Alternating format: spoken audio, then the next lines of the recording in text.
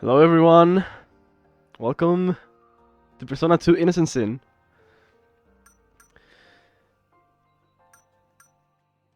Wait, I'm here myself. Okay, so first of all, we have to go into the settings. Make sure everything's good. Speed, message speed to fast. Voice volume to mute.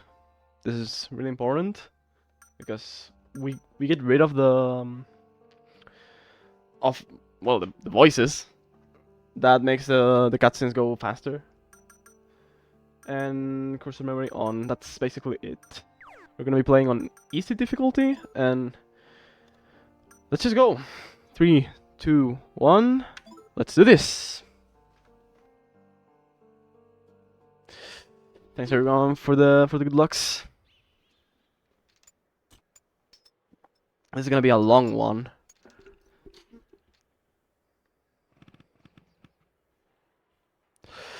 It's gonna be about 6 hours, I believe. I recently got a PB for this game yesterday as a last minute prep run. Pretty nice. Let's see if I can get a good run going on today. And if not, then as long as I can finish, I'll be happy. But yeah, this game has a lot of cutscenes, like a lot of them.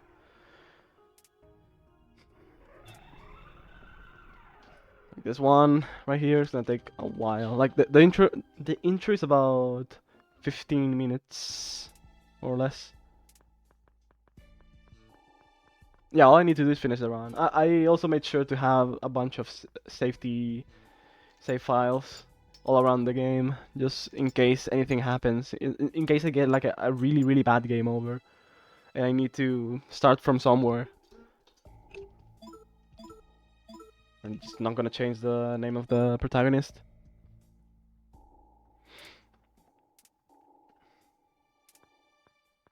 We're gonna be Tatsuya.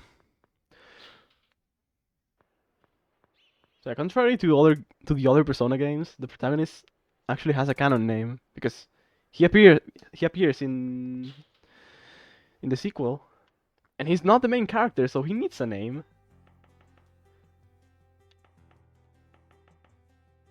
Same with Maya in Eternal Punishment. Okay, so first we're gonna talk to some people here around the school.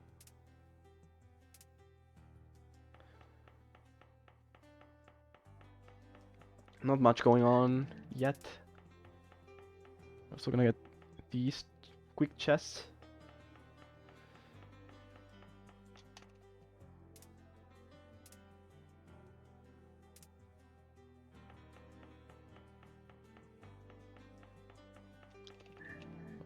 So 1,000 yen and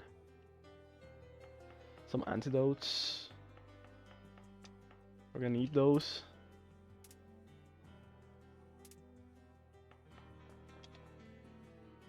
Oh, wait, wrong wrong door. My bad. I'm already forgetting stuff, no way.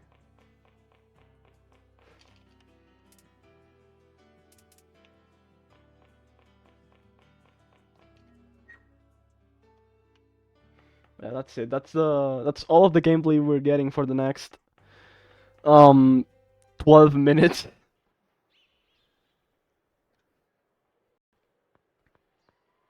Yeah, true. Tatsuya is actually not a mute in the sequel. That's insane. Maya turns into the mute one, which is pretty weird. Like transitioning from Innocent Sin to Eternal Punishment feels so weird because of that one thing. But hey, you eventually get used to it.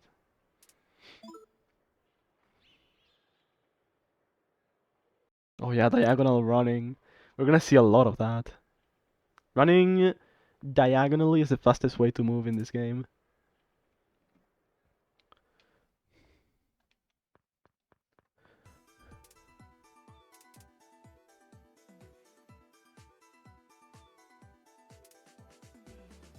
Yeah, 9 hours of diagonal running. True. I've seen this teacher before too. Not too long, not too long ago. Maybe on the same marathon. It's not the only character we're gonna see from Persona 1.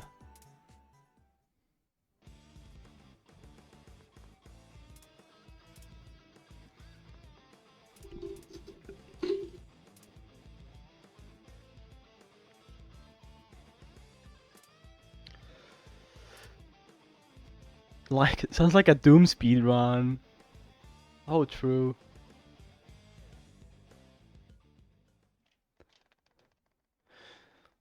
Also, we don't really get a break in this game. We have to be mashing constantly. I'm using like Turbo. I believe it's allowed for emulator. I'm gonna be using that like for a while, just for some of these cutscenes. It's not fast enough to perform a glitch that I'll be using later, which I can explain it right now. We have a we have a little bit until our next gameplay section. So last year, um, I discovered a glitch for this game and Eternal Punishment for the PSP. Only works in the PSP version, which allows you to multiply the experience you gain from a battle by frame perfectly mashing through a level up screen. Basically, when you get to a level up screen, and only works when someone levels up, is that you mash at a 15-ish clicks per second, and you can get it like if you get lucky, you can get like times 2, 3, 4. I even got 5 once XP, which is kind of crazy considering the strat for this game is funneling XP to the main character. So imagine going to getting to one of these big bosses who gives like a massive amount of experience and just getting 4 times the XP. Like you completely break the game. It makes encounters completely irrelevant past 2 hours. Because after that you'll have access to Stoma, and Stoma allows you to not get encounters based on who has the highest level in your party, I believe. So if your main character gets to around level 62 before you get to the last dungeon, you basically won't get a single encounter.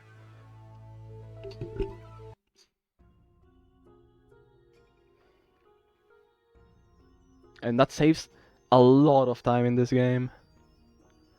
Oh yeah, the video called How a Mario Speedrunner Broke this Persona game with a new glitch. I love that. I love that video.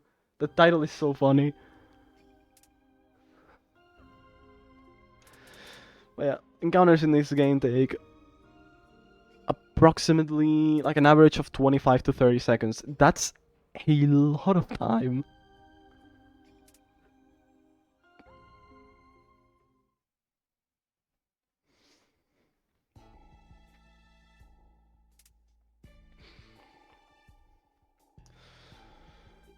Yeah, as we can see right now, we are here in this prison. Yes, we are in a prison right now. This guy is Ikichi, and he's gonna be one of our party members. We're also gonna meet like one of the villains in just like a minute.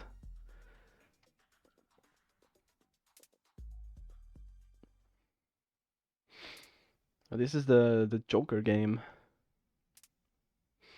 Similar to the Persona game that the P1 characters played at the start of P1, except you summon this guy called the Joker. Not the one from Persona 5, it's a different one. And basically, you have to tell him like your desires quickly, or he basically turns you into nothing. You become like just a person without like any emotions, anything. Like these guys right here.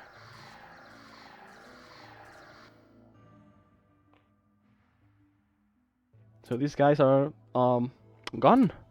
They no longer have any emotions. So but they're basically dead.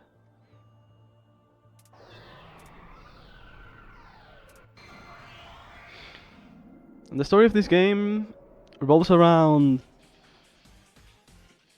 well, like around rumors. Like rumors become true. So we have to figure out why, and what this guy is doing in the story. Like why is this Joker guy out here killing people?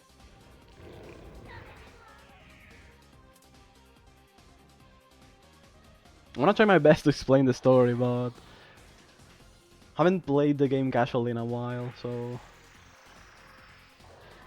I might miss some details.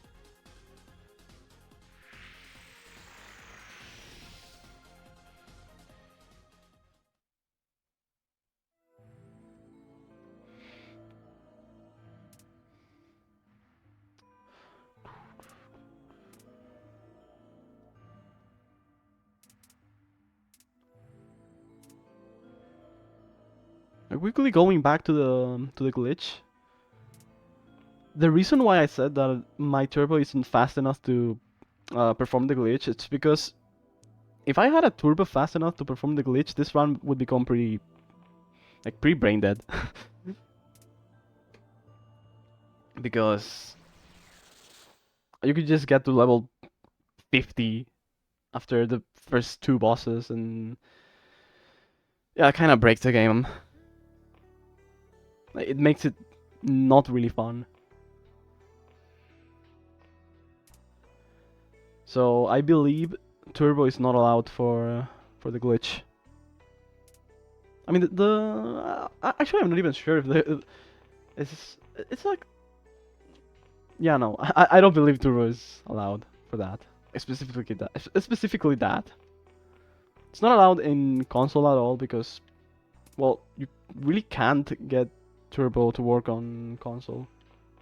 I don't. At least that's what I think. No, there aren't any sequence breaks. We're gonna play the game more or less casually. Like we're gonna follow the main story. And have to go here.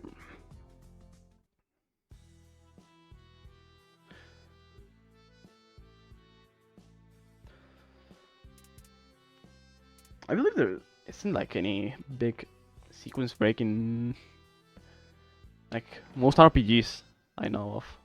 At least the Persona series is pretty hard to break.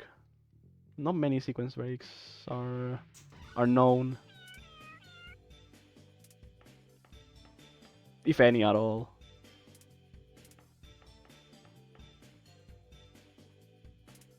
And maybe some smaller sequence breaks in like in Persona 5 with the out of bounds.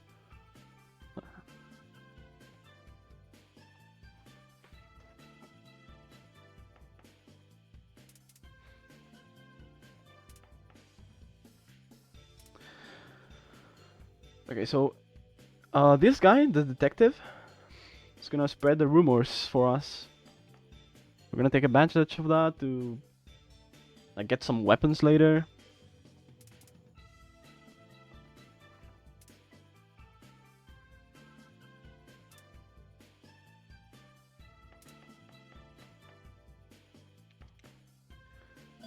Now we're gonna spread the rumor of the ramen shop owner being a spy. We're gonna go back to the ramen shop.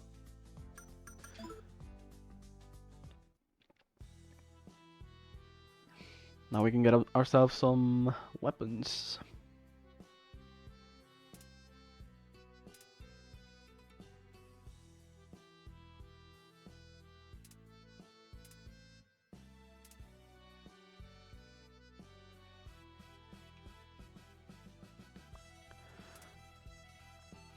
So we're close to the end of the intro.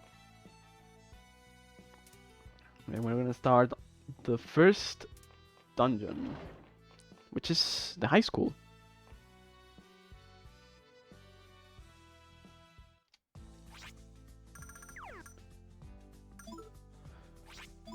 Right here, and into the high school.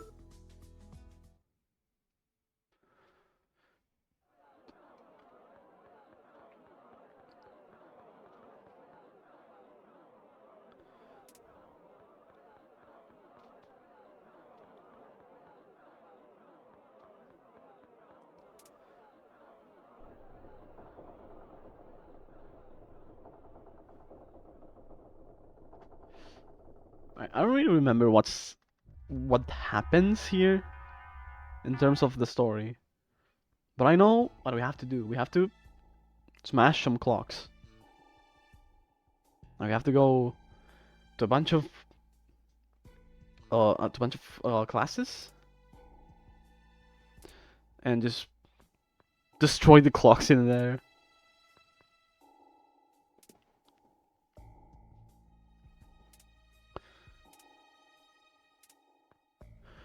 So it's a pretty this is a pretty quick one. As long as you know where to go, this dungeon doesn't take very long. There's something about speedrunning a game that just makes you forget the story. So true. Actually, like we were talking about this. I was talking about this with some friends the other day. We all spent a lot of a lot of time running Super Mario Odyssey, right? And like we were trying to recall what happened, like some of the cutscenes, and we couldn't. Like we have thousands of hours like into that game, and we don't know the story at all. All right, so first encounter. This one is like the tutorial. We're gonna just ignore the tutorial. Like, no, I don't want to talk to you. No. And now the goal is to make a pact with him, and for that we have to make him happy.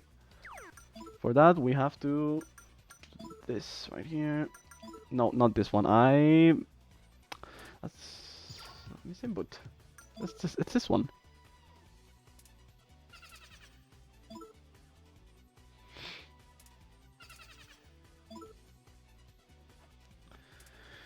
So this is similar to P1's contact system in a way. But we never get the card for the demons we encounter. We get cards for the arcana of that enemy. And after that we can go to the Velvet Room and with a bunch of those cards summon personas. By making a pact, we can get free cards, and the free cards can basically be turned into any arcana we want. So they're pretty important, as you can probably tell. By the end of the game, we will need a bunch of those to summon some very, very strong personas.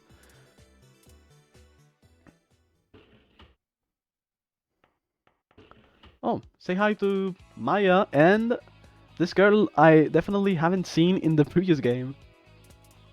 It's Yukino from P1.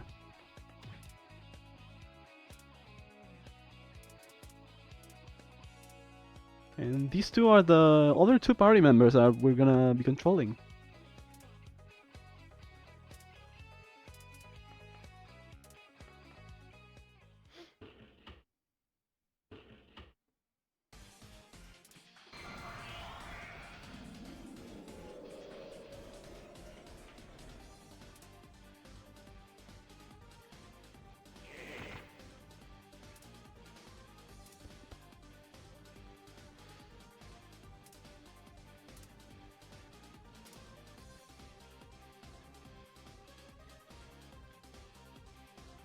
Oh yeah, by the way, really funny that Yukino can summon a persona, and like going from the first game to this one, she lost all of her skills and levels and everything because she's as weak as everyone else here. Level 1.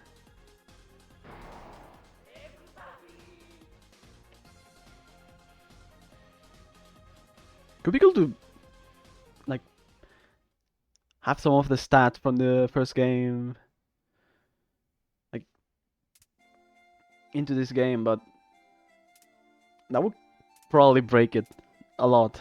So better that doesn't happen.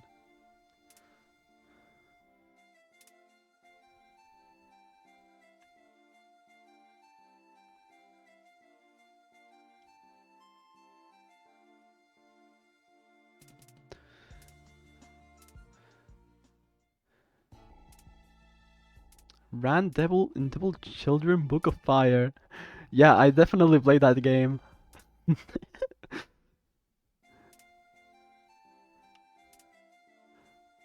I haven't. The SMT series is so big. There are so many games I haven't played. Even some of the some of the greatest ones. Like, for example, I see everyone saying that Digital Devil Saga is one of the best games for the SMT series, and I haven't played it. You're not missing by not having played that one? Okay, fair enough.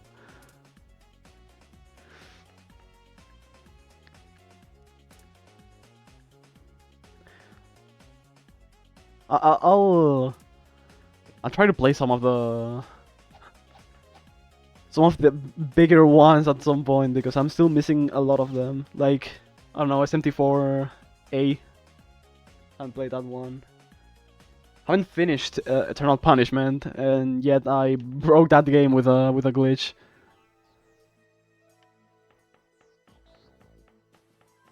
I'm currently playing it. Don't worry, guys. This is a good encounter. We need to make a pact with Nightmare. It's Reason. Reason is Yuki. There we go. Apart from Eternal Punishment, yeah, I have. I've even played the Q games. Q2 is so underrated. That game is awesome.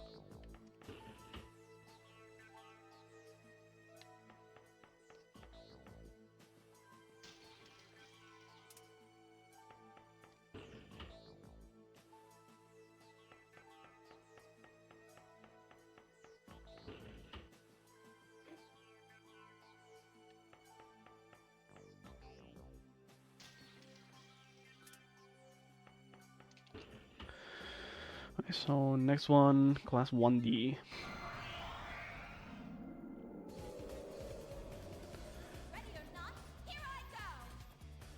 For this one, I'll do the same.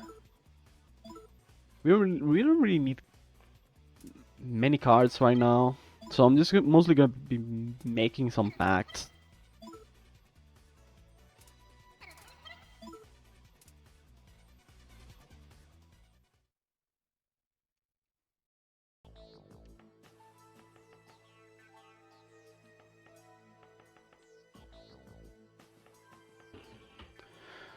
I'm gonna enter from the back door because I just want to minimize the chances of getting a random encounter. Doesn't really matter that much, like right now. But just in case. Oh.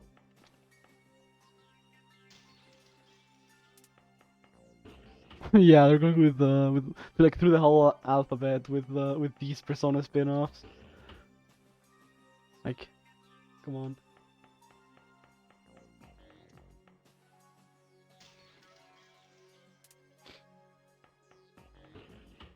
I'll give P5X a try. But I'm not really into gachas, so I don't know. I don't know if I'll like it.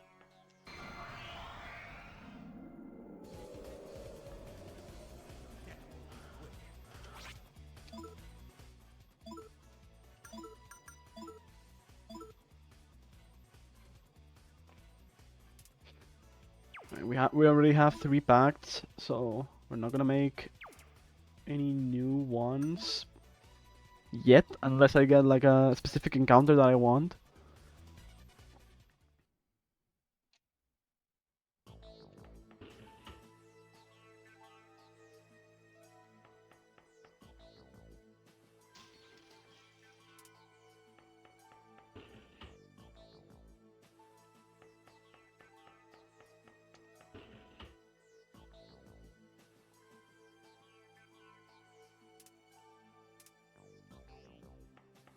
The Megaton Gacha. I've seen that one before.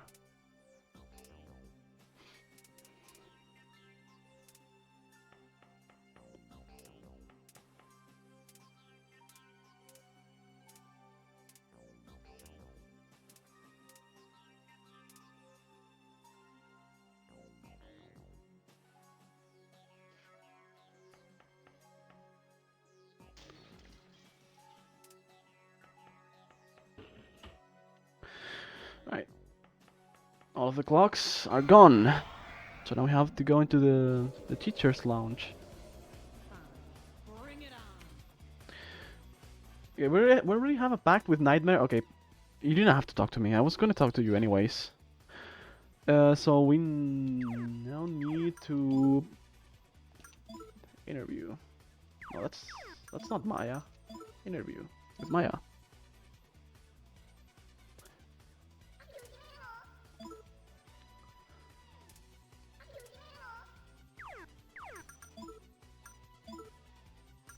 Okay, there's a reason why we do this. So we wanna raise the eager. Like, we wanna raise eager with like something else, with like happiness, sadness, or like anything else. And then, wait a second. And then do it with like anything that only raises eagerness. Because if we do like the option that only raises eager, the demon has a chance to ask us some questions, and those questions are pretty much RNG. And if he gets angry once, there's a pretty big chance that he gets angry again, asks another question, and then gets angry again. We don't want that. That's not very good.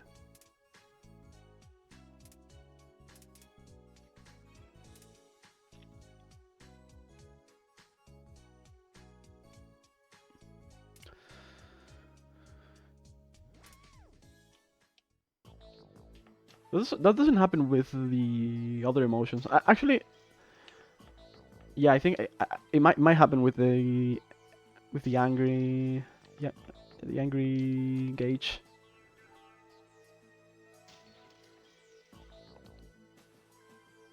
It doesn't happen with happiness. Happiness is perfectly fine, apparently.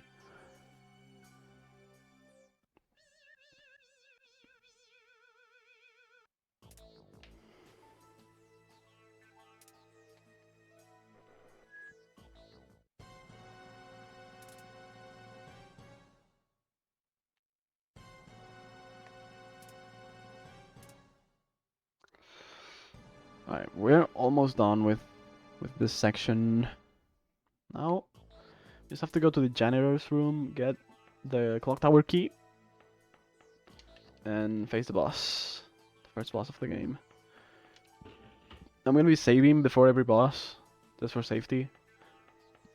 Because the RNG in this game can make some bosses pretty annoying.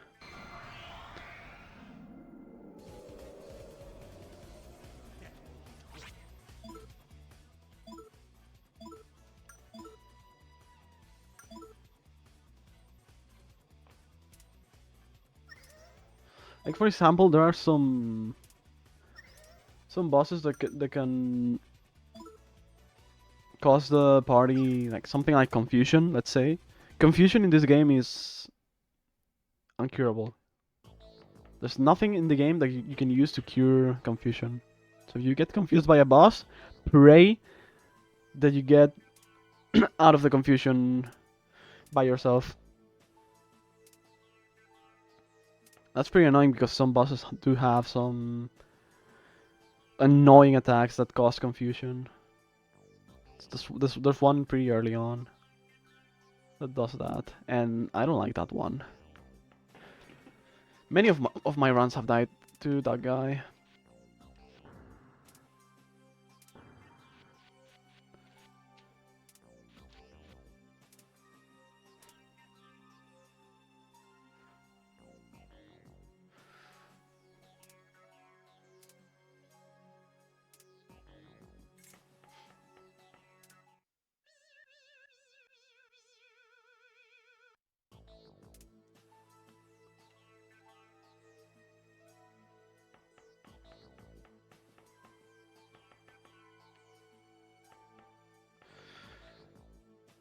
Also, this first boss can also cause like something. This first boss can definitely cause something. Look, I can actually make a pact with this one. This one is a good one for pacts. But yeah, so as I was saying. Oh yeah, this guy can like talking about confusion. Yeah, this boss can actually confuse someone in the party.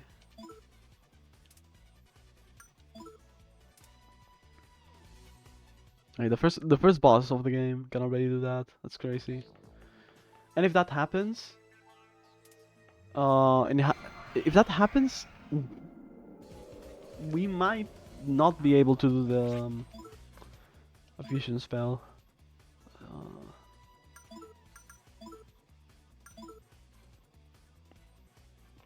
And fusion spells are pretty much mandatory to kill this first boss and every boss in the game.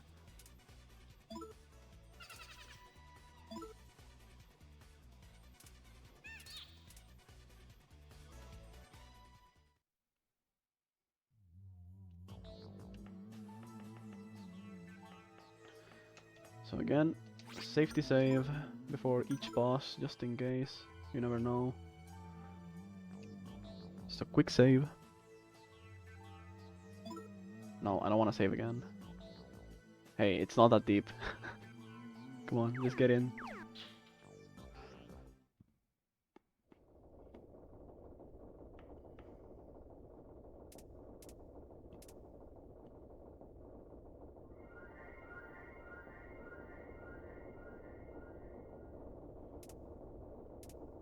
So this first boss is pretty straightforward. Just do the fusion spell, pray for the best, and auto battle. That's it.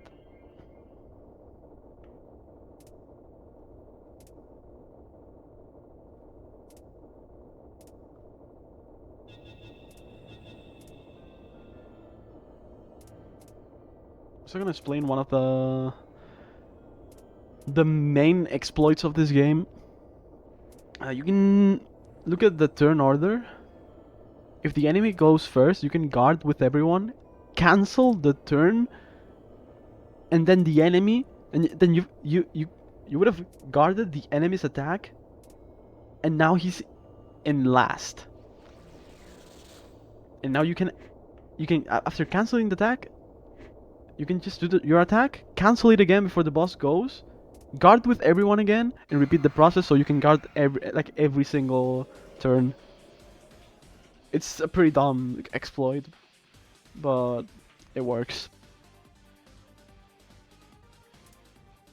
And it's one of the main things that we'll be doing. Like for example, I'm just gonna set the order like right here, like this. Guard with everyone the first turn. Now cancel the turn. I forgot to turn on and skip animation. Like this is one of the reasons why we guard the first turn. That would have been really bad because this attack does a lot of damage. Now turn order. Michelle goes first. Tatsuya goes third. That's it. Now we just stack with everyone.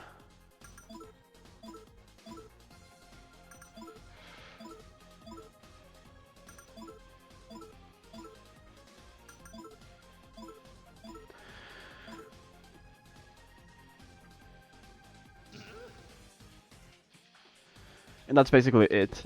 Now we just auto battle. And he should die in 3 turns. Well, he won't die in 3 turns anymore. In fact, I think I'm gonna guard now with Tatsuya to make sure that he doesn't die, because he dies from another dark young legend. We don't want that. I'm just gonna make sure that doesn't happen. By guarding with everyone again.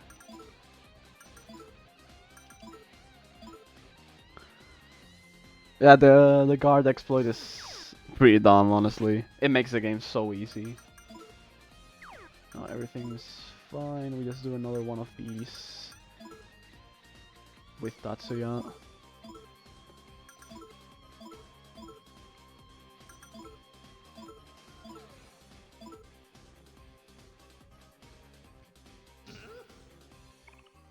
He dies with another one of these. I'm just gonna pray he doesn't go for the attack. The funny attack. Well, the whatever drill, yeah, that's fine.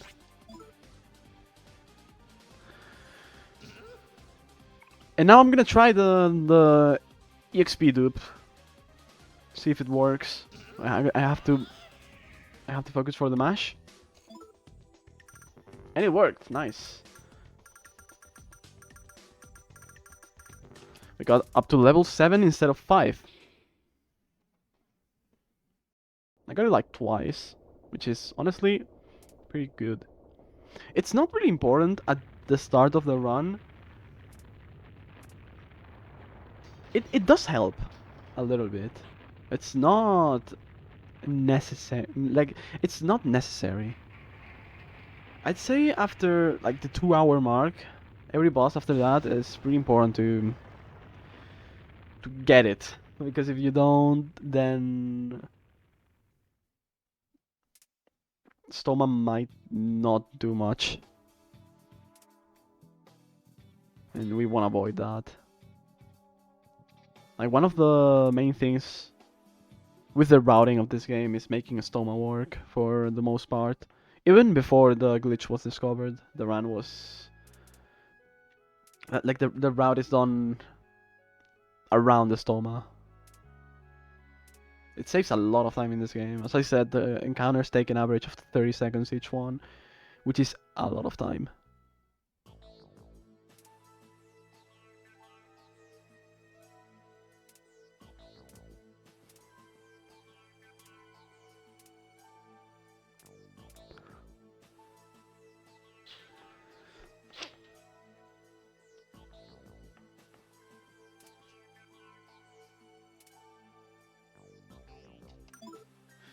We choose the second option because it's faster. Yeah, I don't think today is July 6th. But hey, it's fine. There's still a lot of marathon left. Ooh, we also won a pact with this guy. This is a good one to make a pact with.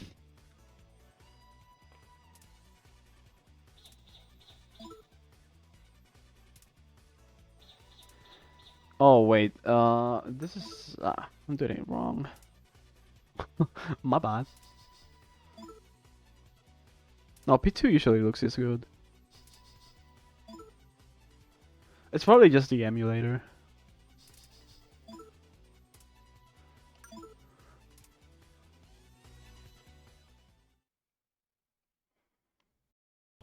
The emulator applies some filters sometimes. Well, I applied one of the default filters to make it look more pixelated, and it works for P2, not for other games. Other games look really bad with this filter, but P2 does look really good.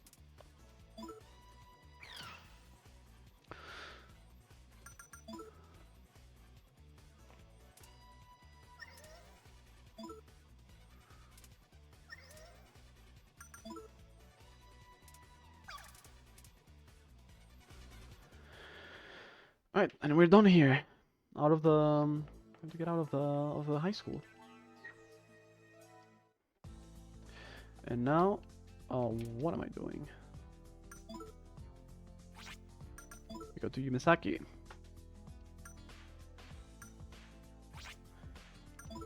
And into the Peace Diner. We've seen this location before in P1. Not in the exact same one, but it was also a Peace Diner.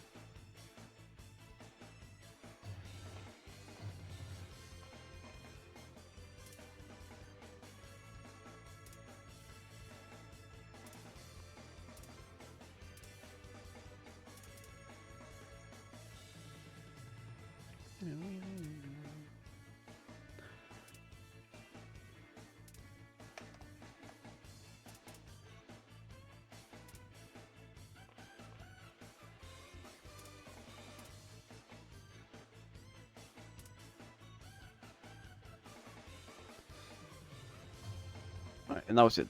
We just wanted to watch that cutscene. Now we go into Zodiac. Our next dungeon. This is a quick one. The only thing that we have to here is grind 27 free cards from demons. We need to be a little bit lucky for that. We need to get the right encounters, which not always happens. If we get lucky enough, we might not even need to grind at all. Like if we get lucky enough, we've got all of the encounters on the way, and then we can just enter the last door immediately. There's no boss at the end or anything, it's just a cutscene. So this one is not a very dangerous dungeon. There are a bunch of dungeons like that without any boss at the end.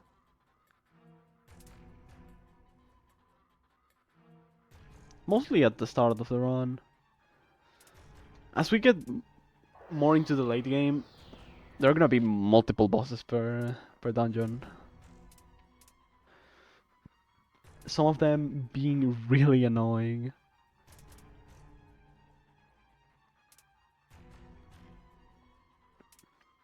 But it is what it is. We gotta do what we gotta do.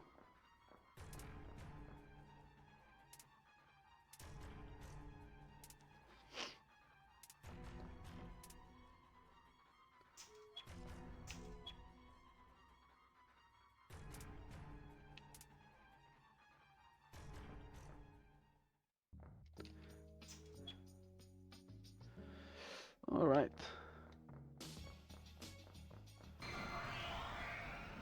Now we're in this big red maze. Alright, these are not very good encounters. We have to escape from these guys. We have to escape from every zombie encounter. We want encounters with demons that we already have pacts with. And these are more zombies, unfortunately. Yeah, the thing is with this game, not only encounters do take a lot of time, they're also like pretty hard to escape. So if you get an encounter, it's and you want to escape. Escaping is the fastest option. Then well, I'm actually contradicting myself because I escaped 3 times in a row. That's because I got the XP glitch a few times in the first boss, and having a bunch of levels helps with that. But I'm not getting lucky with encounters. I need like demons, like these ones. Yeah, I have pacts with these two. Like this one in the back is the best one. And I have to do this. Actually, no, I'm forgetting.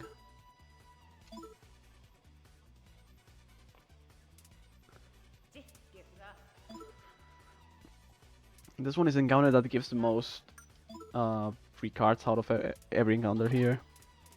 It's 6 per encounter, and that's pretty nice. We need to get to 27 though. We're still like 21 free cards away from that, so we're gonna have to grind a little bit, which is not ideal, but hey. Getting perfect RNG here is pretty much impossible. I think I only had to not grind once. These guys are not the best, honestly.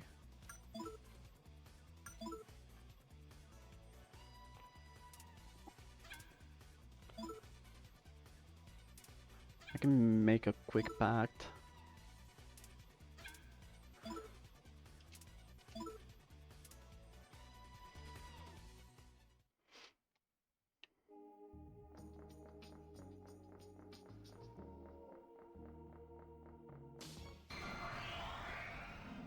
Yeah, we just run around in circles and yeah, hope for like an encounter like this, for example.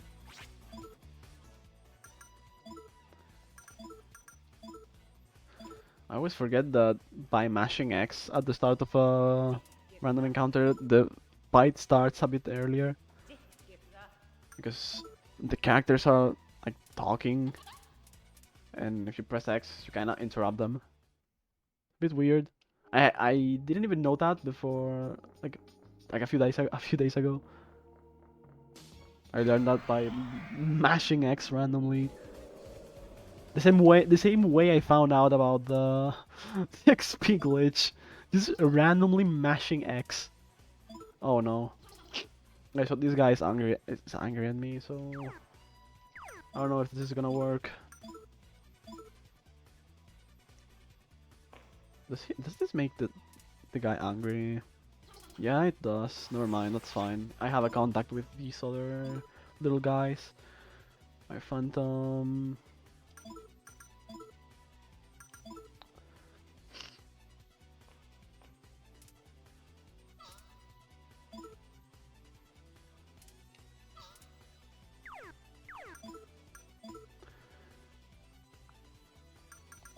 Did I forget? I always forget. It's really hard to commentate and read the notes at the same time. After this encounter, I'm gonna check my cards, see if I'm good.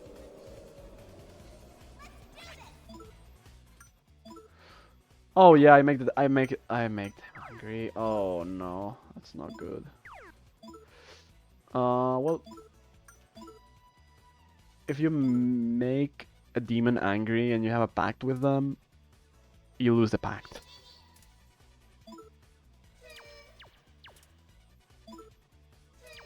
Uh-oh.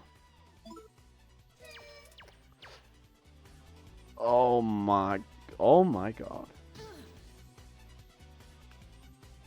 My notes are wrong. Damn. It says that whatever I use on this guy works with the option that I chose, but apparently it doesn't. My bad. Notes wrong never happened to me. Nah. I don't think that ever happened to anyone in the speedrunning community. Like, long RPG speedruns with wrong notes? Nah, could never. Actually, I'm gonna check the cards. Let's see. I have 27 already. That last encounter was pointless, and this one is as well. Awesome. Oh, that was so dumb. I'm gonna try to escape. Oh my god, that was so stupid. I should have checked earlier. My bad.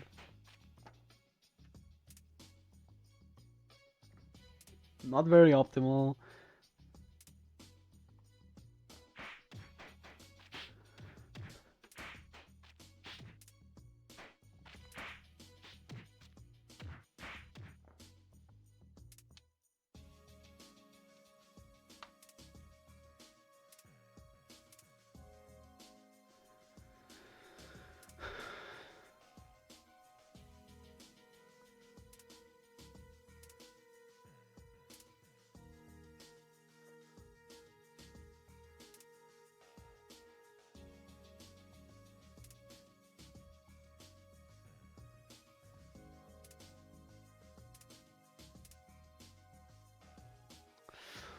Alright, this is a pretty long cutscene, so just take a seat, relax, enjoy the show.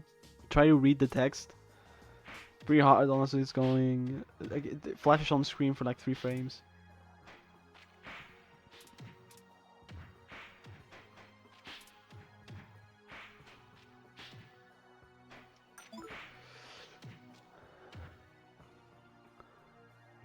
Did I get the Switch too? Nope.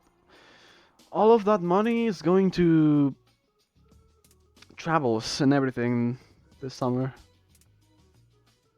I don't have enough for the Switch 2, taking that into account. I could just get the console and not travel, but that's pretty lame.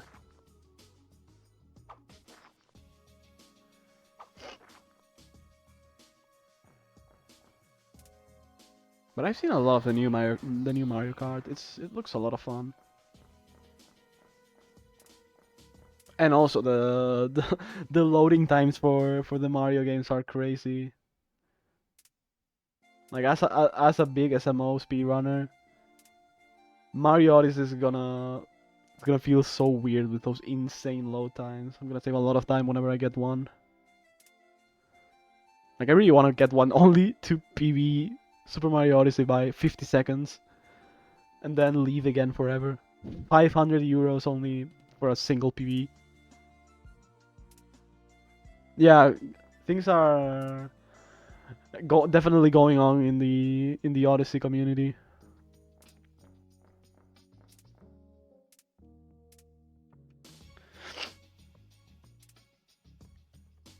But yeah, the only difference between Switch 1 and 2 for Mario games is that they load faster. Like that's the only difference. I think if even if they split the leaderboards for both consoles, they're gonna be merged at some point. For sure.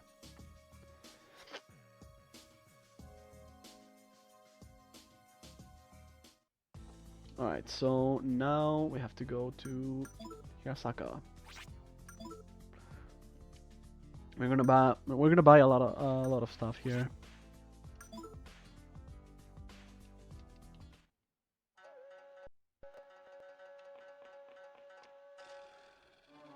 Right. 5 of these. 5 of these. 4 of these. A lot of these. A bunch of these. A bunch of this. 2 of these. That's it.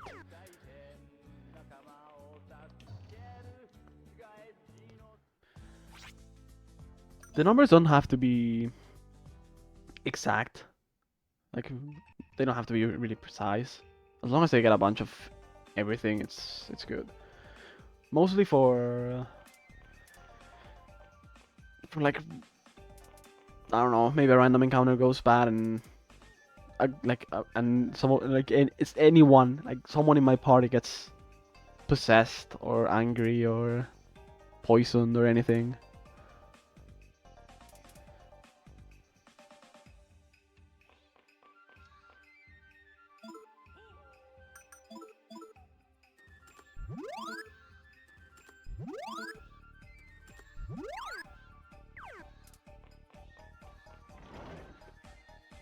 Better for the room now.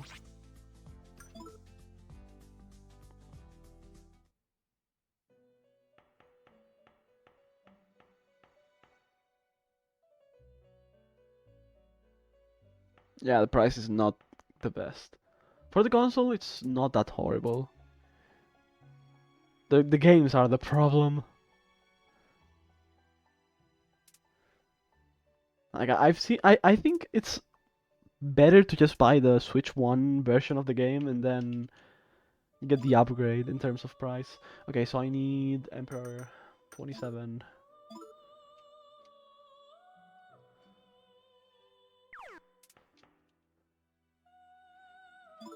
And I need to summon this guy without anything. I don't have anything to summon it, like to summon him with. So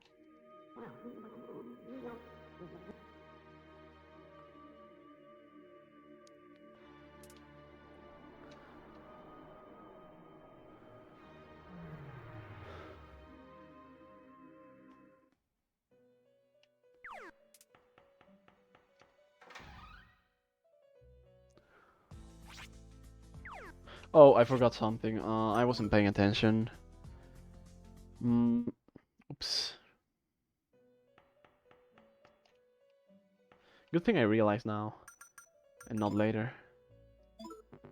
No, not this one, not this one. I kinda wanna equip the persona.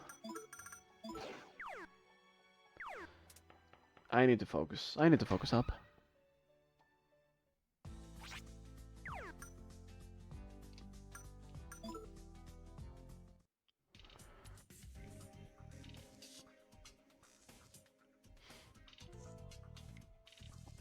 Okay, so now we're gonna run around this high school for a bit. We have to go to a bunch of random classrooms, talk to some people. I don't really remember what they say, but that's what we gotta do.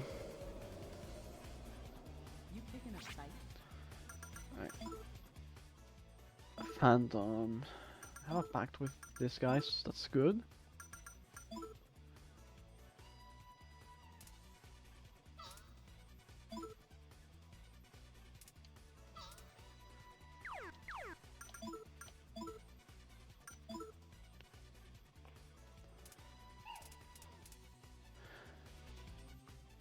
Yeah, I do think the console is fairly priced. Not the games. Definitely not the games. The games are very expensive.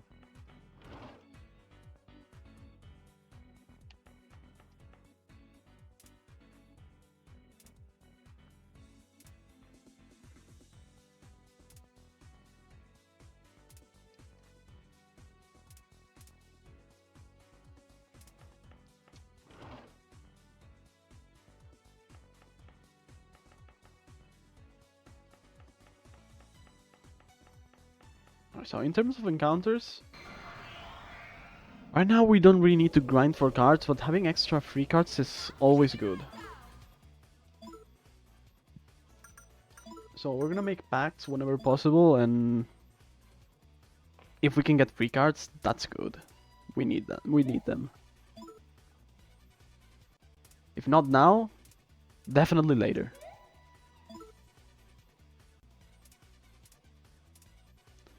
There's like a whole section dedicated to grinding. Oh, I wasn't supposed to. Never mind. That's fine. That's not the worst. But yeah, there's a whole segment of this run dedicated to. Come on, where am I? I got lost. Oh, wait, this is third floor. Now I know why I got lost. What is happening to me? Okay.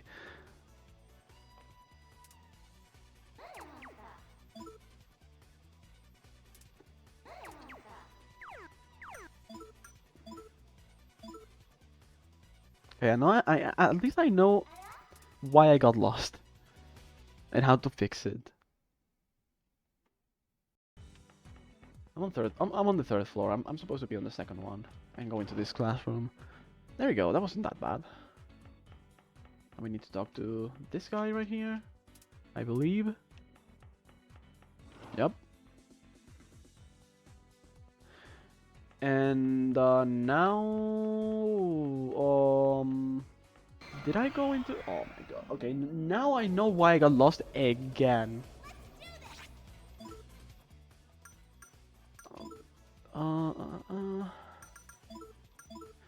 So I needed to go into the classroom in the third floor, and I walked past it. That's why I got lost.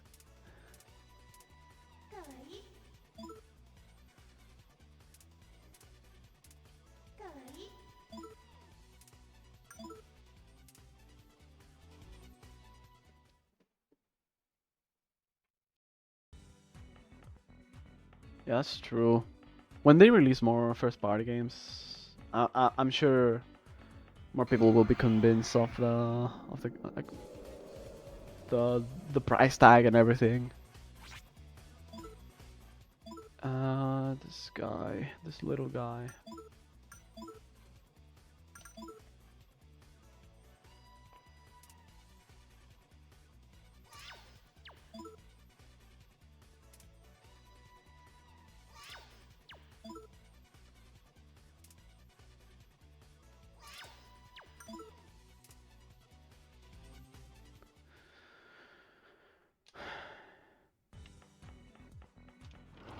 had to go in here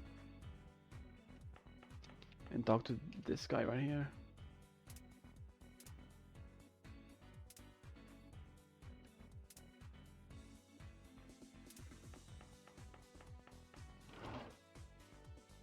Yeah, I can't pay it either. Yet. But surely the prices will go down in a year or two.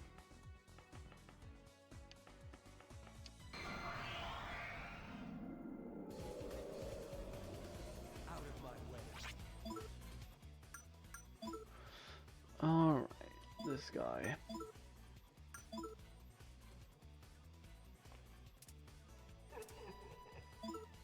Will it though? I mean, the Switch one is cheaper. Definitely cheaper than when it released. And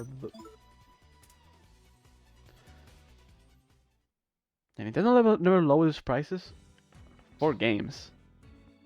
They lower the prices for the consoles at least. Or at least they will, like... Did I miss anything? Oh no.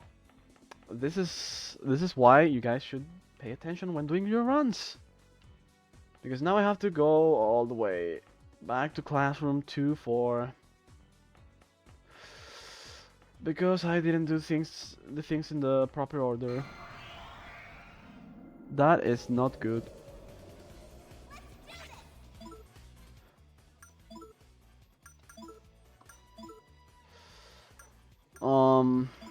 Yeah, I'm not really happy about this.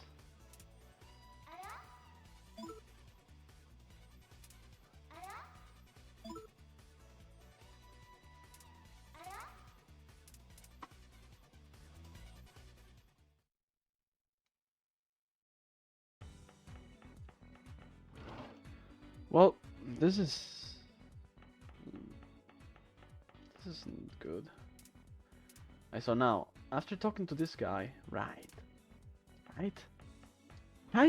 surely I can go back to the basement and do everything. And if not, then I'm completely lost. Okay, I need to do something specific to this guy.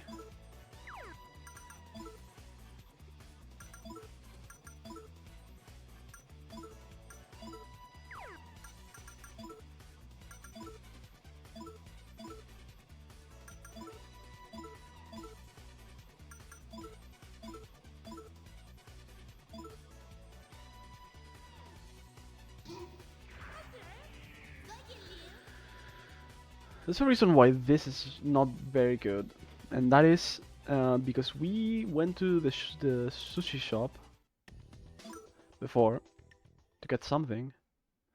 That something raises the DX stat.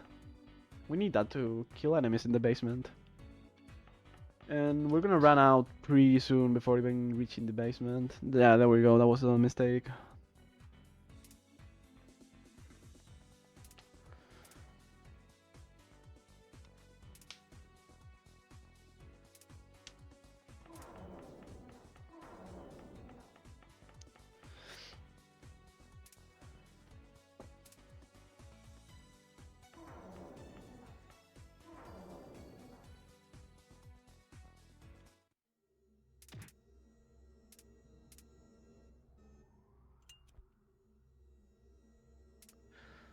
Well, I don't really know here how hard it is to get a Switch 2 here, but I know some friends that couldn't get theirs.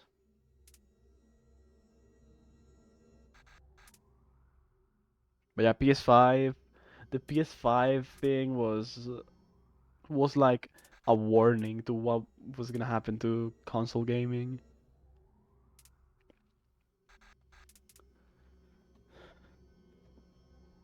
I think Nintendo prepared like decently well.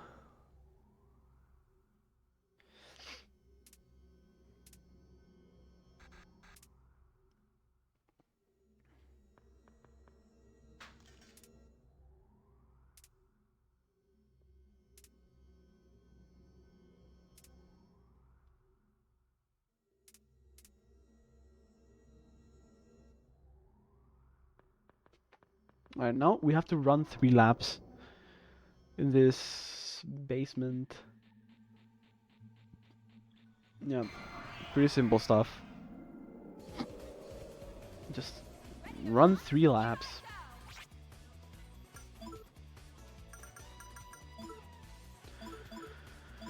And I need to kill some enemies to raise the rank of the protagonist's persona.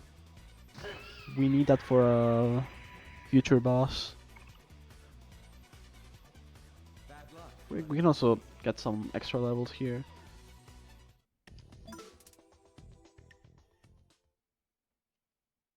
I don't really bother with the glitch there. No need to multiply XP from random encounters. They don't give that much XP.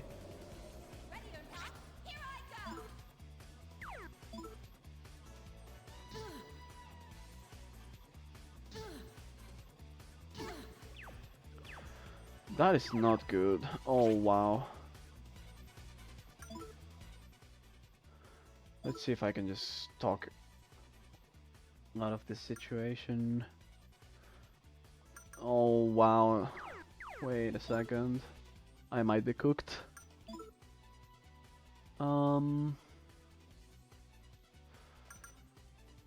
I'm cooked. Just try to escape.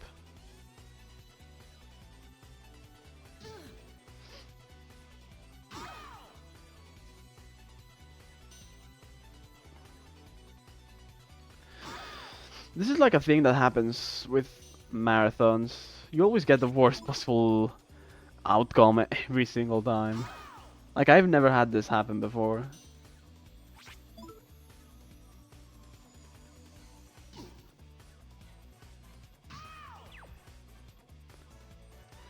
What if I'm just gonna try to get everyone out of confusion. Oh wow, I don't really know what to do here. Please just get out of it. Okay. We can we can't really contact them yet. Oh. Okay.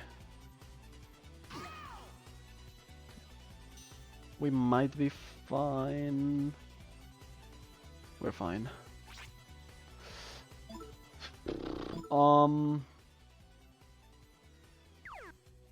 Honestly,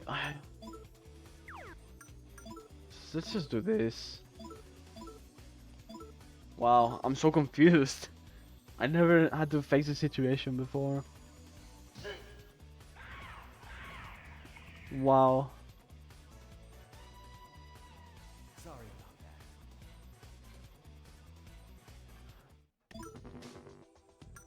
that. Yeah, sure, it's important to know how to back the things up, but sometimes I just get nervous. And like I'm human, you know. Let's just heal everyone and keep going. Nothing happened here. We still have plenty of time to estimate. That's for sure. Don't worry. We're doing fine. Oh.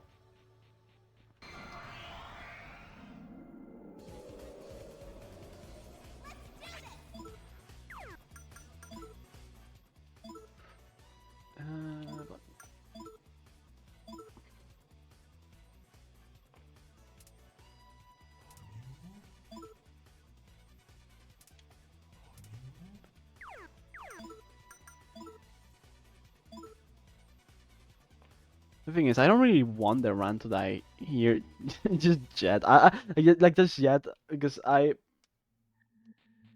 don't really have any, not many safety files here. Out of my way. So this right here.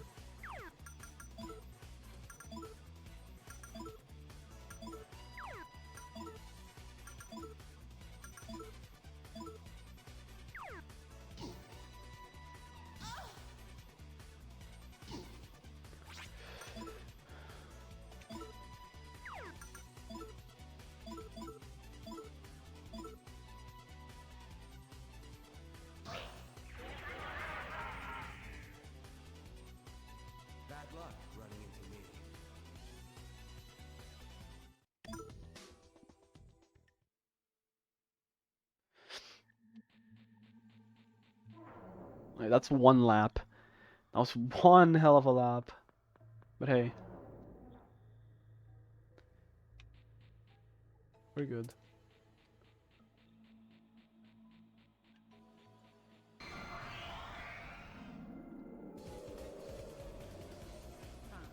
Bring it on. I'm gonna do the same thing again. Just guard in case I get confused.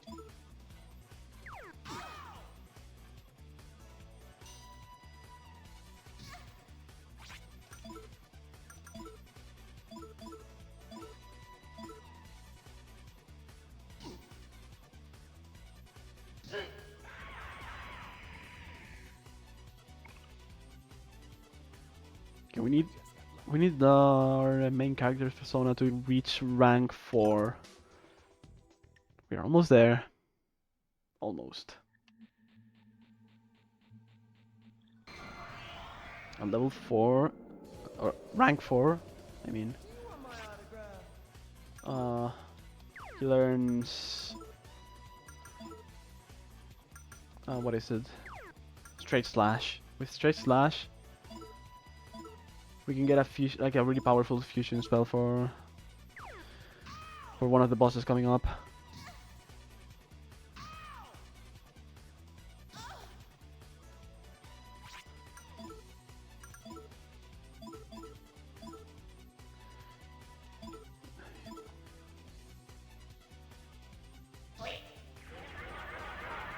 Bad luck running into me.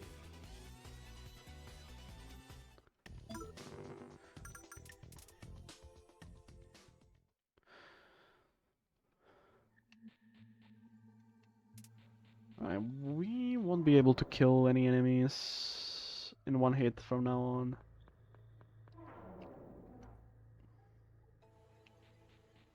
So it's better to just talk out of encounters.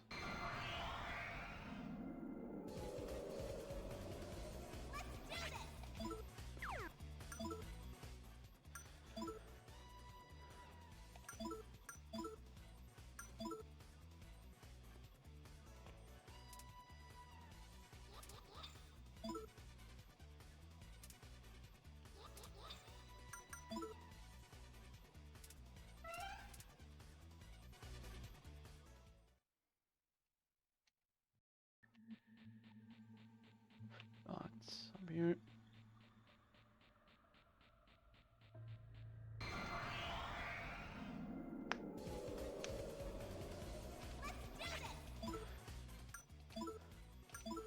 Okay, this is a pretty good encounter with because we need moon cards. This guy can get us a lot of those.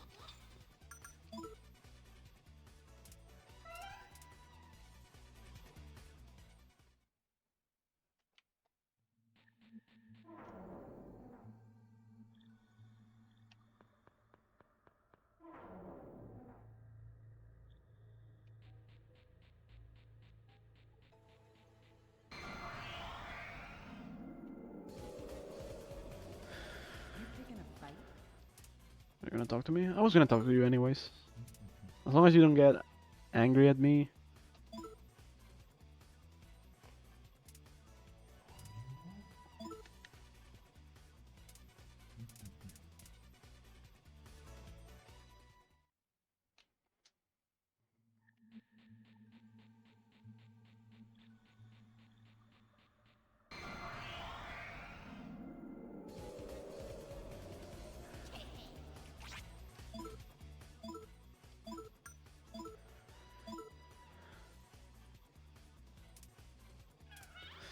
We can't make a pact with this one. We're gonna raise the happiness anyways, just to get out of the encounter as quickly as possible. Like that's one of the fastest ways to get out of an encounter. The you can't defeat.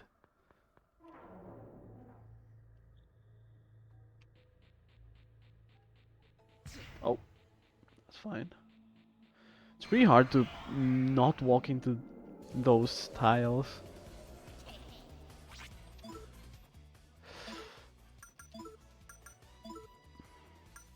Oh wait, I misinput.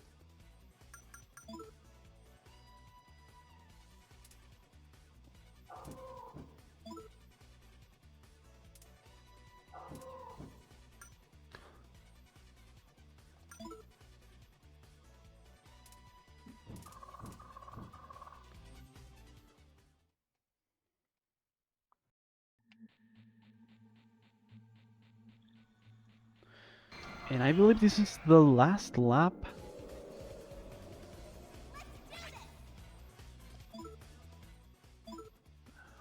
Agathion's. Okay, one of the things with this game is just reading the notes as quickly as possible to make sure you don't lose time with with um with the recruits on the contact menu and everything. Because it's pretty much impossible to memorize everything unless you sink 1,000 hours into this game. Which I don't think any runner has ever done for this game, considering how many runs there are in the leaderboard, but hey. It's still a valid way to run the game. I don't think there's any RPG runner that doesn't use notes. Yet. Yet. True. I won't be the one to do it. This game, it's fine. I think I like this game for like 1 or 2 runs each grind. But in the like long term, like you're just waiting for cutscenes. It doesn't get really fun when you do it long term. Yeah, exactly, Zion.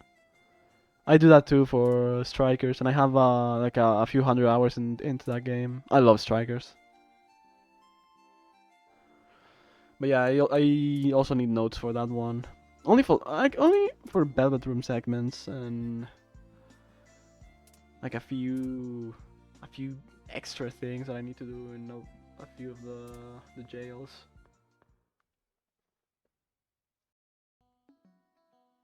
Yeah, exactly, Freedom. That too. Running a game so much to the point of memorizing everything, but still having the notes just in case. I think with these games, the SMT games and Persona games, is that negotiations can go really wrong if you don't know what you're doing. So that's one of the main things why I have notes for this game. I know where to go. I know what to do.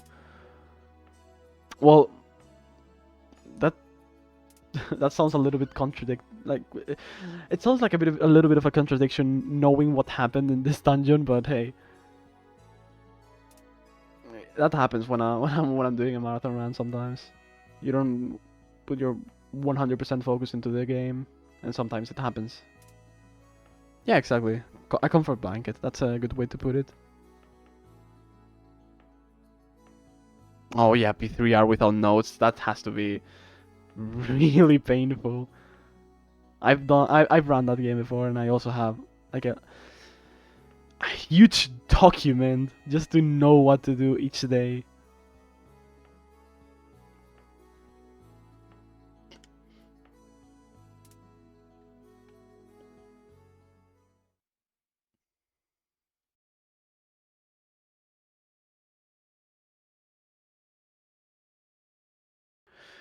But yeah, for negotiations, it's really hard to have everything memorized for this game. I do have a bunch of them memorized because like like Nekomata is like such a common encounter in this game that I have it memorized. It's like take control twice, then self promotion with Eikichi, but like common encounters like that one. But every other encounter, like nah. Okay, so this is first, second, second, first, second.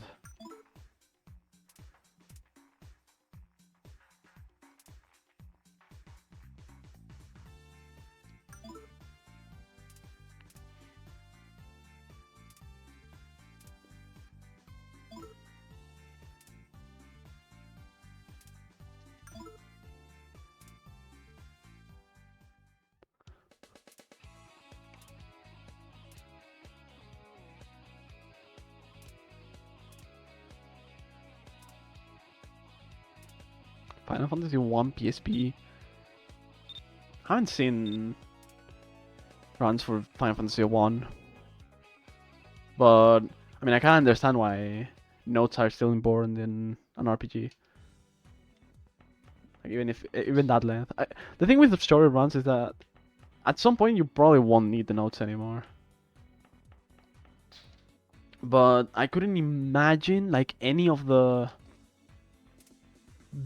main, like the modern Persona games, like anyone running modern Persona running without notes. Like that sounds insane. Like you can't just remember what to do every day.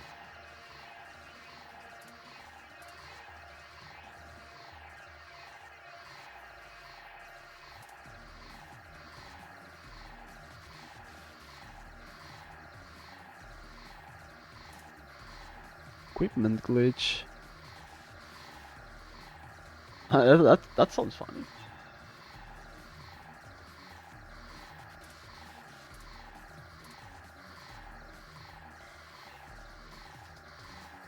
I think Moleskin needs them too much for P4G. He must have played the game a lot then. Like a lot.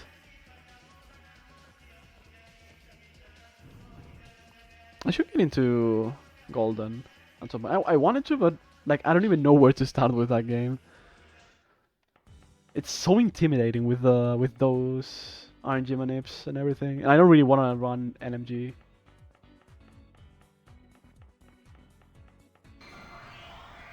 I will at some point. Maybe this summer. Who knows?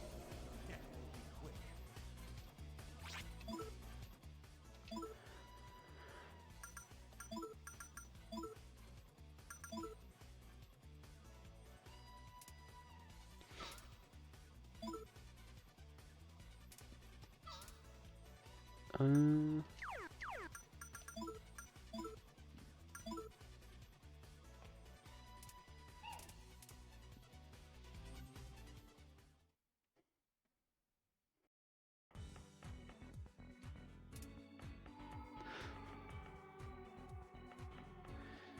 like quick safety save just in case.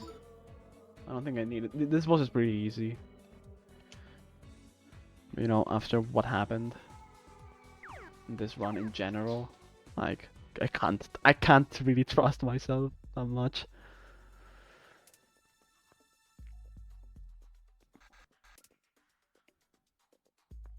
I'll never forget when I was reading his P4G 80% notes, and for one of the days, all he had written was Naoto. Eh. That's insane. I mean, if it works for Molsky, then that's fine. I mean, I also have some dumb stuff written for my notes for all of the games. I mean, I'm mostly using notes that were already there. Like, I'm pretty sure this document that I'm reading right now for P2 is made by Toxic. Yeah, just checked. That's correct. But I just modified some of the stuff. And of course, because I did that, I also clicked out of the out of the emulator and froze the game for a bit. That's fine. I mean, my bad. I should be paying more attention.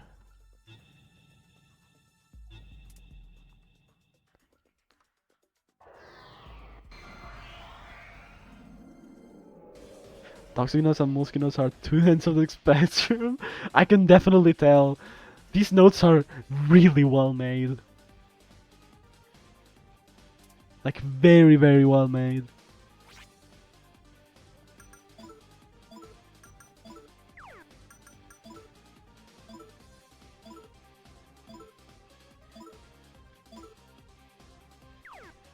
Oh, he's guarding. Okay, that can happen.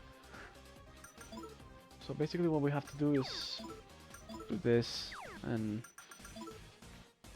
just whatever. We just need to do we only need to do a fusion spell. That's it. The rest of the party you can just do whatever. Doesn't matter. We can even just like auto battle. This boss fight is so easy.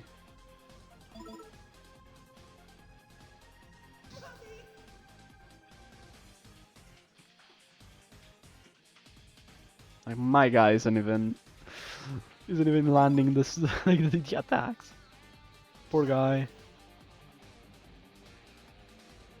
Oh, now you're just guarding. Yeah, that's like probably that's the best RNG I got for this boss ever, probably. Alright, let's see if I get if I can get the funny glitch a few times. Nice.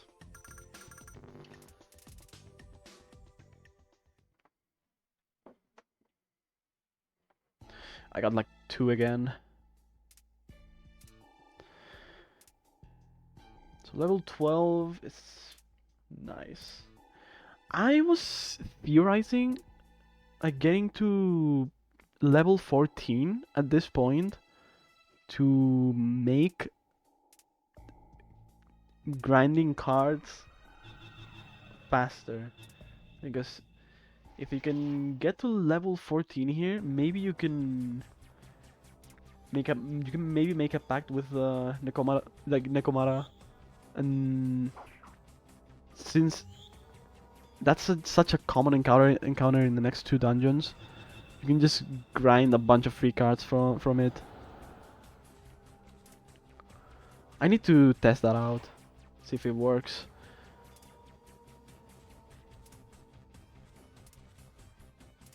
I thought of that yesterday. I think it can work. But the only issue is that you have to kill your party at some point during this fight, and that can take a long ass time.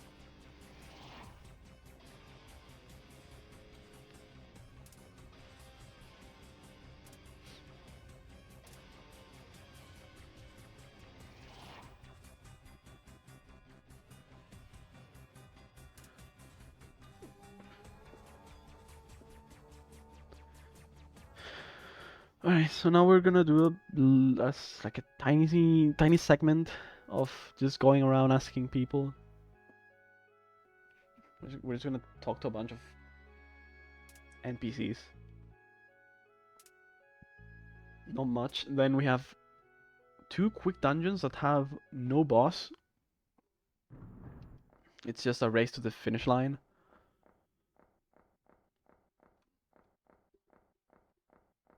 Let's see how that goes.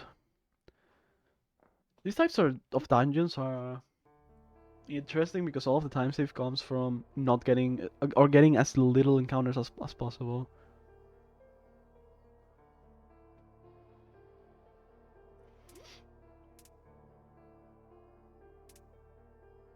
Oh yeah, like eternal punishment menus and text, everything is so much faster.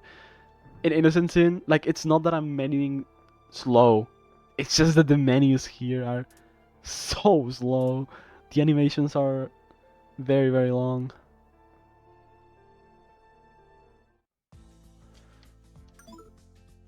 Okay, so first Yamazaki.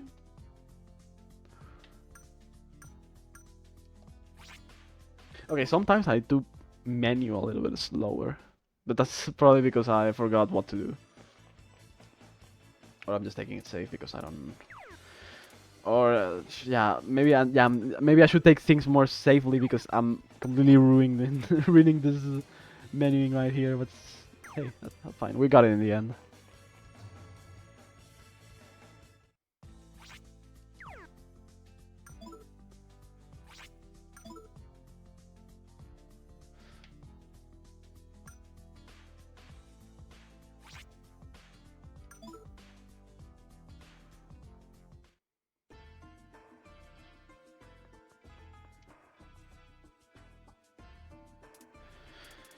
Okay, so now we need this rumor right here about the weapon shop.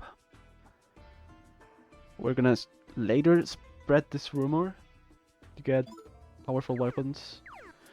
Like this rumor is like the guy in Yumisaki sells really strong weapons, but they're expensive. That's what we want. Expensive and good weapons. We need them. But it's more... I think the weapons are more needed as a backup than anything else. Because... this is like a lot later in the run, but for the final boss, he can do some like a really stupid attack that completely makes our main character useless. And our only way of damaging the boss would be to just normal attack him. And so far, I got that thing in every single run, so better to have a strong weapon.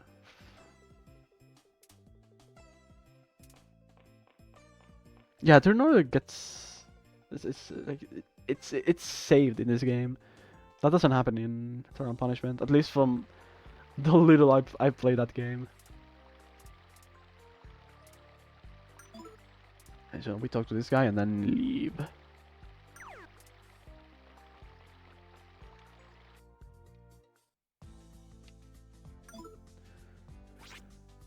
So now Hirasaka... Oh yes, a funny thing that happens in this game when you're running on emulator, sometimes the main hub goes up to 60 FPS for some reason, and the game just speeds up like crazy. I'm not using hacks, it's just playing on this version of the game. I'm talking to the guy in front of me. No, I'm not talking to you. I'm talking to this guy in front of me. Thank you. But yeah, something that sometimes happens, and it makes the game faster. And well, it just happens. There's nothing I can do about it. Hey, faster equals less time spent, which is good for a speedrun.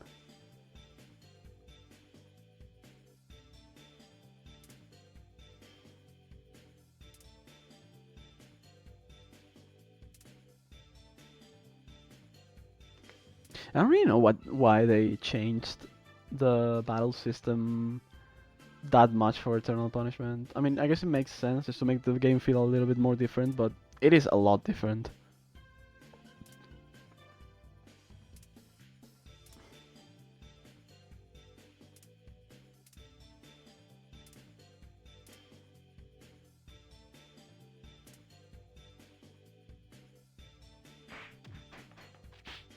I will definitely run Eternal Punishment at some point, so I'll get to know how that turn order thing feels.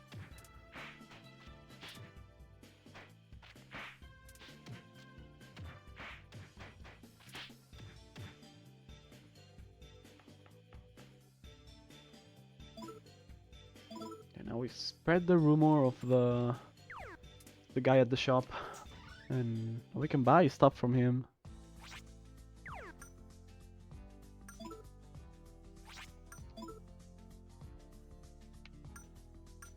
That's what we're gonna do.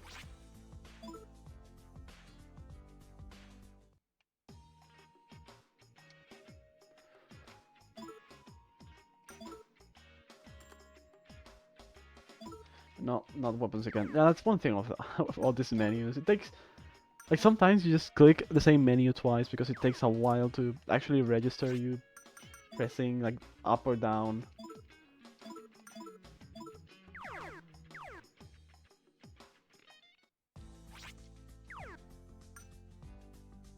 Like, you can really feel when a game has good menus, good responsive menus.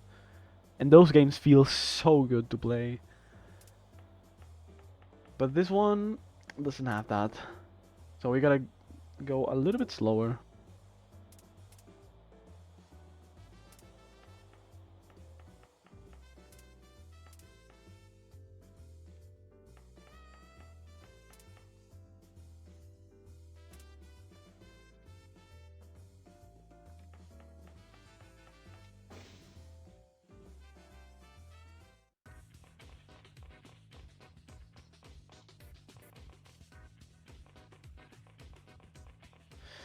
Here, we can fight most encounters, I believe.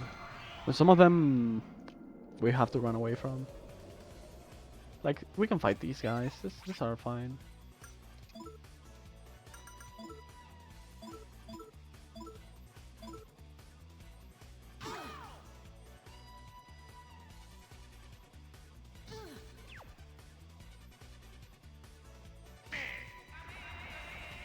Bad luck running into me.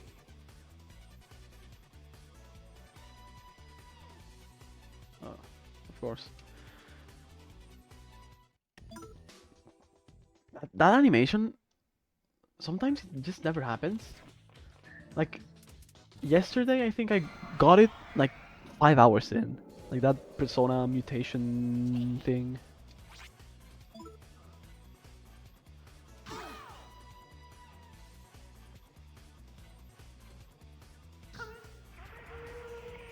Yeah. Bosses going twice in a row doesn't sound great, honestly.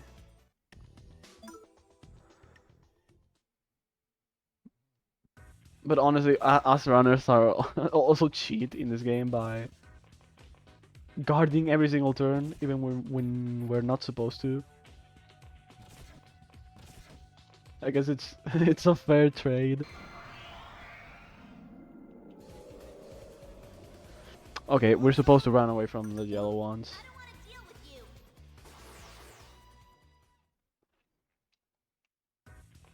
We can't defeat the yellow ones.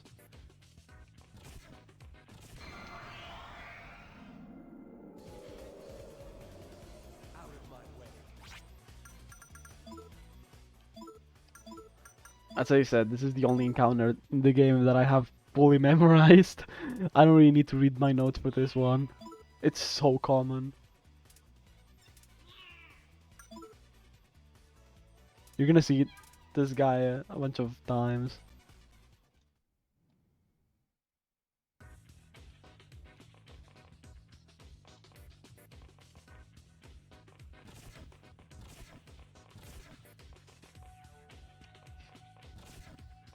I found out about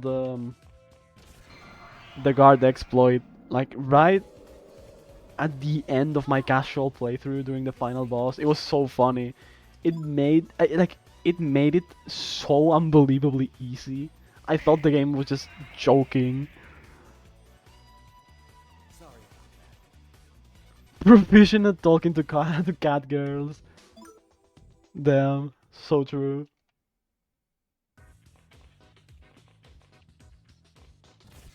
Oh, where am I? Where am I going?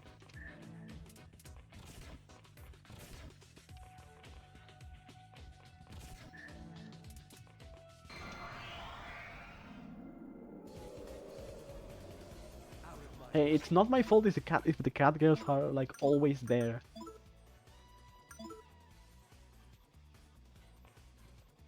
Like, come on.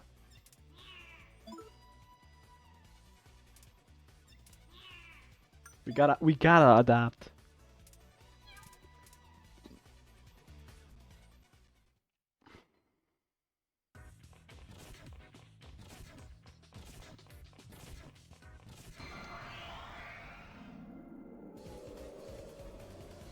Like, see, this encounter is insanely common. I'm like, I'm not kidding.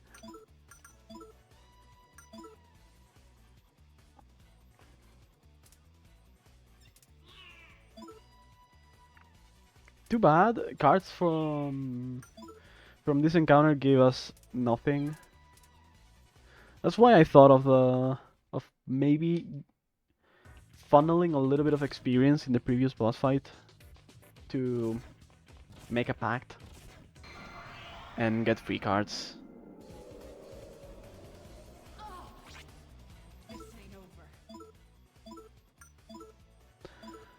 But it's a pretty it's a bit difficult to do that.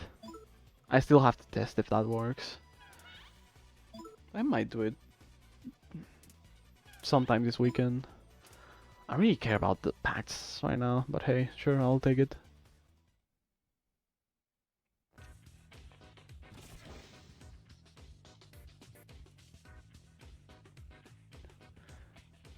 Robin Goodfellow, little scary guy.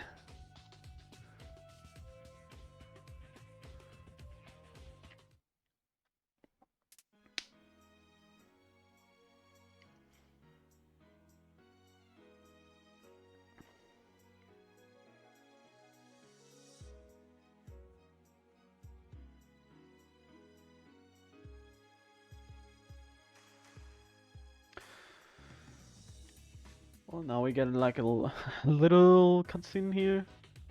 We're gonna see a bunch of these later. In fact, I get a tiny break later in about 40 minutes, and I'm gonna use that to get myself some water and a tiny snack just to survive the run.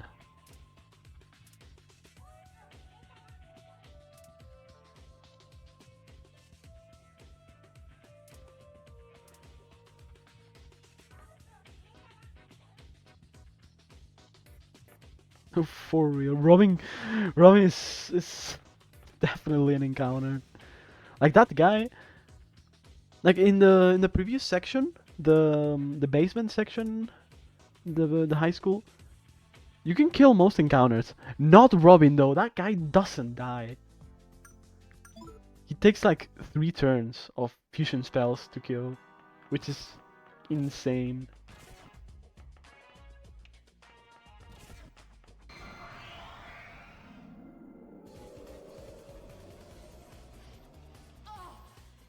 Oh, are you talking to me? I didn't want to talk to you. I have to talk to the other guy, but hey, sure.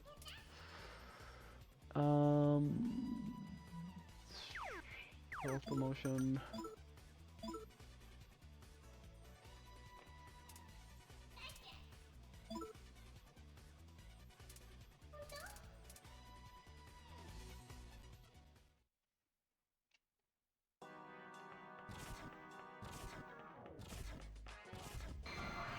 He really does have some good earth resistance.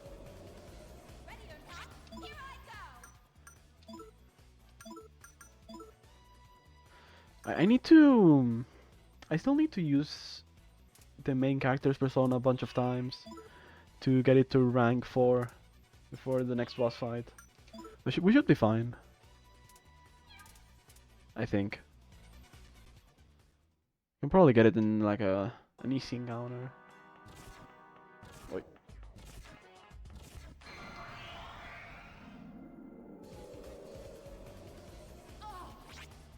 This ain't over. Yeah, when they're all the same one, we can just make them happy. That's it.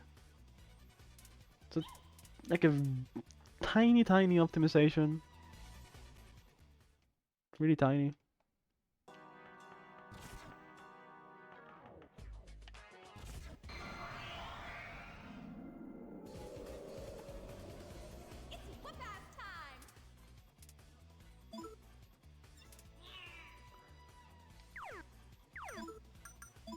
Okay, this is gonna be awkward. Okay, nice. It worked.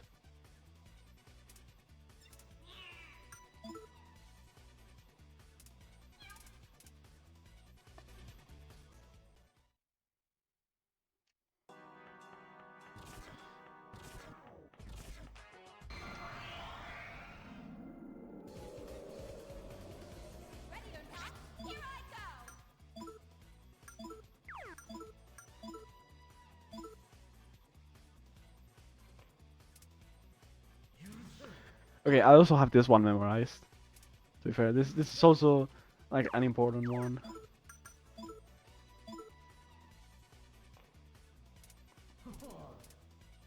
Yeah, I gotta love the innocence in encounter rate. Hey, if I get lucky with the glitch, the XP glitch, in the next boss fights, I've been getting lucky so far. If I keep getting lucky, we won't see a single encounter after Aerospace Museum.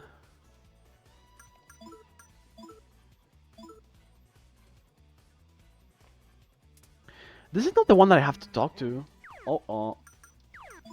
My bad.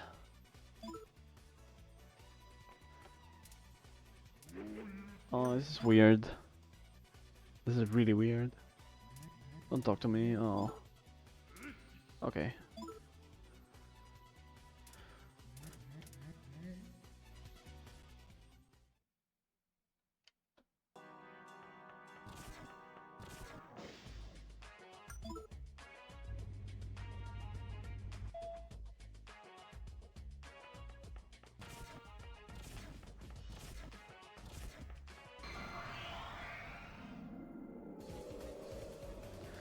Do you want my autograph?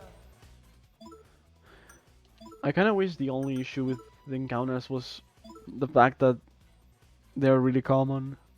But no, not only they are insanely common, they are also super slow. Like, insanely slow.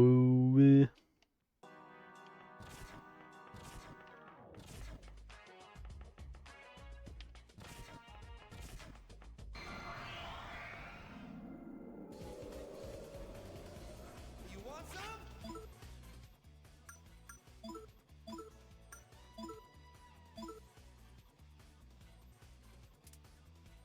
No long break to give me sane. So true. That's actually so real. This song doesn't hit as hard as Lawn Prayer.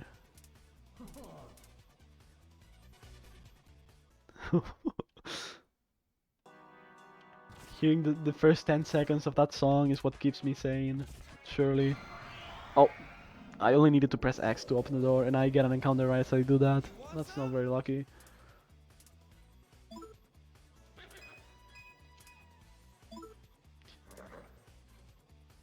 Hey, I gotta agree with my guy. I'm also a Persona 1 enjoyer.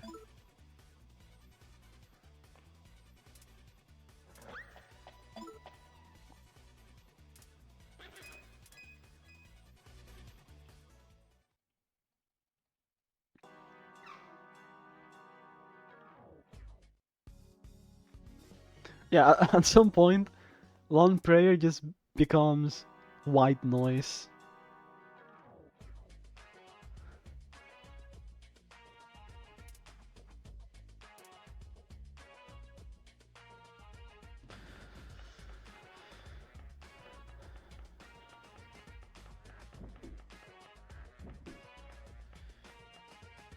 Alright, I didn't really use the main character's persona at all.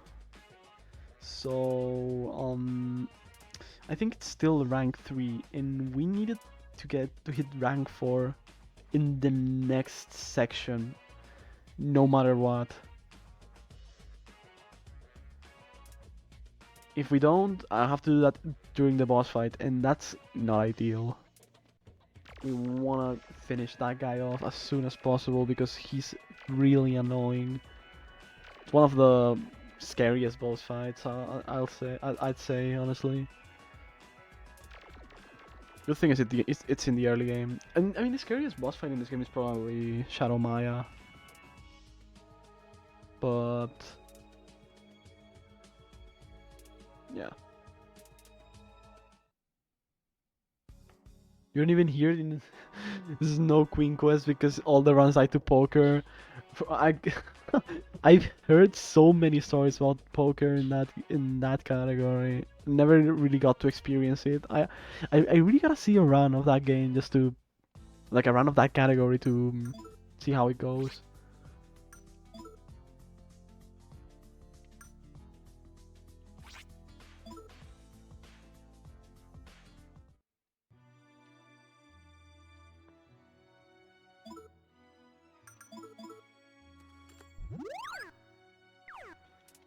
I should probably heal, you know. Because now I'm gonna try to hit rank 4 with the main character's persona. I need my party healed up for this. Not key items.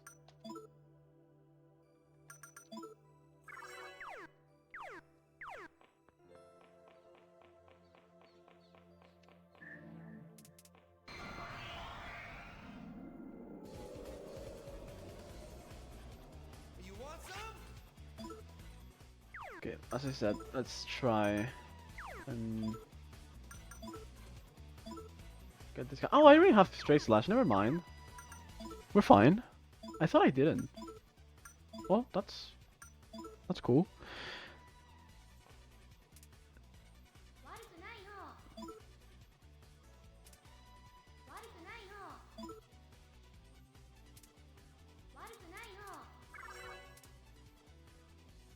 Resetting to the first 10 minutes sounds so not fun because there's like a 5-minute cutscene every single time. It's just like in Mario Sunshine. Mario Sunshine is a good thing we have like the cutscene skips for that one because it's also like a 5.5 minute cutscene.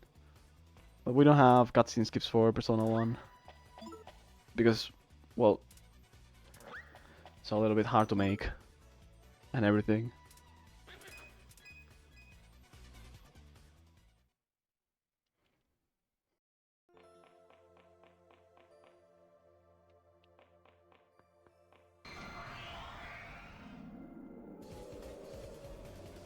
You picking a fight?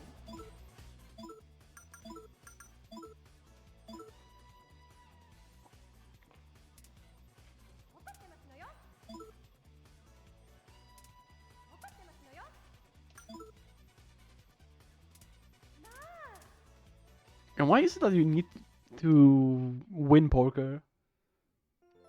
Like, what makes it... Like, what's so different about that category that you have to gamble to continue the run? I'm curious. Do you want my autograph?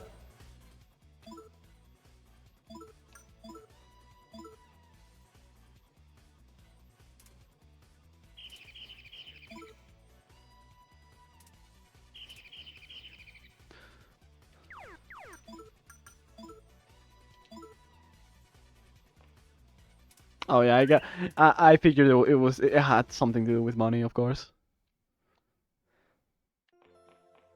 Oh, oh well, no one got poisoned. Awesome. Oh, you don't use Mabu when Snow Queen. I see.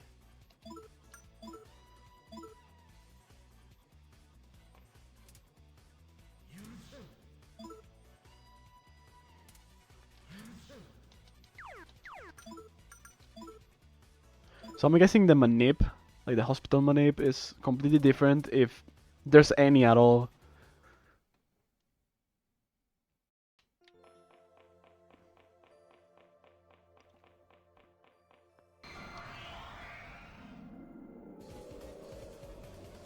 You picking a fight?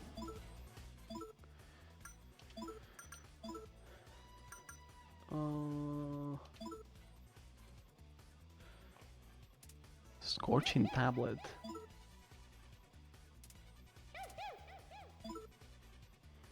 Yeah, I'm guessing it's like very expensive because those things are not cheap.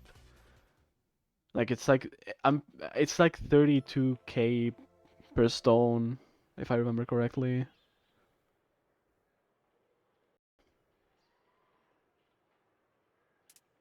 You don't bother with the manip because you run with light to casino anyways. So real.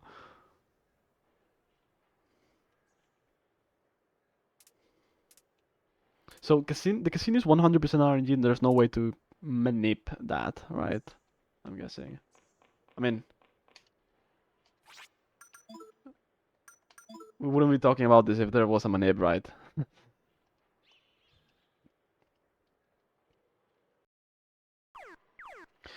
I'm only gonna save here because this boss is... I don't like it. But if I die to this boss, we're gonna have to watch a really long cutscene before trying again. So let's hope that doesn't happen. Oh, this is like... This is just the... Do you want my autograph? How do I call this? The encounter of shame. Oh no, don't get angry. I need your cards. And you got angry, of course.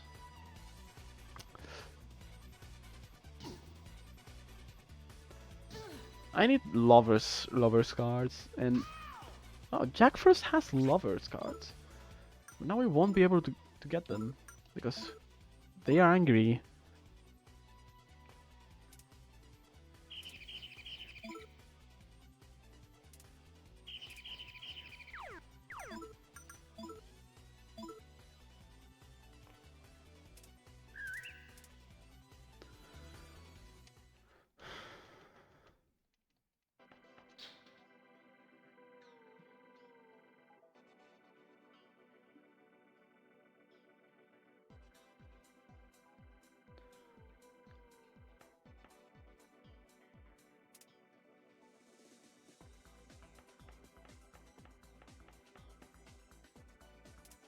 P2 games sure do like having the hardest boss fights following the longest sections of cutscenes. Real. And this is not the only case. This guy isn't the only one. The next one is also like a pain in the ass because you have like a long ass cutscene, then followed by another cutscene, like the smallest section of gameplay. You can't even save during that, and then another cutscene and the boss fight. So it's like 5 minutes of cutscenes. Then you can try to beat the boss. And then of course there's Joker. Not because the cutscene is long, but because you have to do a second phase, and that second phase can go horribly wrong. I mean, you have to get really unlucky for it to go horribly wrong. But if something happens there, you have to fight Joker again.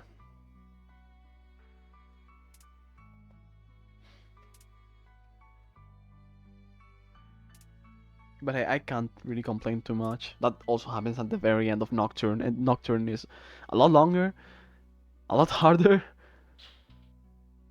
and I wouldn't like to repeat the last two bosses of Nocturne in a run if I ever die. If I die to that guy. Actually, I'm gonna heal because I'm not full. I'm not full health. There we go.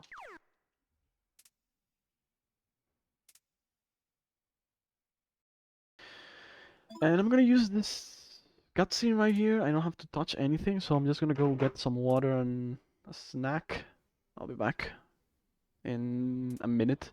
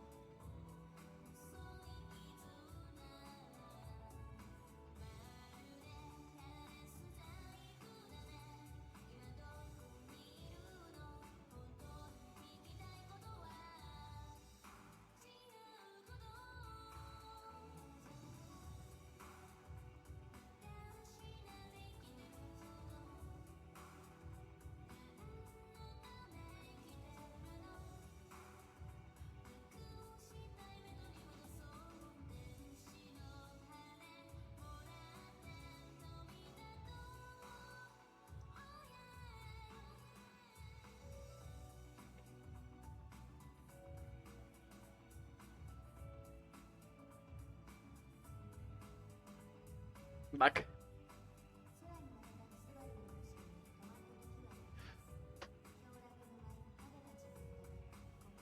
Just in time.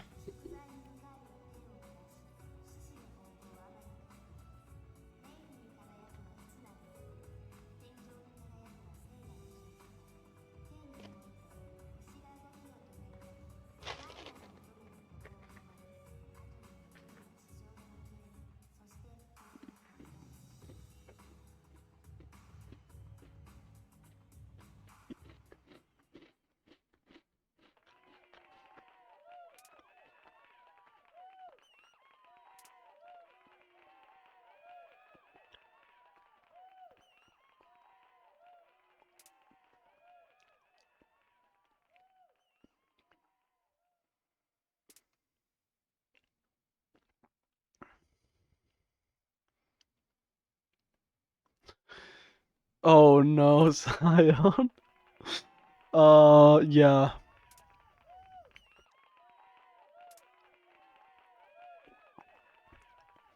Oh yeah, I tried that before. I tried picking the other option before. Of course, in practice, not in a real run. But yeah, I couldn't beat the boss. Could be viable. Maybe, but you don't really get that much experience up to this point. This is like the first boss where you'll get a bunch of experience.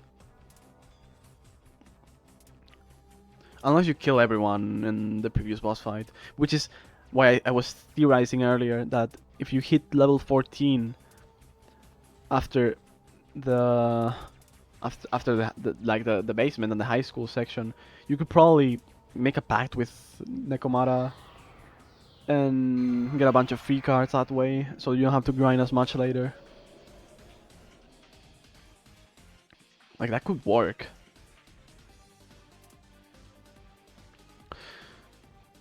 Alright, let's pray for no confusion.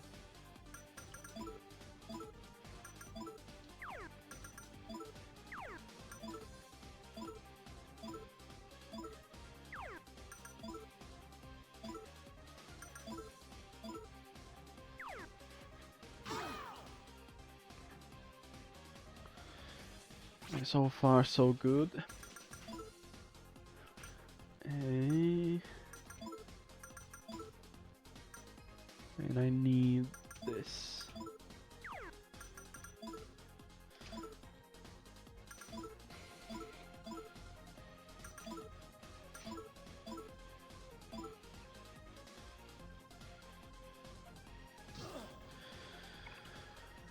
Alright, so I'm gonna go for this attack 3 times. And then we're gonna switch to only the MC. Try to kill everyone.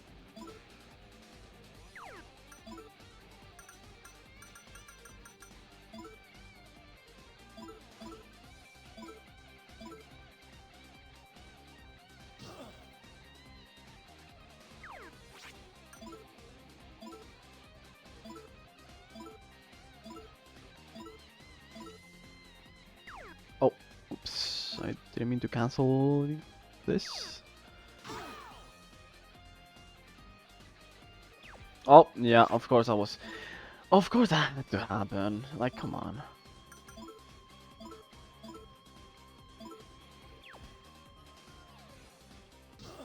As I said, there's no way to cure confusion in this game. So now we just have to pray for the best. Either Yukino getting out of it, or just killing him with normal straight slashes. He's going for it a lot, though. Like, what is wrong with you?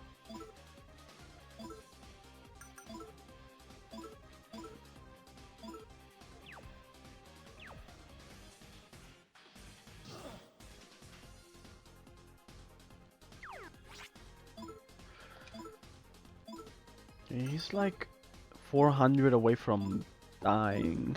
So we can't really go for another one of the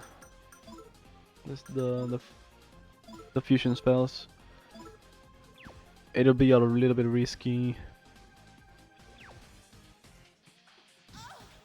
Well, I'm just gonna kill the MC and hope that my party kind of just dies. I don't know if it's a good idea to try to kill them at this point. But honestly, the confusion is gonna mess me up a lot, so I don't really need them. Okay, so one more. Let's just open one more. Nice. So now we're just gonna try to kill everyone we got with the MC.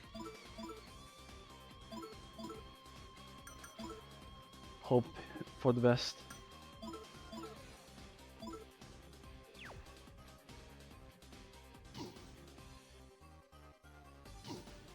Oh, don't hit the MC, please. Why are you trying to kill me? Oh wait, you're a boss, right?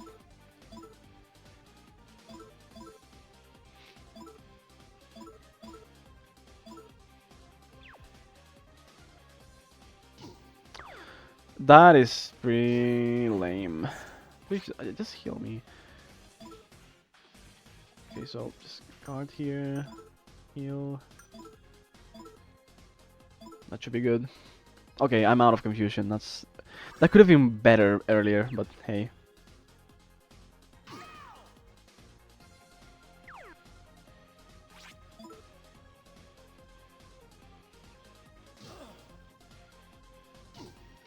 That's awesome. Thank you.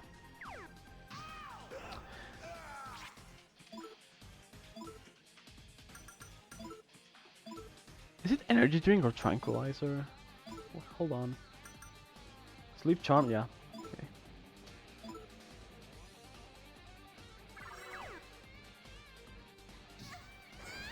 Finally. Let's see. Okay, he's probably like 3 hits away from dying. So we gotta pray for the best. Please, please. Don't be an ass.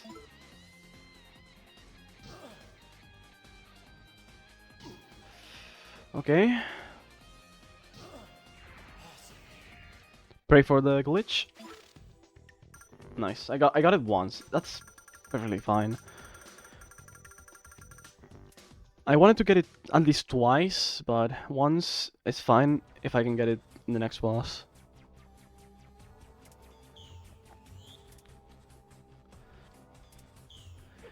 Yeah, the seal ailment is it's so cringe. Like you only get one item to heal it in the whole run, and it's a 50-50 in the 3 runs I finished of this game. I don't think I won that 50-50 a single time. I had to go for it in every single run. Didn't work in any of them.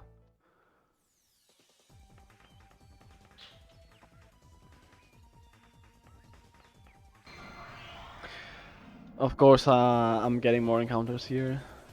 This ain't over.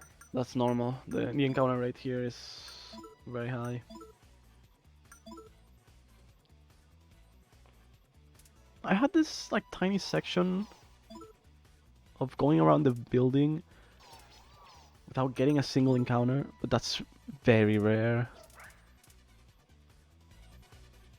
Hey, we got out of one of the scariest boss fights. That's good. We survived. We can move on. Next one is Shadow Maya. What? I didn't mean to do that.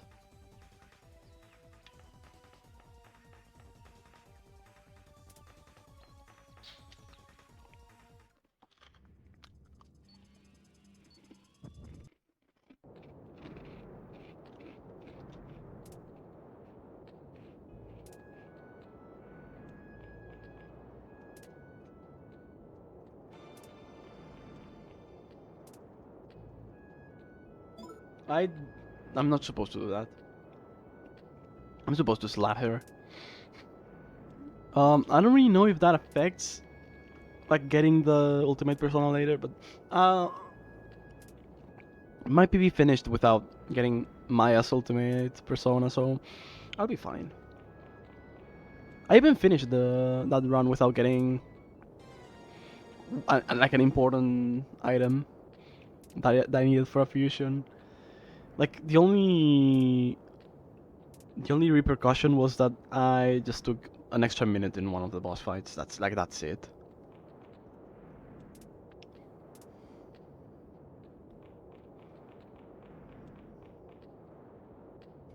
Rude. Hey, that's what my notes say. I don't want to do it either.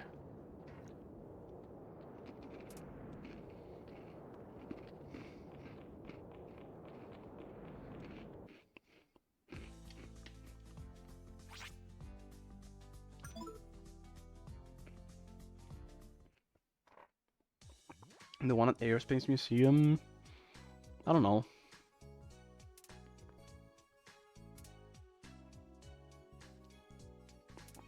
That might be for the Prime Persona. Yeah.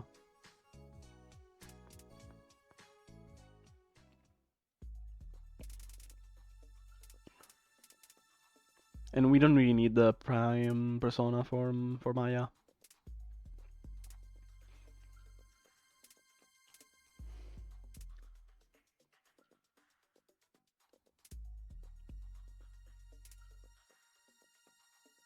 Yeah, it's the mask in the cave dungeon. I forgot that item in my PB. And then I was like, where's Artemis? Where's that persona? Of course, it's not there. I didn't get the mask. I'm not supposed to do that yet. I'm supposed to go to Yasaka.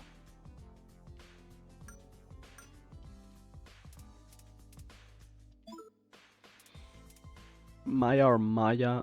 It's like it's with an I for the persona name, with a Y for the character name.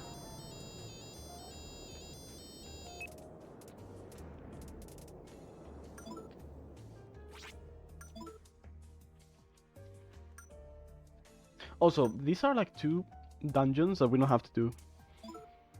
Like if we check the correct building, we get into like an extra segment of the game, but we don't really have to do that since this game has no true ending. There's only one ending.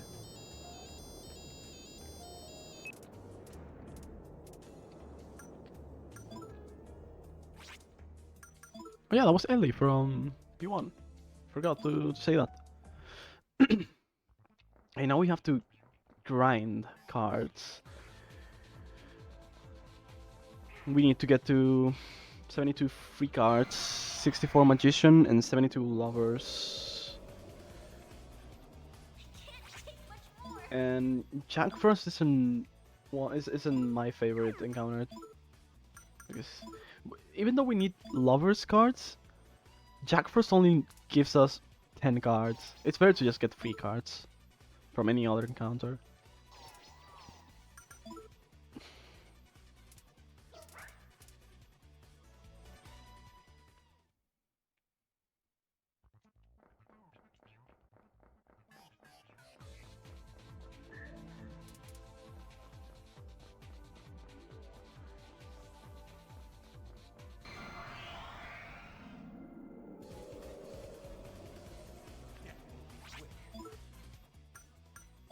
Fire Jack.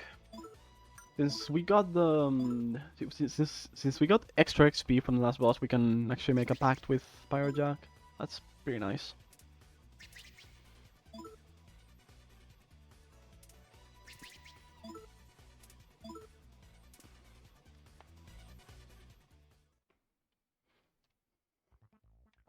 Yeah, I'm just gonna check my cards real quick, and that's not the cards menu, just to see where I'm at. Okay, I have more than enough magician. I have almost enough free cards. So all I need is either extra free cards for lovers or more lovers cards.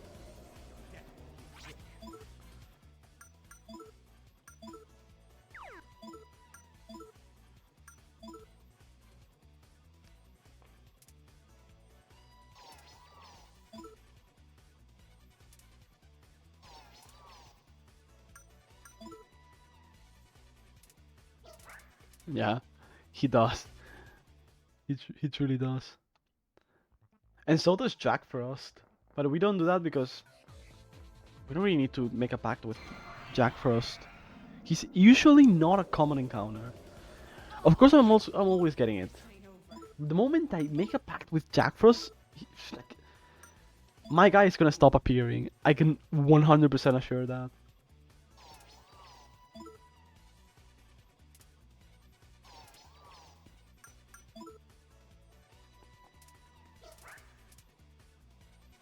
I would also like to make pacts with other demons here for the second grind, because we're gonna grind twice.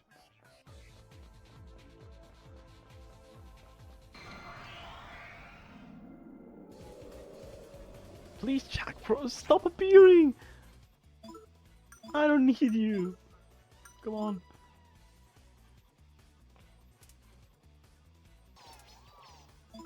Maybe I lied about this guy not being one of the most common encounters. Maybe I actually lied.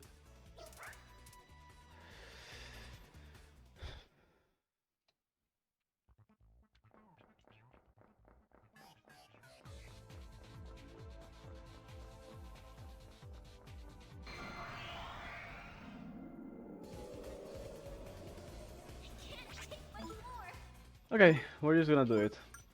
If you stop appearing, I'm gonna cry. Not really, but like internally, maybe.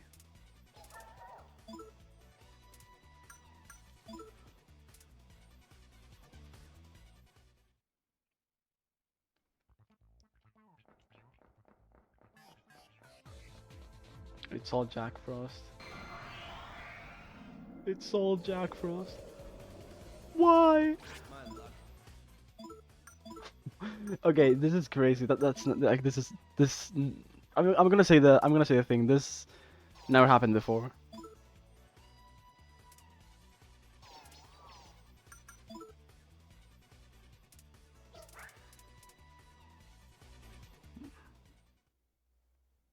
It's all Jack Frost. Always has been.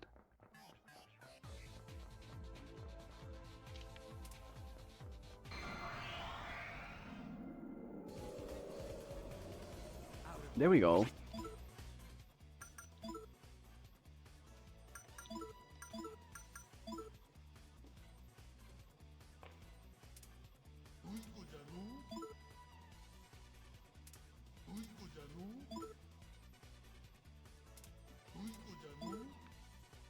Okay, I need to get rid of the Robin's pact. So I'm gonna get haunted by Robin. This in my dreams today.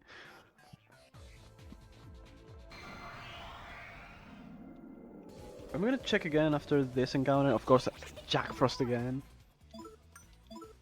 How could you not?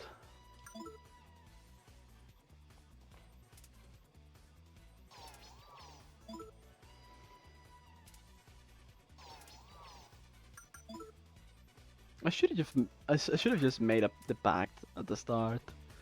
Okay, let's check the cards. I don't have enough free cards yet. I know that.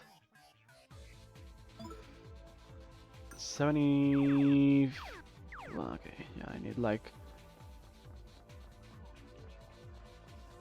let's say 2 more encounters.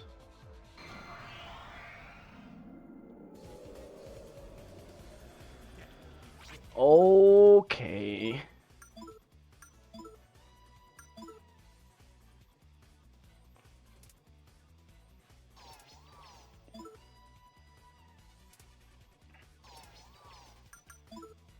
I miss that one time, that one run when I got a 4-minute grinding segment, including the cutscenes from the previous boss fight.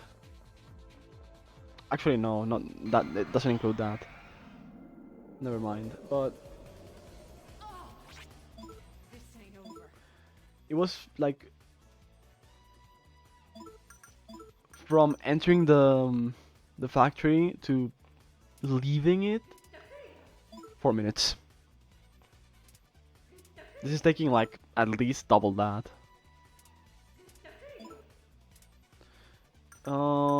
Honestly, Jack Frost, I don't need that anymore.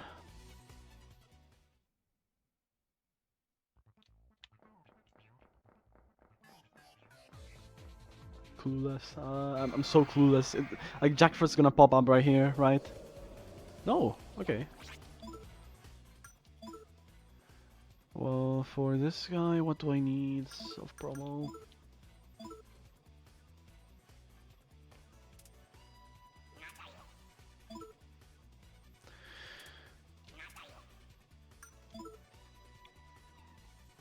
And that's enough. That's more than enough cards. I have like what, 80 free cards, 80 lovers, and like 90 something magician. More, even more now, because I talk to Pirate Jack.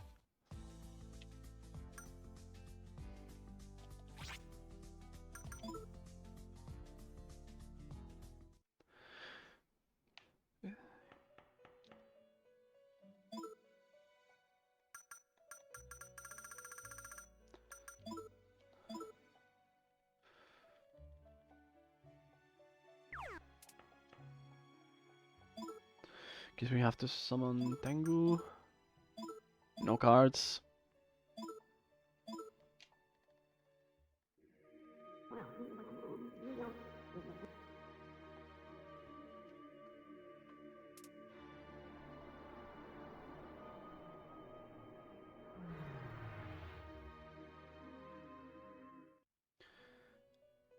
Now, oh, it's right here. Jack Frost, of course. Jack Frost, nothing. Of course, we're gonna use Jack Frost. Jack Frost is, in fact, the most powerful persona in this run.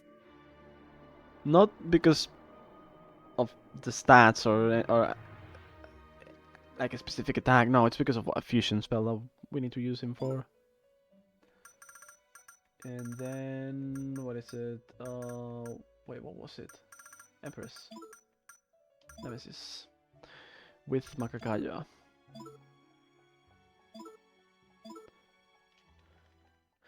Well, we're gonna use Jack Frost a bunch for fusion spells.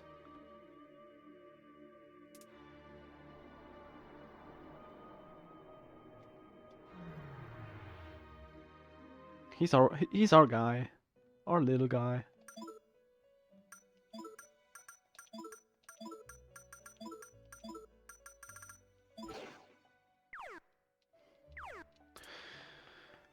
And now it's time for Aerospace Museum. And I won't be able to save to entering, so I'm just gonna save now. And hope for the best. And hope I don't get lost, because this place is really confusing and everything looks the same. This is like a thing with this game. Learning the dungeons is a bit difficult at the start because everything looks the exact same everywhere.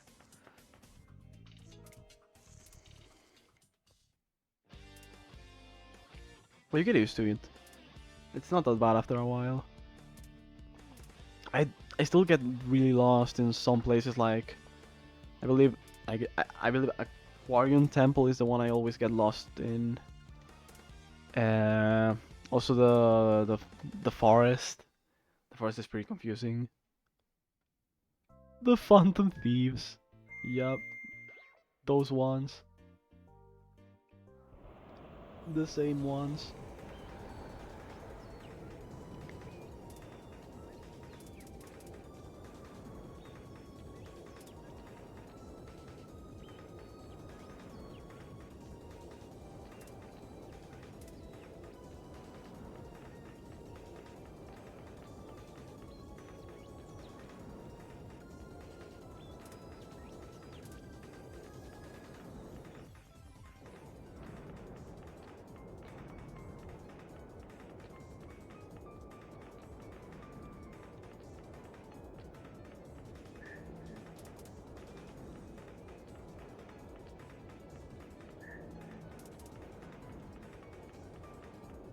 So we're gonna get like a few things on the way.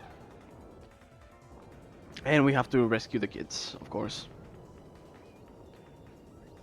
We can't progress until we rescue all of the like every single kid from this museum.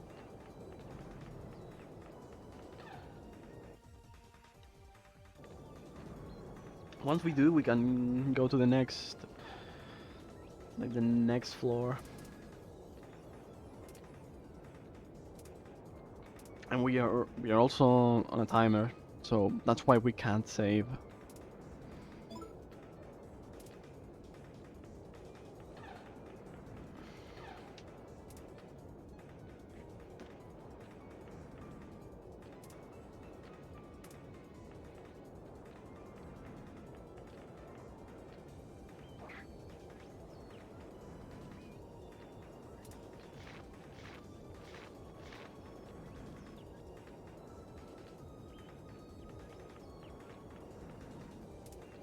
Shame these runs give the Ixtaban Belfegor boss.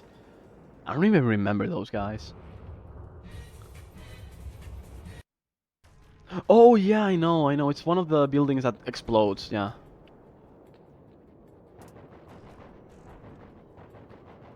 Yeah, the background for the the PSX version is just toilets. I mean, some backgrounds in this game aren't that much better, honestly. Like those those school PNGs on the background for some of the boss fights in Shibaba.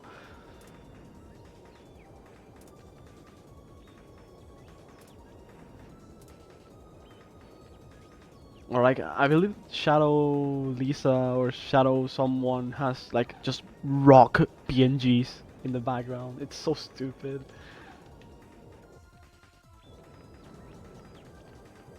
Graphic design truly is my passion.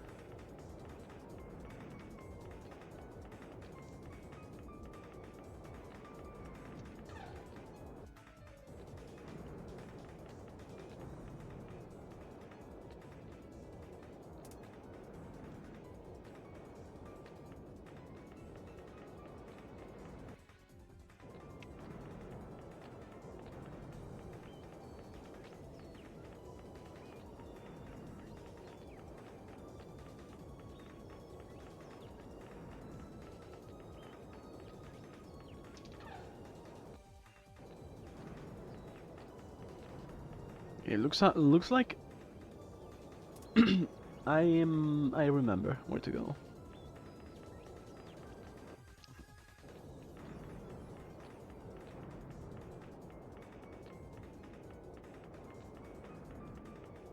I have to make up the loss that I had in that one the what is it? The Hirasaka High School, however it's called. I got insanely lost there. I have to make up for that by not getting lost in the rest of the run. Surely that won't happen. Surely.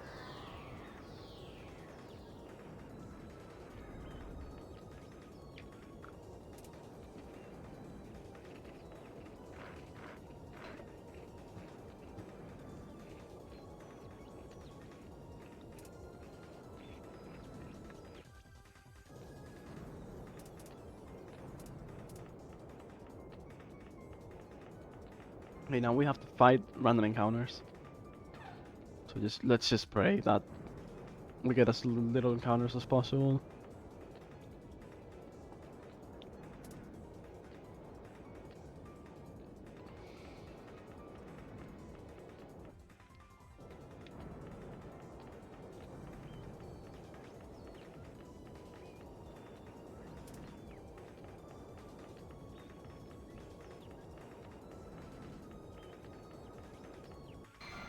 That's one.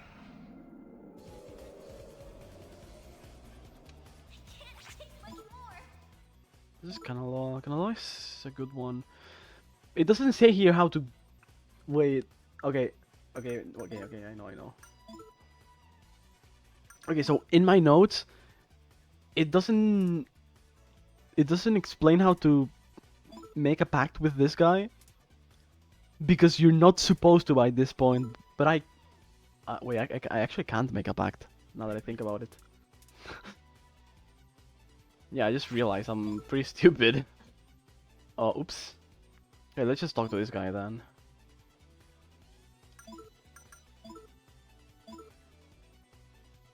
I can't really make a pact if Yugino is level 12. I'm also like level 26, not 27 yet. What am I even thinking? Oops. I made a tiny mistake, it's fine.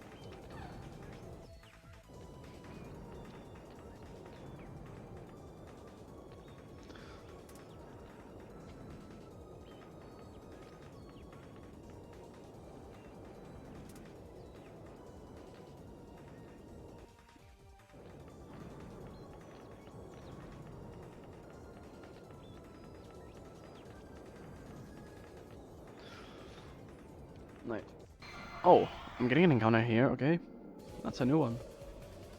Out of my way. Firejack. Okay, now I need to heal everyone for the next boss, of course. We're gonna kill everyone again, but we still need to heal them. Just in case, you know.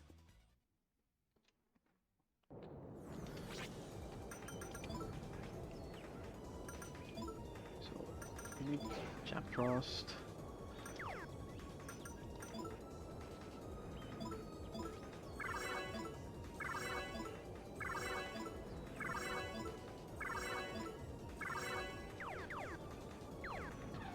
We don't really need Maya and Yuki. Those two are just gonna guard, so if they're not gonna do anything, they don't really need to be there and taking turns.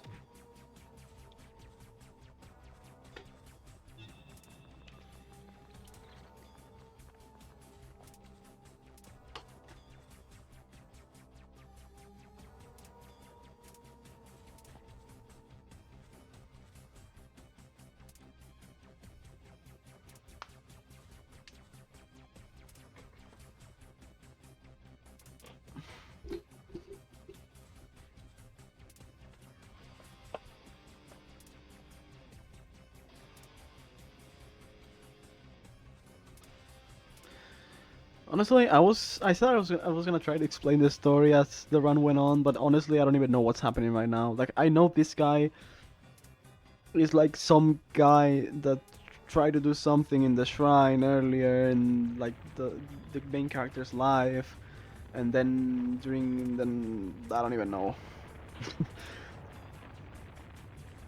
Again, there's something about learning the speedrun that makes you forget the story.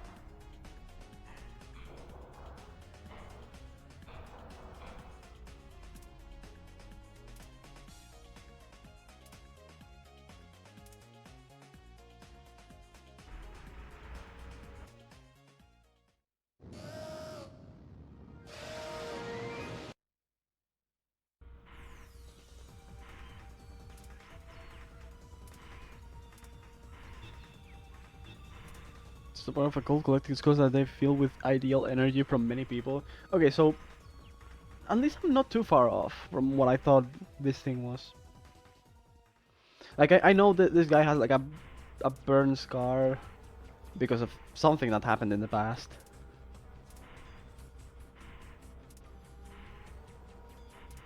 But that's like not explained in a little while.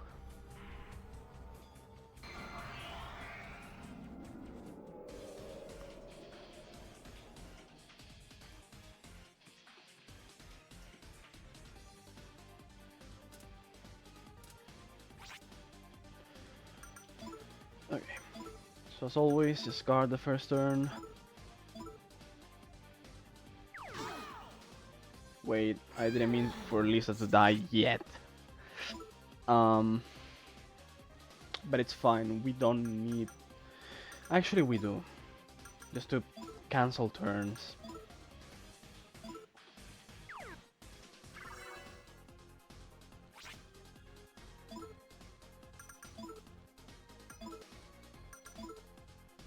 Okay, let's just take an extra turn. That's fine.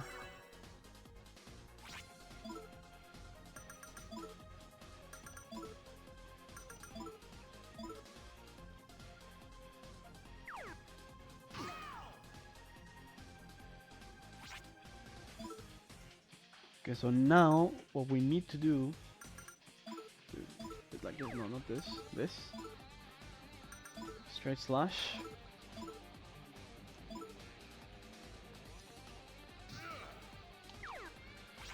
That's about. That's about. I need to go like another one. That's it. And no, I'll just guard with everyone again.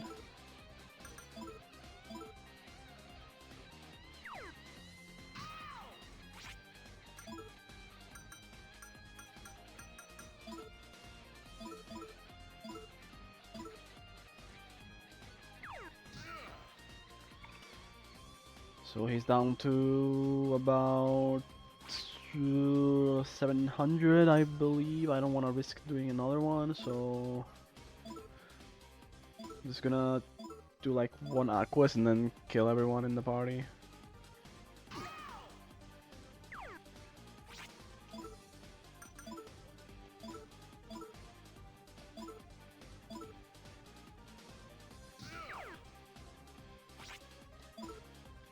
So I'm gonna heal the MC.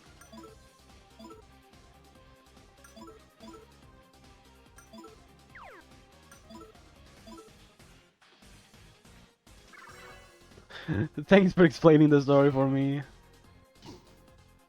I really needed the help. I was struggling.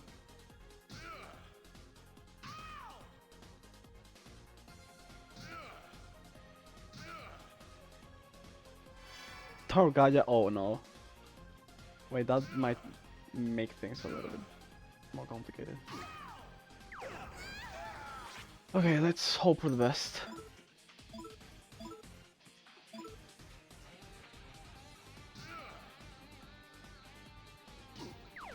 $27, that's fine. We can do another one.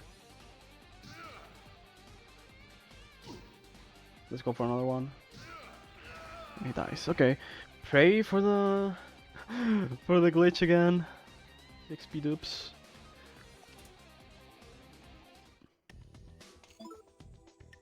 Nice.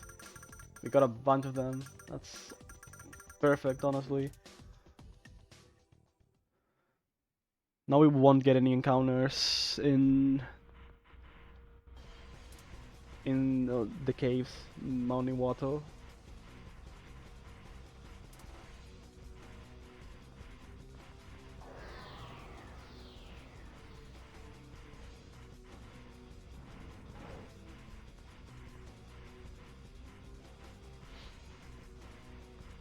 Yeah, that's basically what I thought of the story went like.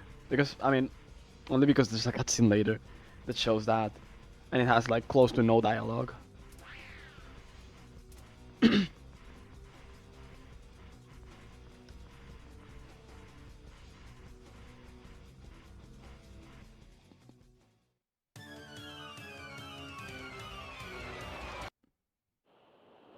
Best cutscene, this casual cutscene coming up, the one that I just skipped.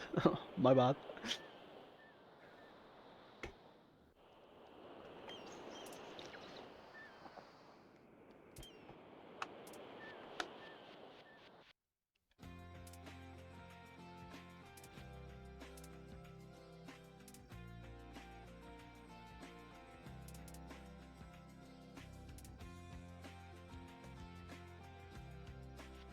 Describing P2's plot is complicated by the fact that both the protagonist and one of the major villains have the same first name and almost identical last names. Yeah, exactly. When I first saw that guy, I was like, who's this guy and why does his name like look so much like the main character's name? Like, I was like, wow. I don't really know if they explain it much in Innocent Sin, but they definitely explain it a little bit more in Eternal Punishment from the 3 hours that I have in that game.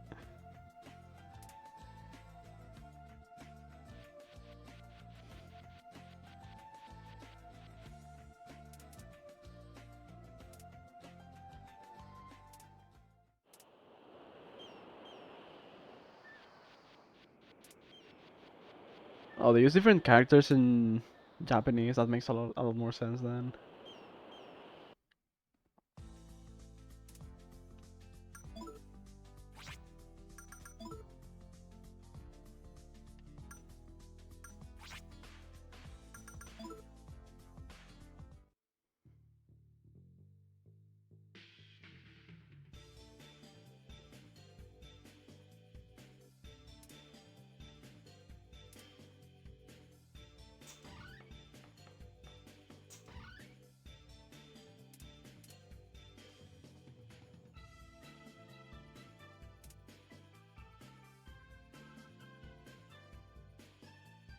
The way they write Evil Tatsuya's name is crazy, never seen it. Even if I saw it, I don't really know that much Japanese. I can like read some hiragana and katakana, but throw some kanjis and I'm completely lost.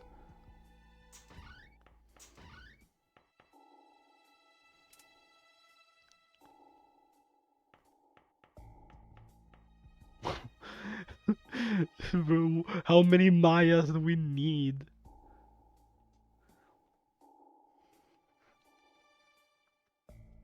Here's one, yeah. True. This is another Maya.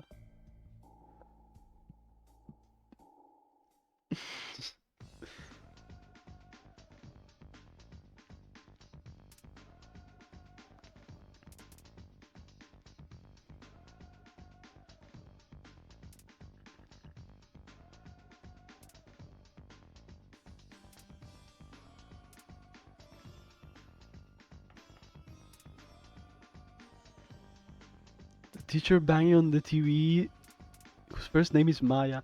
I didn't even know that. Well, at least I didn't remember.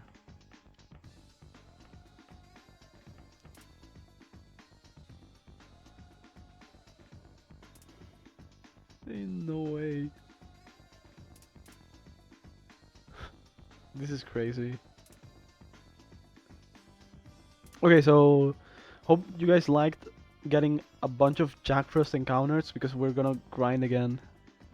Thankfully, I was gonna say thankfully this time there won't be any Jack Frost encounters, but that's a lie because Jack Frost can still spawn. It's just a little bit less common.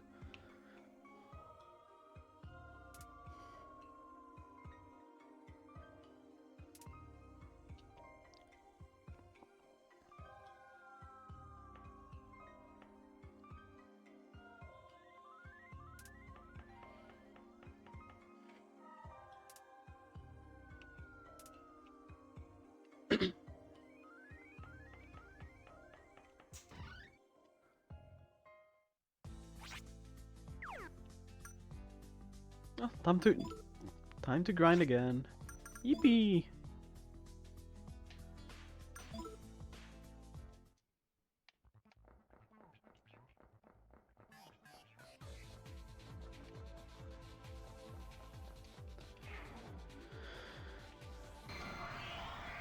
That's what we want. Quick encounters.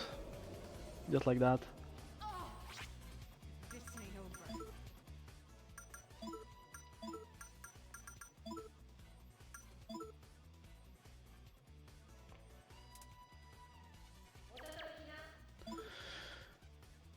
Yeah, the best thing about encounters now is that as long as you get the 3 most common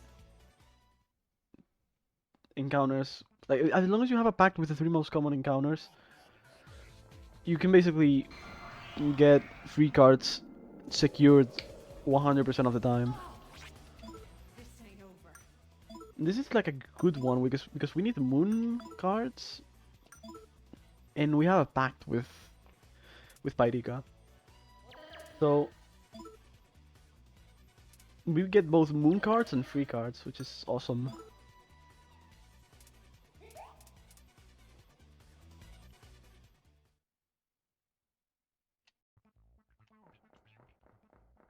Really considerate of Shadow Maya to drop herself to 1 HP as to not ruin the surprise. Real. Also makes grinding here a lot easier because we're gonna do something similar to what you guys saw earlier in P1. You have to grind like ranks of a single persona.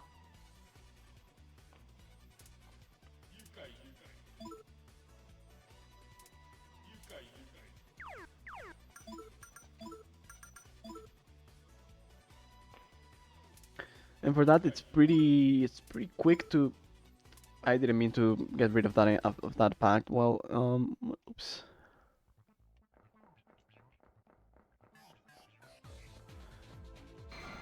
Well, let's just pray that it doesn't go too bad. Just my luck. Oh, I forgot to unequip Jack Frost. that happens if you have Jack Frost equipped. That's not what you want. It's quick, yes, but it gives you lovers cards, which you don't need for anything.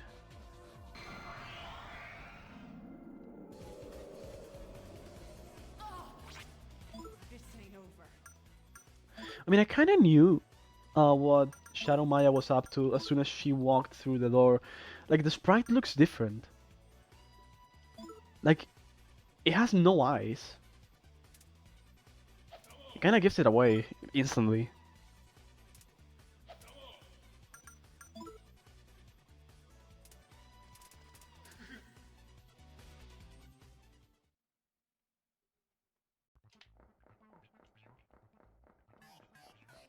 And also, the eyes are like significantly brighter in the portrait.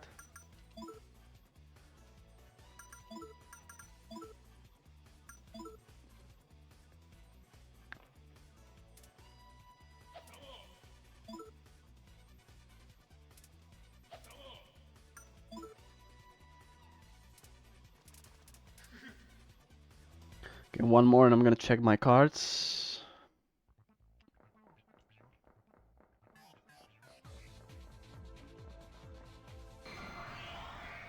Because I should be close to getting. Oh well, this is why I didn't want to get rid of this pact. Oops.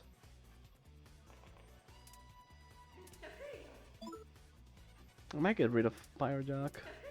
I don't know which ones do I even have. Yeah, I'm just gonna get rid of Pyrojack. Because Pyrojack is usually paired with Rasputin.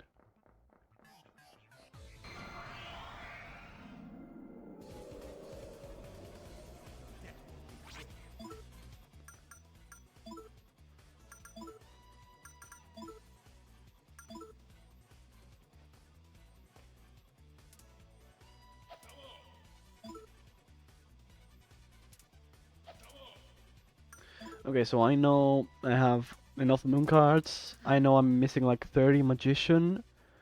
Let's see how many tower cards do I have, and if it's enough. Tower 3, okay, I need like... I have more than enough. Like that one last encounter was the last one that I truly needed. So now we're just gonna grind Nemesis to rank 6 to get the Stoma. And after that we won't be seeing a single encounter for the next of the run as long as I can get the XP glitch to work.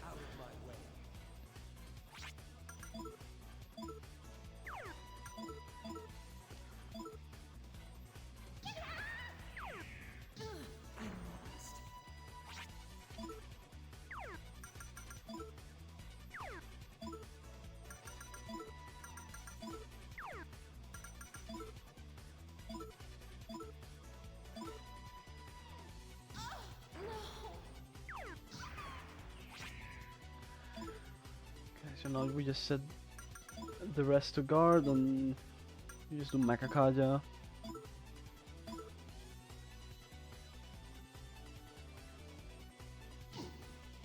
Yeah, Shadow Maya's overworld sprite, I said,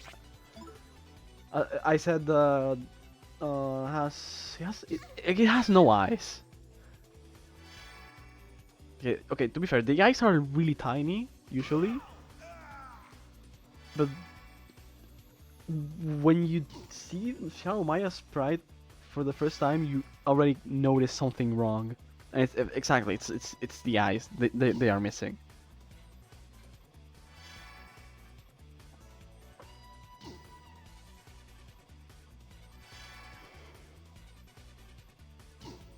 But that doesn't happen in combat. In combat, Shadow Maya has eyes. Yeah, basically, just like a little shade. Okay, so we need to get to rank 6. That's 5. We're close. We might not even need to use any Chewin Souls.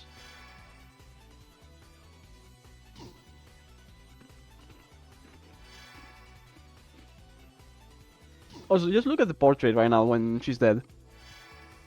She's so angry. That's not normally what Maya's portrait looks like when she's dead.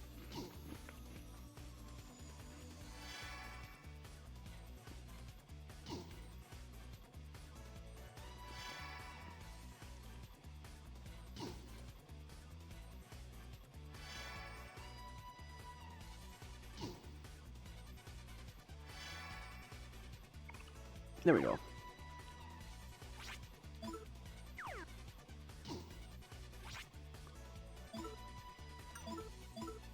Now we just finish the fight. And we won't leave yet. We need to get something.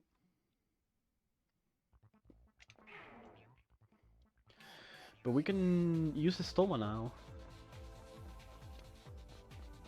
Which is super useful. Because we won't get a single encounter. Not a single one.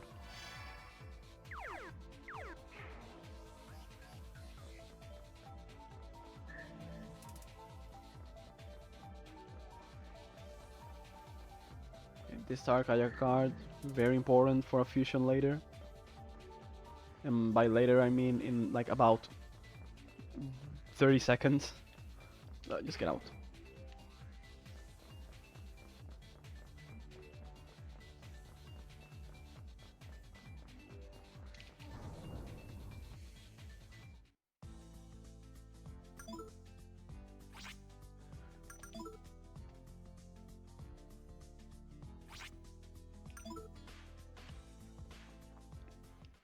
Okay, so I need to get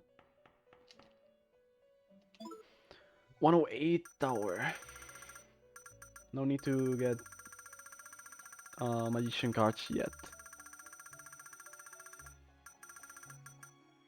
Oh, what am I doing? 108.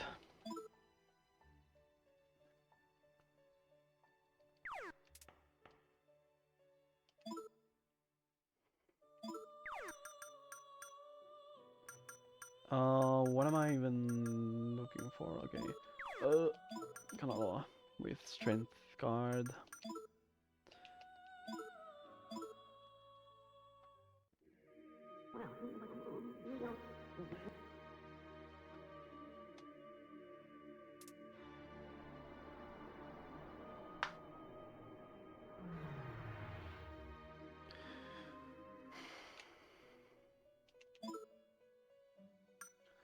Now, Erika with Tarkaja. Honestly, might look like a bad thing to overgrind cards, but we're gonna need a lot of those free cards later on for the very last dungeon, so you'll always need them. That's fine. Nothing wrong with overgrinding a little bit.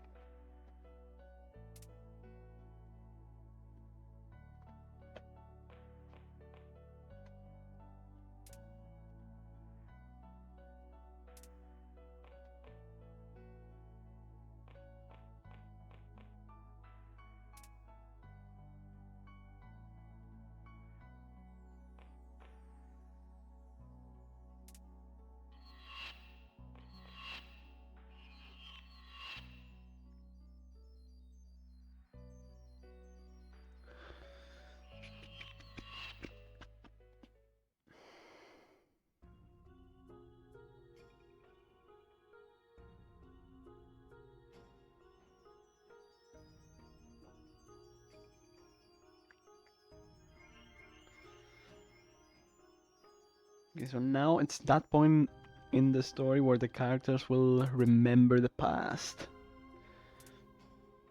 So yeah, we're gonna have a bunch of cutscenes for that. Also, look at Chao Maya. She's just like so defensive with that pose.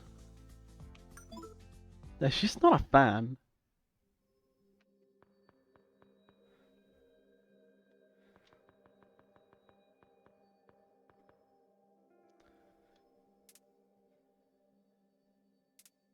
As I gotta say, this dungeon is one of the one of the confusing ones.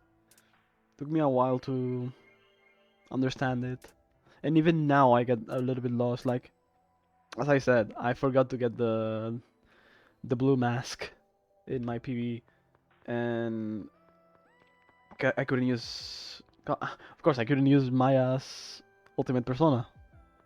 I had to just not use it and lose like a tiny bit of time in a few boss fights. But hey, as long as you can get through them, it's fine. I won't forget this time. At least I'll try not to.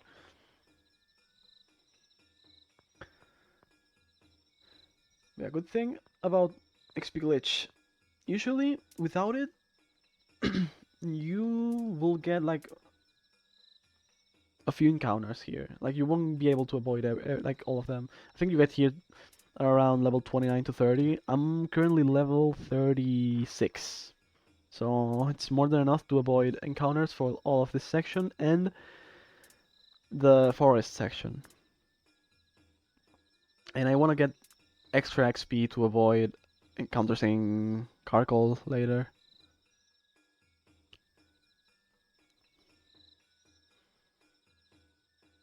Which I need level 42 for that.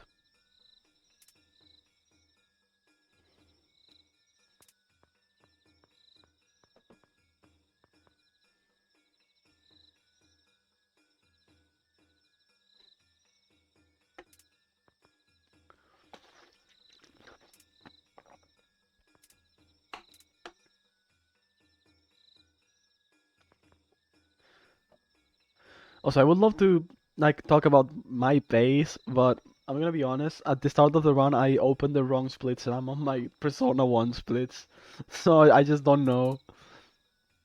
But I'd say we're pretty good so far. Good enough to be like really ahead of the estimate so far.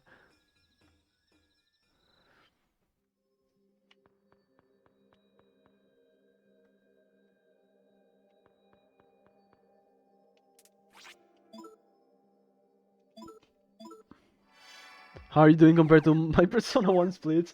PB is already dead.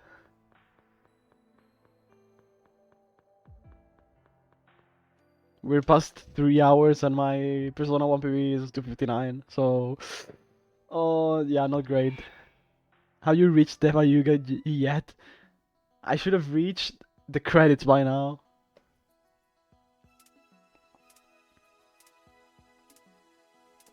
But no, I wasn't the one doing P1. Lon did a really great job on that.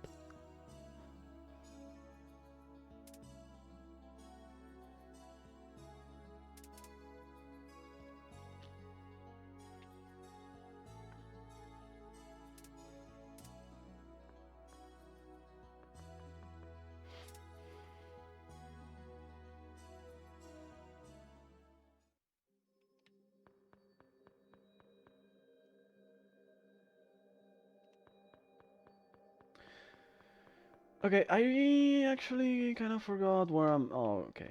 Where am I don't really need that. I think the blue mask is after the next cutscene. Correct me if I'm wrong, but I think that's the case.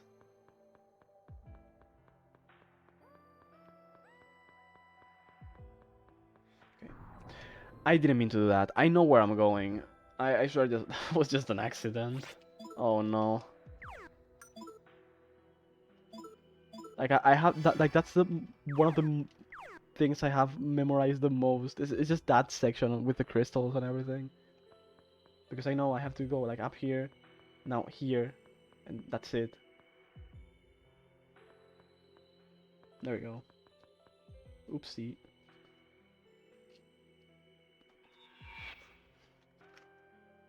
You can probably tell. I know for a fact that a beginner, someone doing their first run, is gonna fall there a lot into those traps. I probably spent a good 5 to 10 minutes trying to figure out how that maze worked, and I said, never again. I'm putting hours into this after this run just to figure out what to do.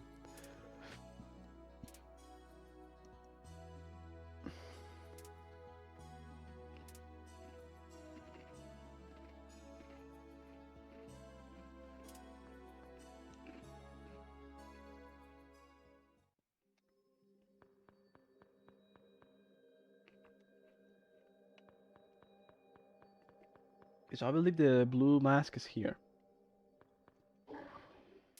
I was right.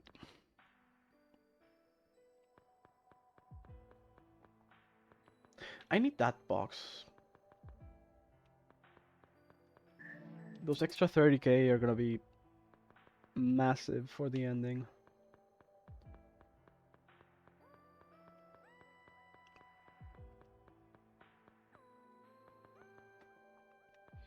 Getting like a few extra beats.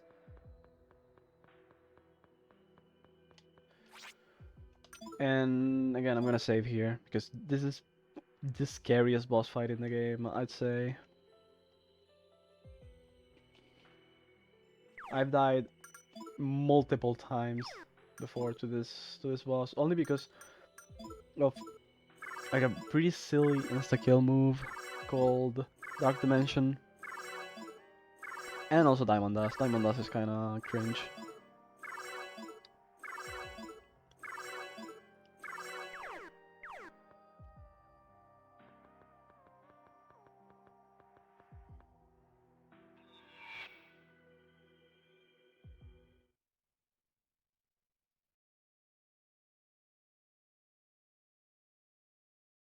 Yeah, you just get completely banished. It has a 30% chance of insta-killing, like no matter what. But there's it's so cringe when you kill everyone in your party, go to the next turn, you miscalculated the XP, the HP. She doesn't die, goes for Dark Dimension once, run over.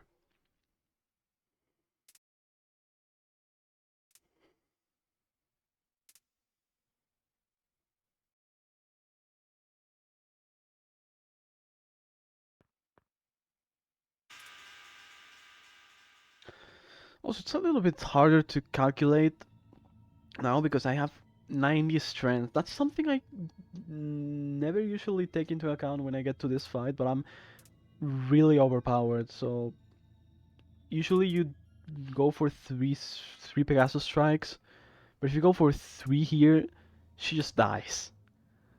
So you can only go for 2. Like I should probably what runners should do here before getting to this part is not over leveling strength. Yeah, I wouldn't be Innocent Sin without insta kills. That's true. Every single boss in this game has to insta kill you in some way or another.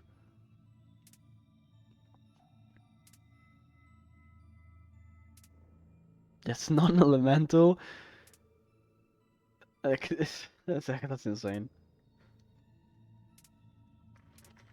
Like why even bother applying Tetraja? You're gonna get banished either way.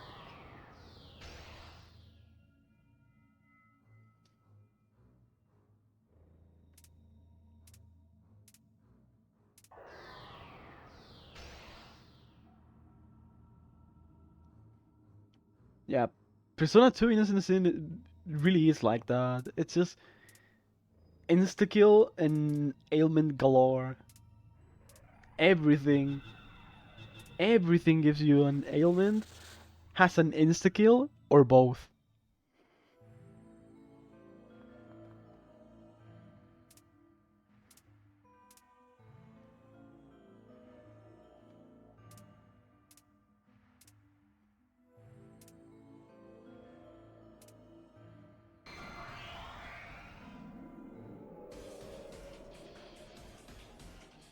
Alright, let's do this.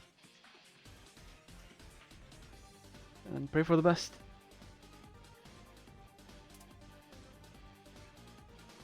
Oh yeah, we also start at like half HP. That's another thing about this boss that makes it a lot scarier.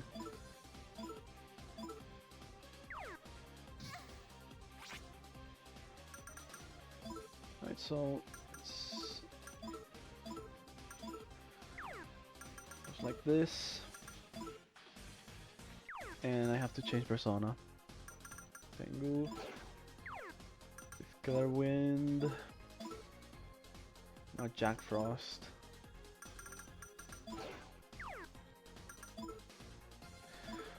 I forgot to use Bufu before getting to this boss fight to get Sonic Punch. Huh. My bad. Oopsie.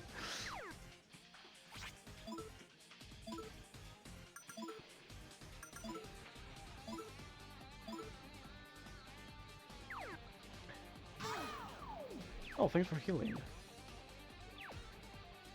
But now I can't even use the fusion spell. That's great.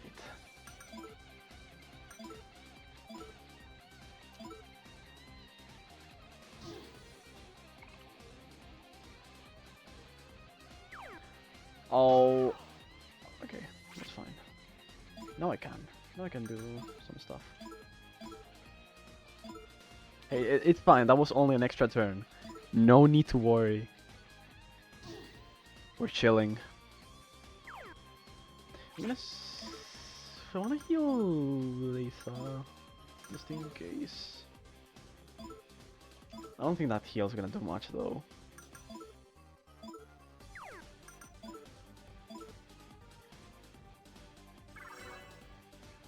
Better than nothing.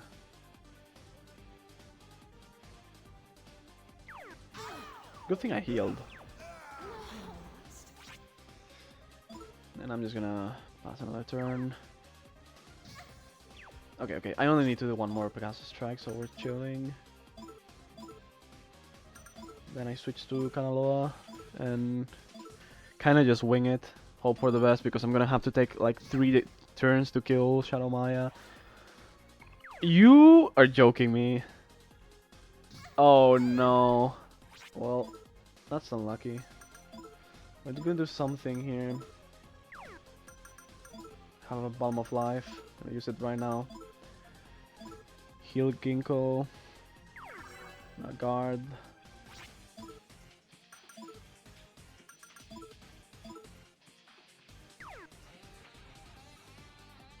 That's it. There it is. Cringe dimension. Good thing. Didn't work this time. Do I have enough SP for one skill? No, I don't. Awesome. So I have to take another extra turn. Well.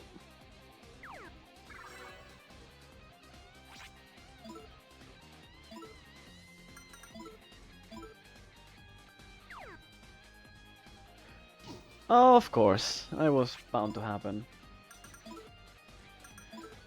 The bad thing is that I don't have another Balm of Life, so I can't fully heal.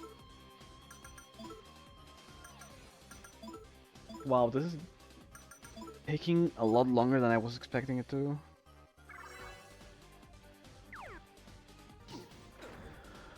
Of course! That's awesome. Another extra turn.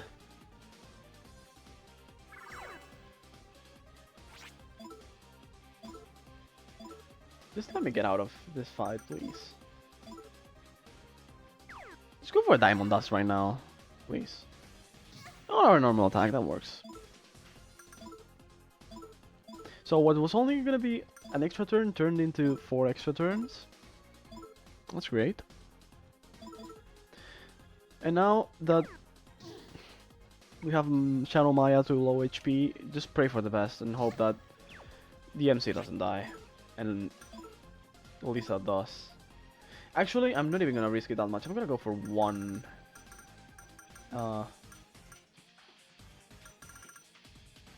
Where is Kanaloa? I didn't. Oh, didn't summon Kanaloa. That's fine. I can still kill Shadow Maya with Jack Frost, but it's a little bit more cringe because I can. I'm actually weak to. Not weak, but I can get hit by Hammer. And with Kanaloa, I can't.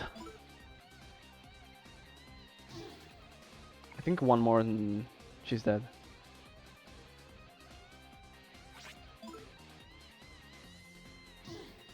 No, one more. Okay. There we go. Didn't die. That's the best outcome, honestly. As long as you don't die, this is a good outcome. I hate this fight, and for a good reason. Ooh, nice.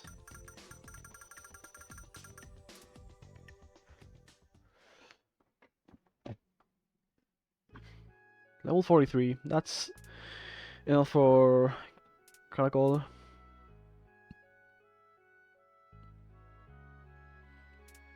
And more than enough for all of the temples. Now we have to pray that we get some good XP glitches in the Joker fights. Because if we get good ones there, it's GG. We won't get a single encounter in the last dungeon. Makes the end game of this game really easy. And a lot faster.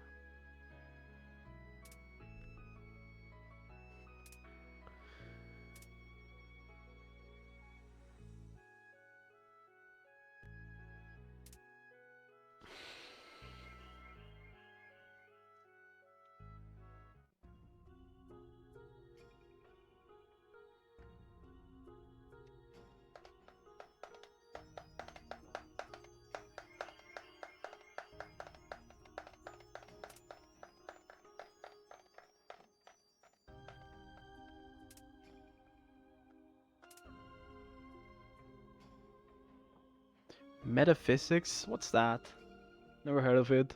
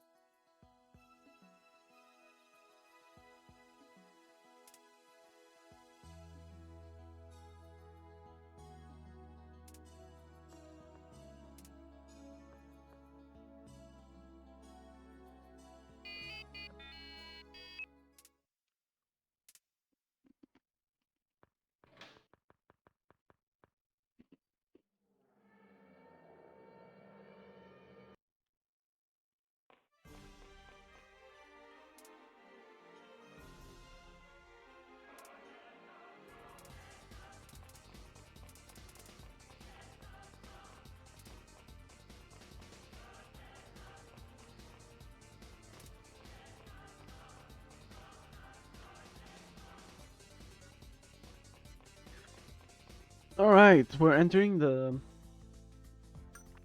second, like this, like this, it's like the second half of the game is a little bit less than a half, but this is where things get serious in terms of the story. Like you can clearly make a distinction between everything that happens before going into Mount Iwado and facing Shadow Maya and everything that happens after.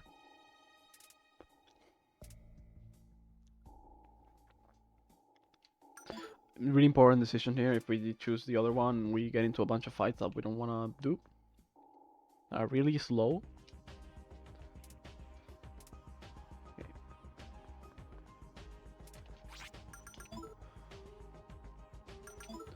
Have to use Nemesis again for that juicy stoma. I'm also I'm gonna heal a little bit. That's it. Let's see if I remember where to go. This is a really confusing part. Yeah, I almost forgot already. Down here. Up here.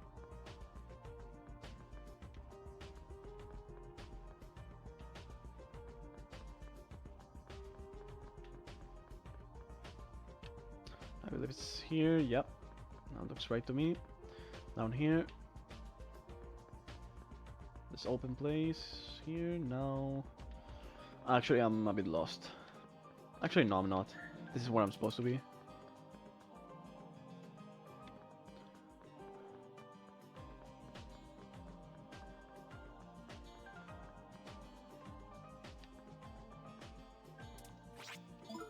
Okay, I managed to get across without getting lost. That's massive.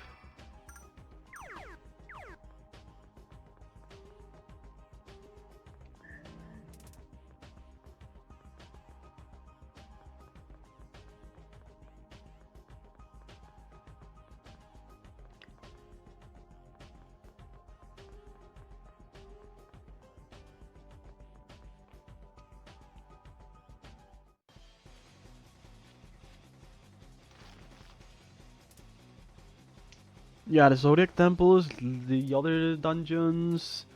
The last dungeon takes so long. Like in the speedrun, it's it's the last thing you do. Well, in the in a casual playthrough, it's the same, but it's like that dungeon alone takes 1 hour with the bosses, with the final bosses, of course.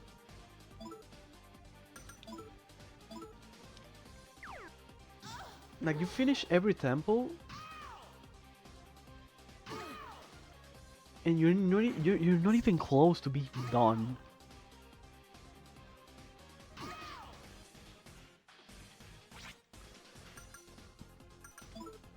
Okay, what's the order here? It's like this.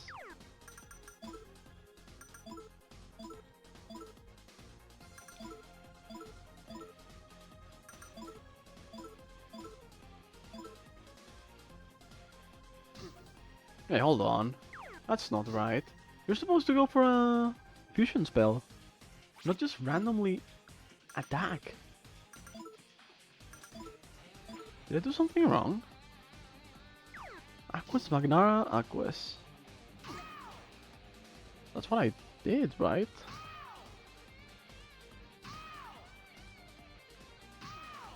Why have fusion spells? Auto.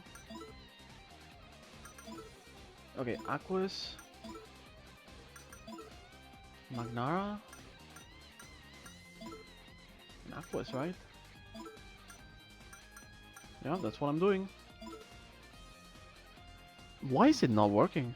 Did I change a setting without realizing?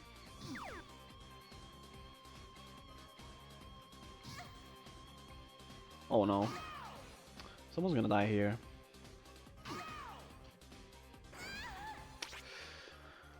That's not good. What happened?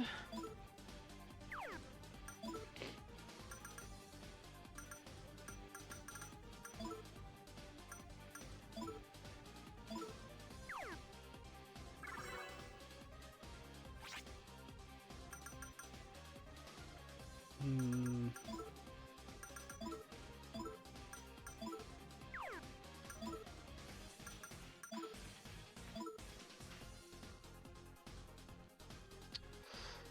I don't know.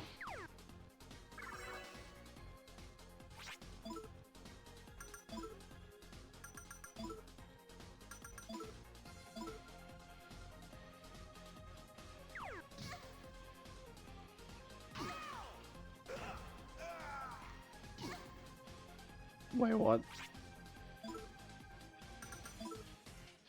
I'm so lost right now. I think I'm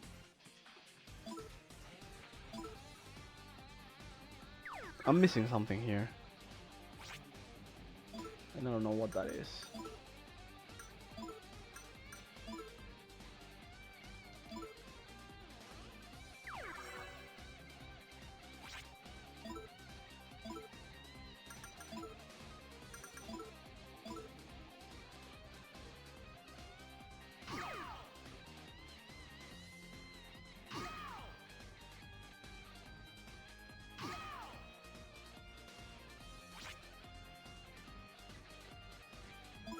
Let's try again, I guess. Actually, no. I'm just gonna try to do to Aquas and see if this other fusion spell works.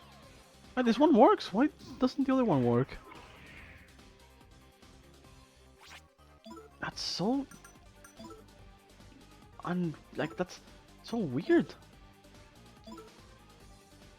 I don't get it. Oh, I forgot to guard. Oops.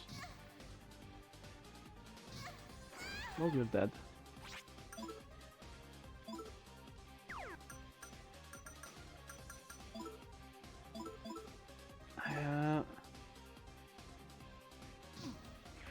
Like...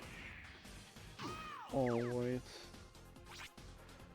Like, this fight should only take 2 turns. It's taking me a lot of them because something that I don't really know what just completely messed me up.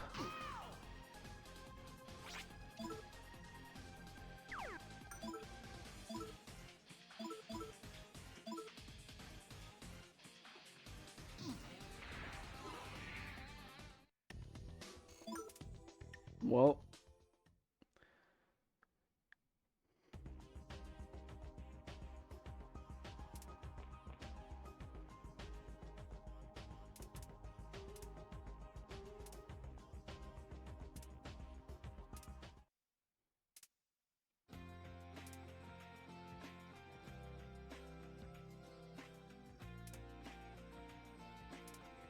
I'm so confused.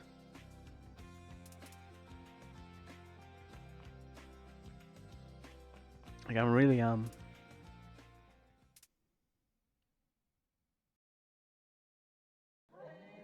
Like, I did everything correctly, and the fusion spell didn't go off. Well, no point in trying to figure it out now. Just let's just keep going. Hope it works the next time.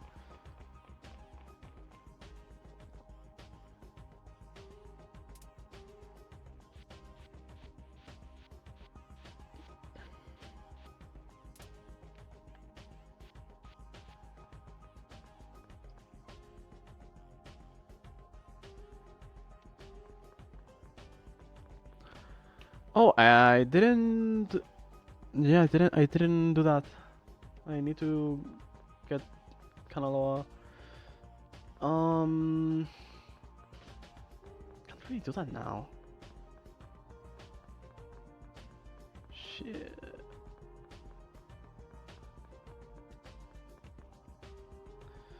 Wow.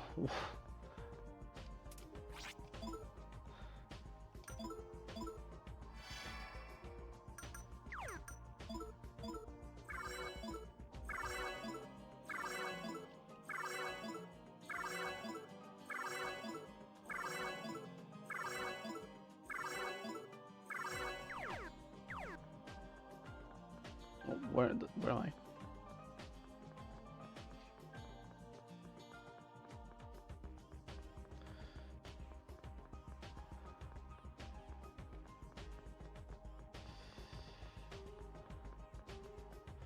Does it have a velvet room?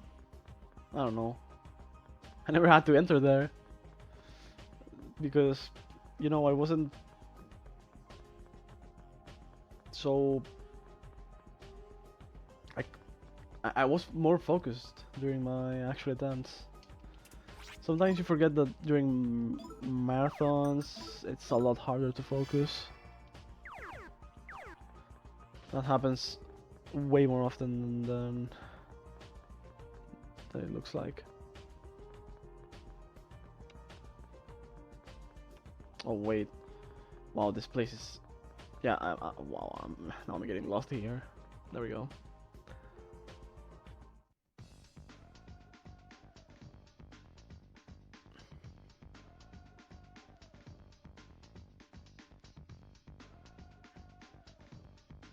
I mean, most dungeons should have a velvet room, right?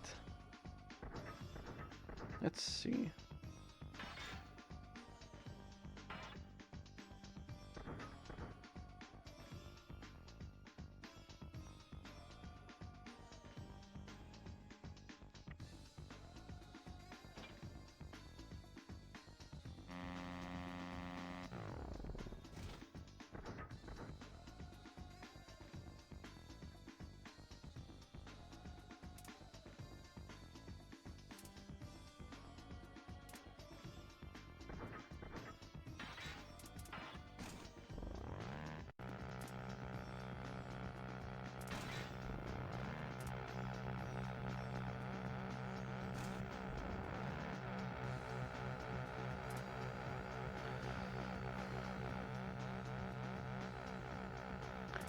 Okay, so the thing is finding where that velvet room is. Because I have no clue.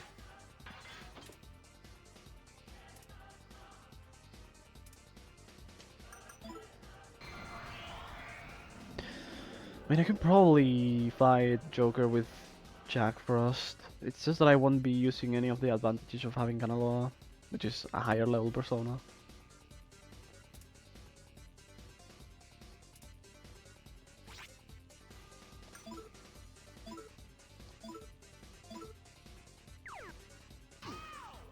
Of course, that happens, yeah. And now that. Yeah. That's so cooked.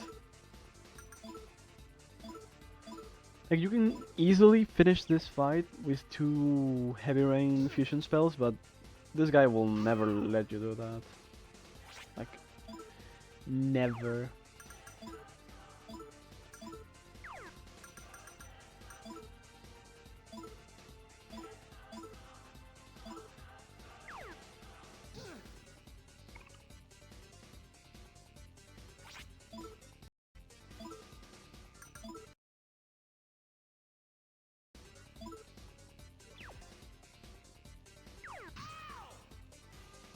Or maybe he will.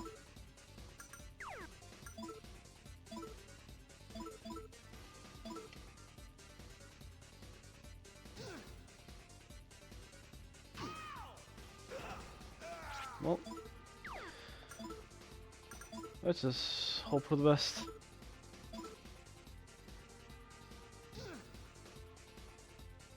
Oh, I just turn around? Okay, nice.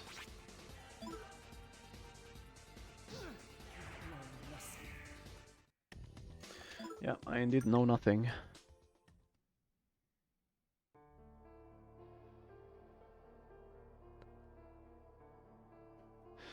Thanks, random text, let's play, let's go.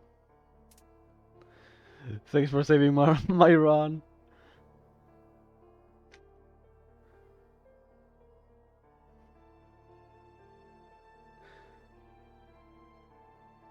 I mean, I could definitely... I definitely think I can beat Joker with Jack Frost. It's just gonna take a bit longer. If I get good... If I get lucky with the XP glitch on the first phase, I can probably just keep the party alive for the second one. But yeah, not ideal.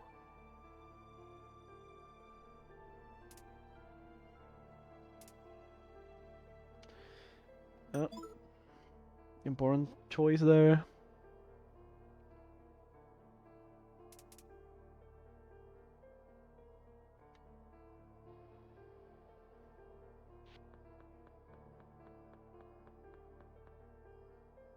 Okay, so I just turn around now, right?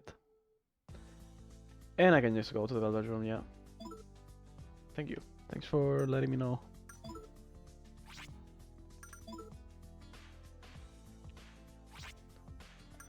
Oh, I can get... Oh, okay, yeah, if Joker can cast Hama, then never mind. It's just a gamble. I don't want to gamble. Kanalo and Pyrika both here? Oh, come on. That's so dumb. I feel so stupid right now.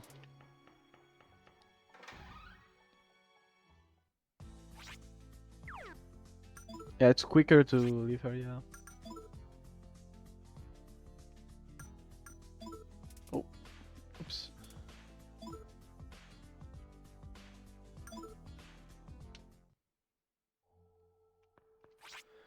And I'm gonna heal real quick.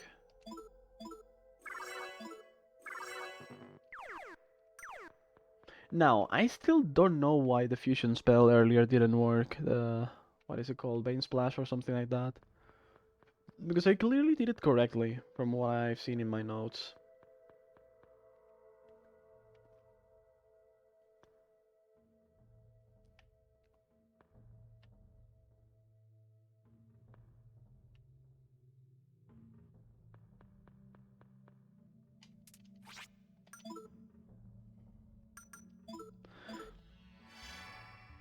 And Haruyuki, no, it's not too bad.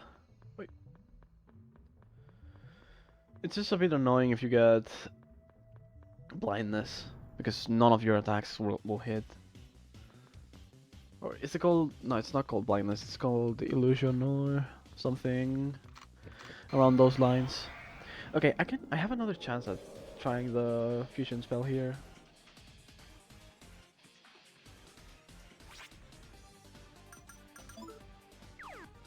Yes, turn order. No, not auto.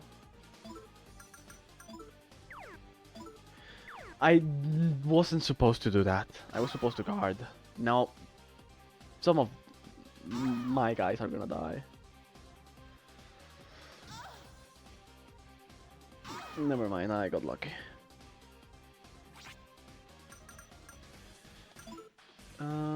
Okay, so the turn order is Tatsuya, Lisa, and then this guy. So, I go for Aquas, Magnara, and Aquas again. And that's Bane Splash. Now it works! Okay. Hey, at least it worked now.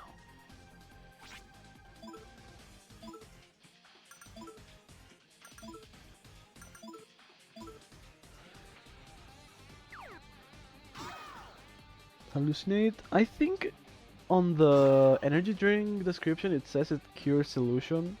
Not entirely sure though. Oh, Lisa's dead. Well, guess we'll just finish him off like this.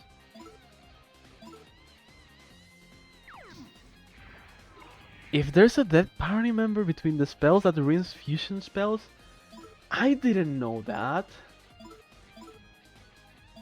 Wow, that's ass.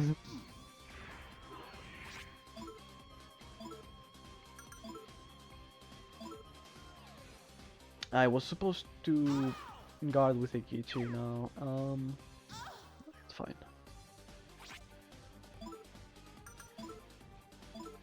So that's why. How did I not know that? Wow. I feel so dumb now. So long.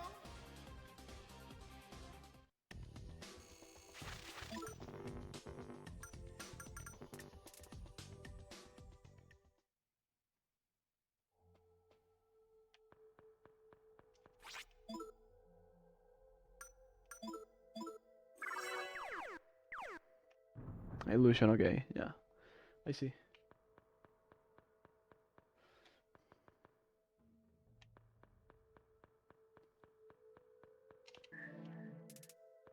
Just gonna get that. Oh, not here.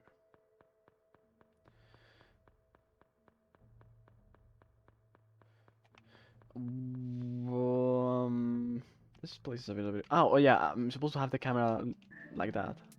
That's why I was confused.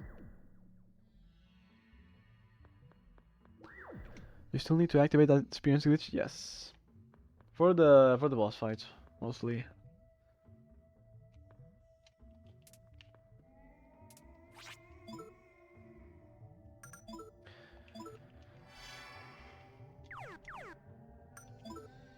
Quick save just in case this boss fight goes wrong.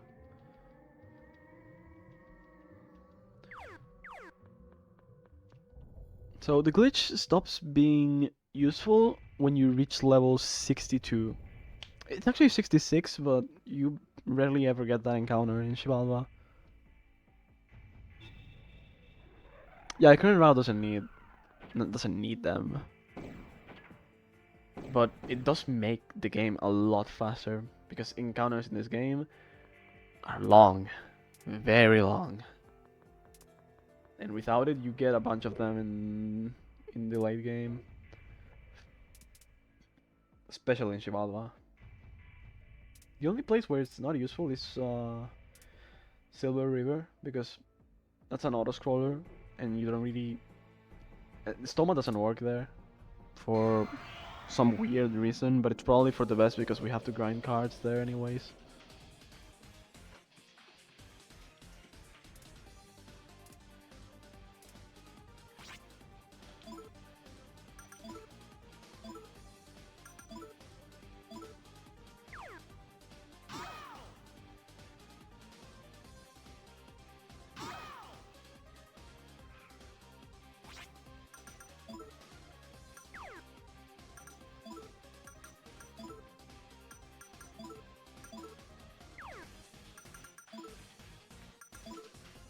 I need Paiga.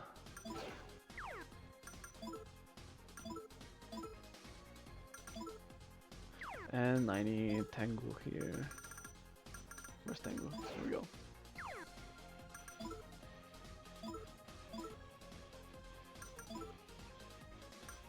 And I need Jack Frost.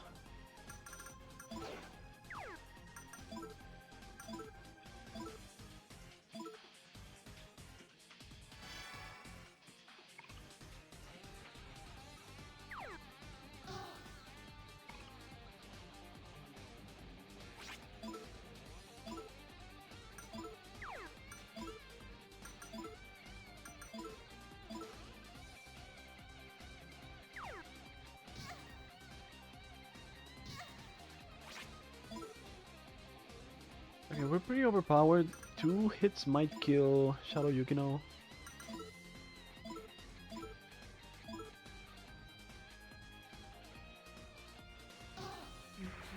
Exactly.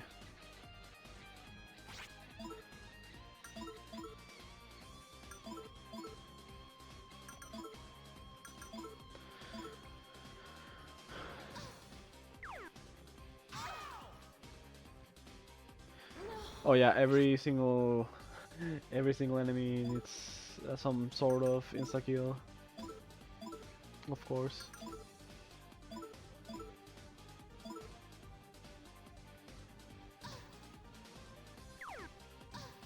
Okay, can't really. That's the attack. That's Mirage. So now I'm just gonna heal the MC.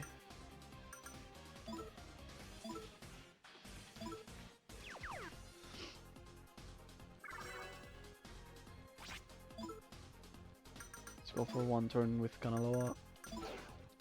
And then kill the party.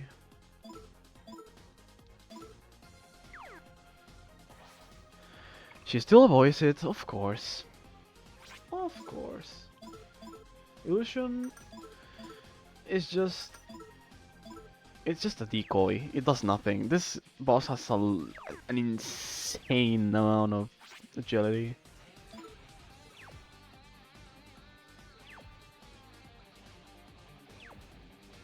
Insta-kill spam, real. Innocent Sin is just made up to... Back. It's just there to throw you off. You can't really damage me now.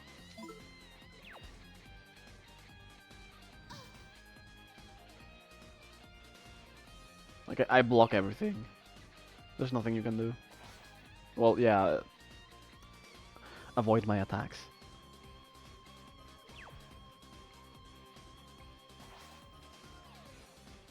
Like, non-stop. Maybe I shouldn't be gambling here. Maybe I shouldn't be gambling. Maybe I should heal Tatsuya. I like gambling though. Okay, let's just heal. Okay, I get it, I get it.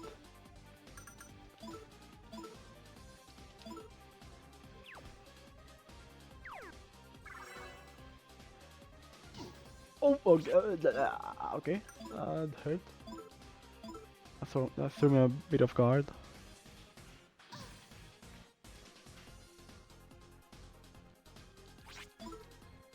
Can you die?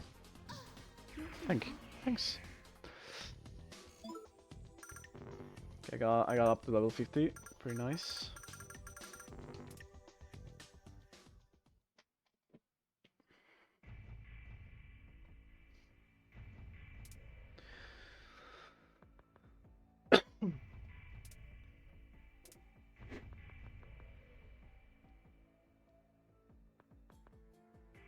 Okay, so now it's just a race to the finish line in this dungeon. Pretty much.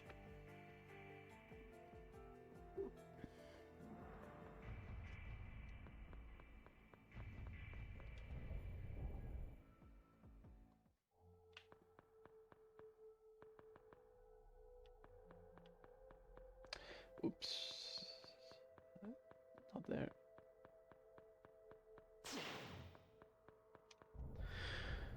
Oh yeah. From now on, we're gonna see a lot of those random damage tiles. It's pretty normal for me to hit a few of them because memorizing where they are is pretty hard.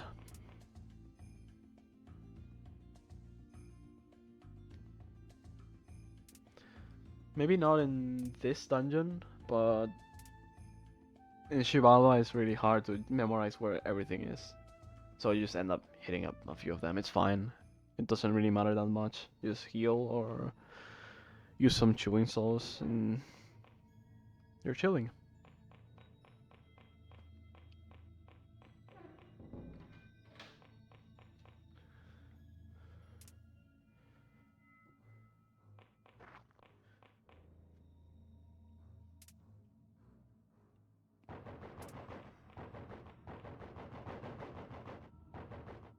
Behold the innocent sin.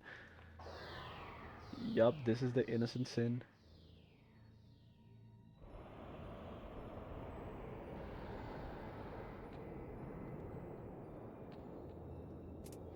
The innocent sin that never happened. It's just an illusion. Those are just the fake memories of June.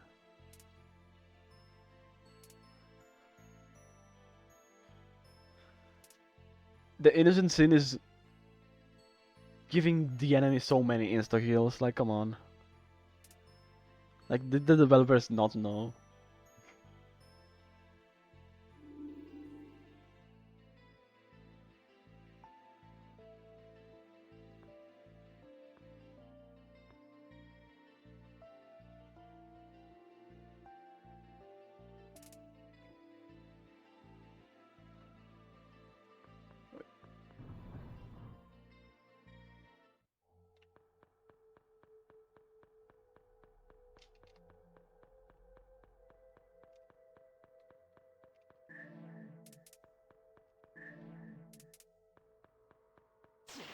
Ow. That one hurts.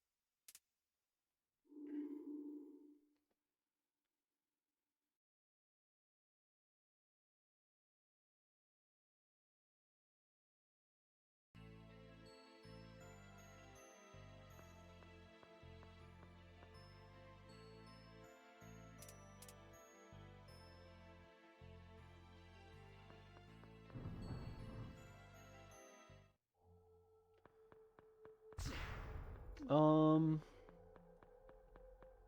Wait a second. Okay, yeah, this is the right path. Oh, oops, I have to change persona to use a stoma.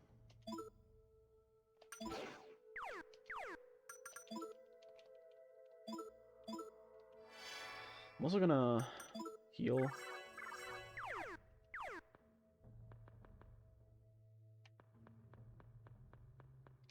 Okay, do I remember where to get the armor so far? Yes. What I don't remember where what I don't remember is where not to step.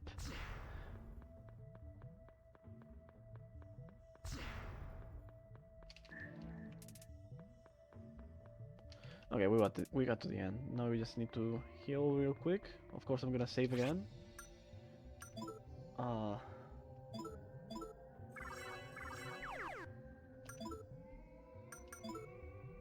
I use the miracle eggs that we just got.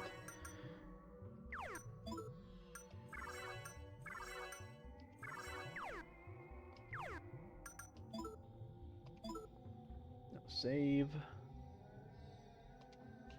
and equip the armor. I almost forgot. really important to equip the armor because if I don't, then Joker will destroy me.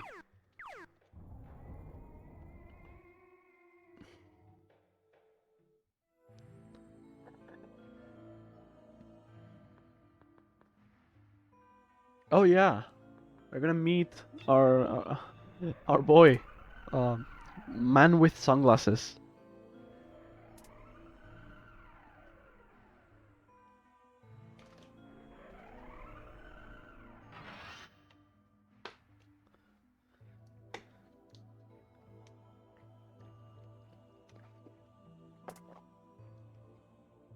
Yep. Here it is. Here he is. Man with sunglasses.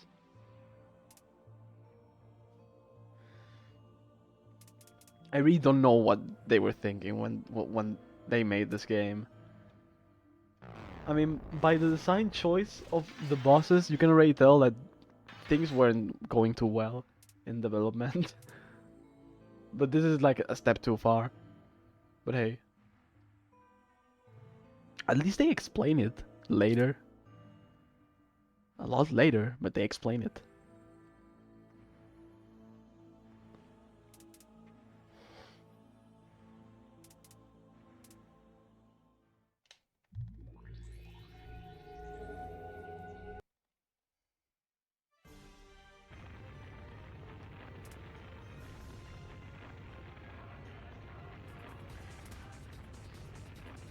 I don't really know what Atlus would do to remake this game in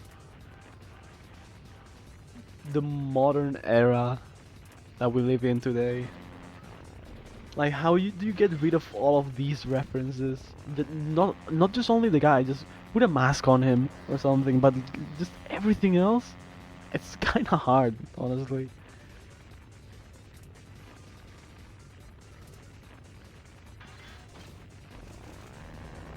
Yep, that is indeed man with sunglasses. They wouldn't, yeah, sadly.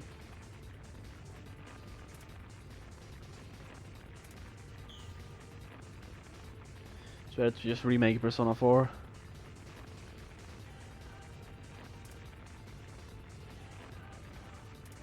I mean, I'm not complaining, Persona 4 is a great game, don't get me wrong.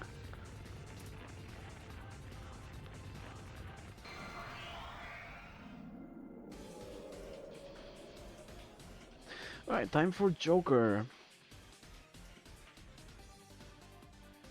This guy has some pretty annoying attacks. So as always, let's pray for the best.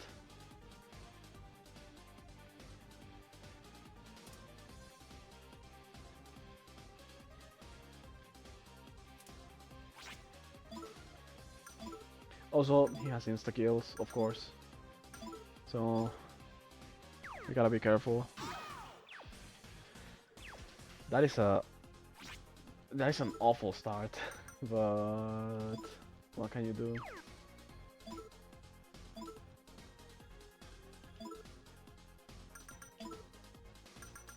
I only have 3 left. I need to use 2 of them.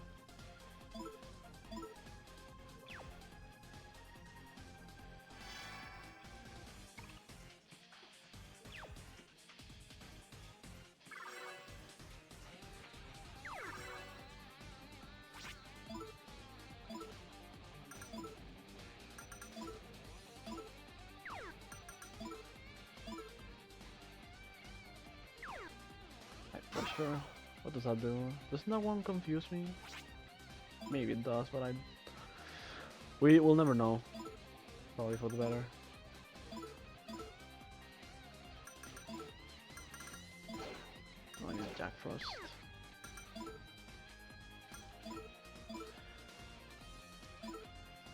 Alright, Joker has 2800 HP. So 2 of these shouldn't kill. Shouldn't. I made sure not to level up my strength too much, so that's the case. So that it doesn't kill. Let's see if that happens.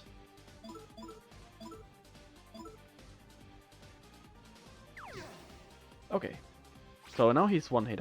He's one hit away.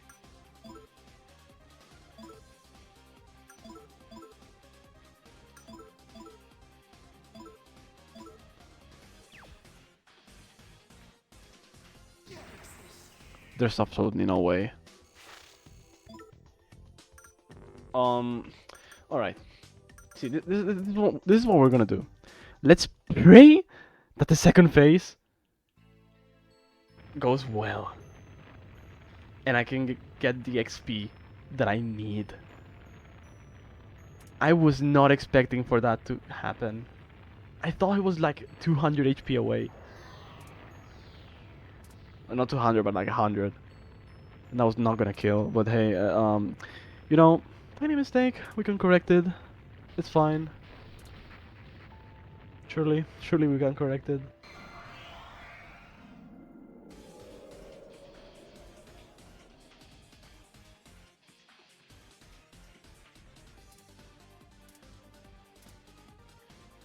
Oh yeah, just enjoy the random cube PNGs in the background. Really awesome design.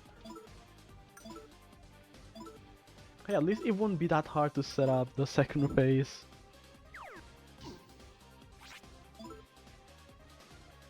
Or this, like this.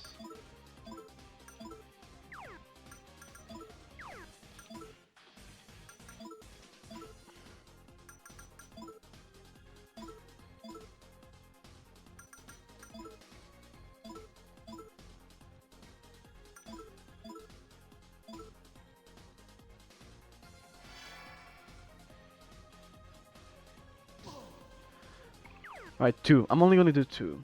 And with 2, he's gonna be 2 hits away. Well, not 2 hits away. Yeah, it should be 2 hits away with kind of.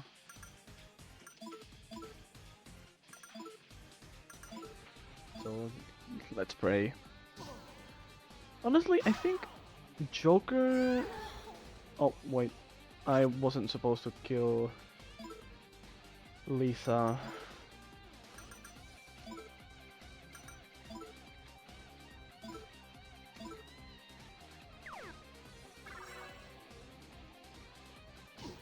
Okay. Nothing really happened, it's fine.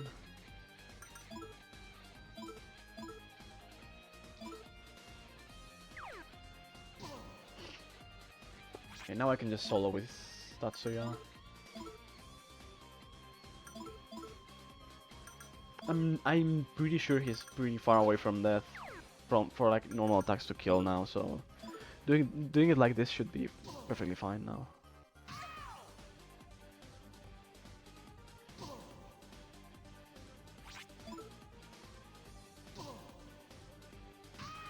Okay.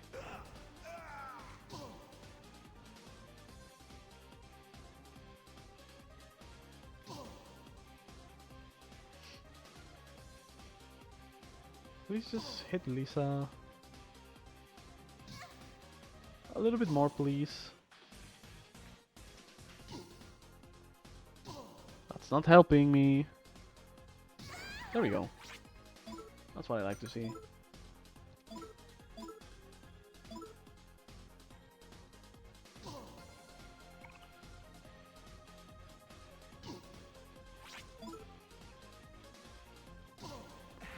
Please pray that this works now, because if not... Okay, I think that's good enough.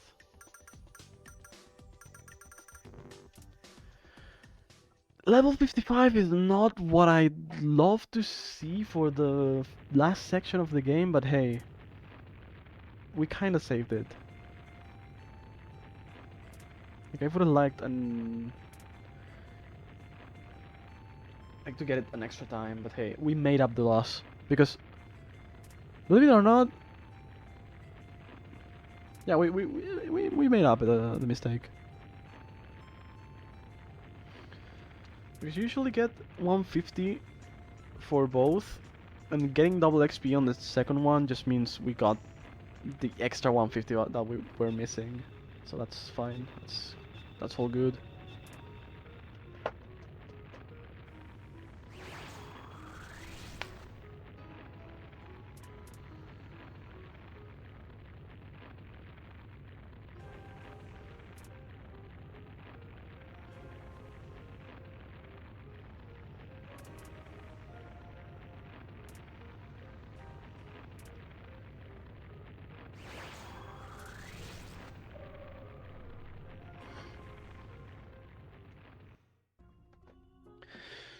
What we can do to save it a little bit is just try to get the glitch in a few of the upcoming boss fights, or during some of the boss fights in Chivalva, and that should be fine. Like I can get up to level 61, 62 without any major issues, which is more than enough to not get encounters in Chivalva.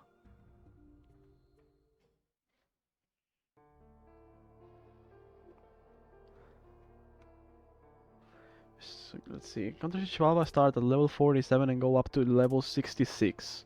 That one being only one encounter. The other ones go up to 62.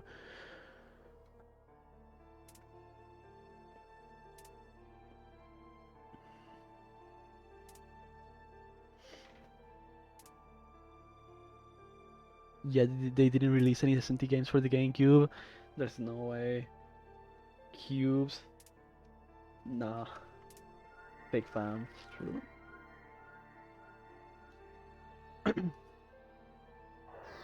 I mean, cubes come up a lot in other SMT games. Like, I still remember Nocturne having a lot of cubes in like their design, like the dungeon design, and I think even the chests.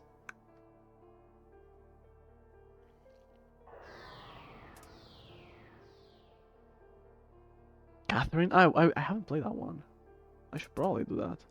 I haven't played a lot of these Atlus games.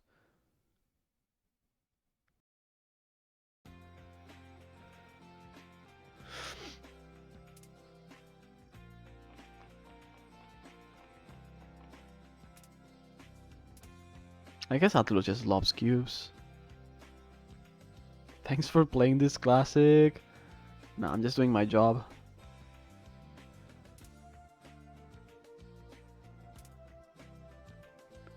And by job, I mean I basically volunteered to do this. And I'm just showing off the game.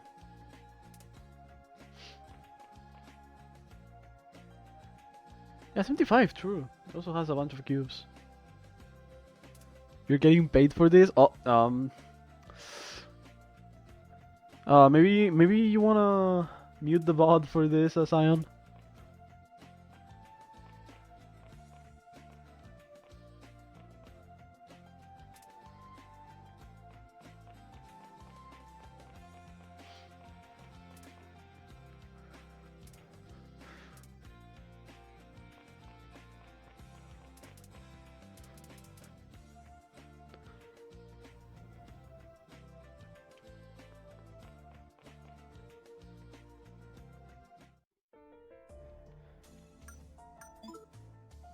Alright, so next up are the awesome, amazing temples that we all love. That aren't confusing at all.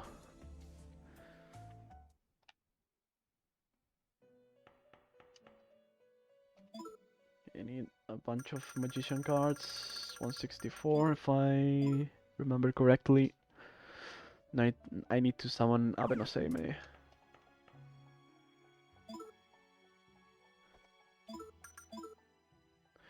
With Malakwa and the X cards.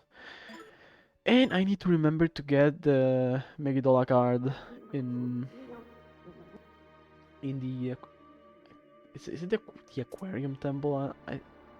No, it's the Scorpio Temple. Because that one is important for a boss fight later on.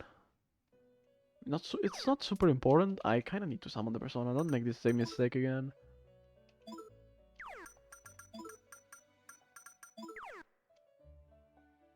And I should probably equip it. And I should probably equip Nemesis on June. So we can still use Stoma. There we go.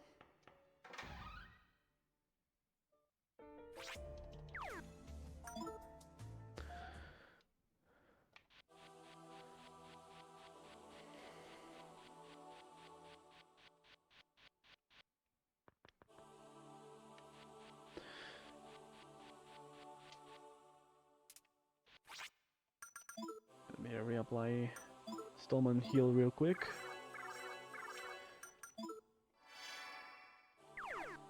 I'm not even gonna save for these mini boss fights. It's definitely not worth it.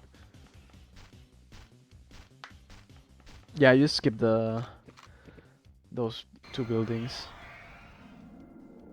Since you don't really get like a true ending, like there's only one ending, you just skip it. It's faster. Hold on, set turn order. Let everyone, let all the enemies take their turn first, so you don't mess up the like anything in the order, anything.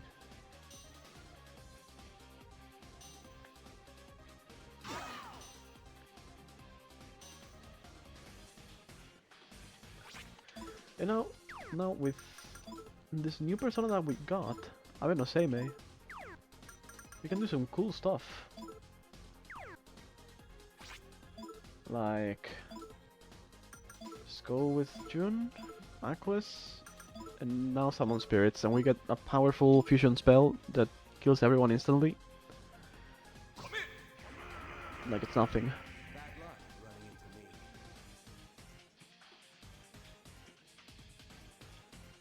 Oh, of course.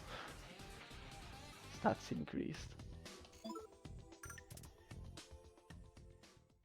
Also, if I go for the XP glitch in some of these random fights, it's because I'm gonna try to. I'm trying to squeeze as much XP as I can here because I messed up in the Joker fight. So I kinda need to do that.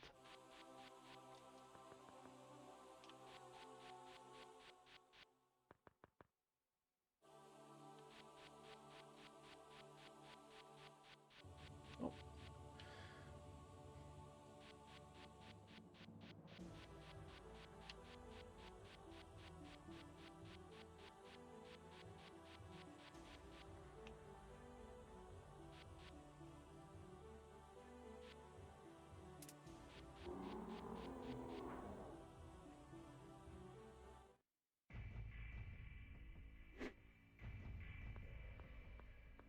Just a bunch of swirling Taurus pictures. Yeah,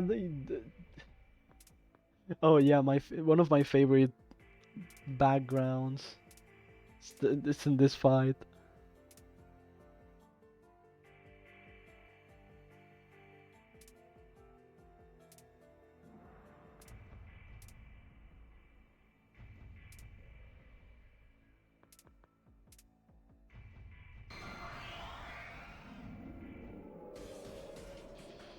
Just a bunch of rocks.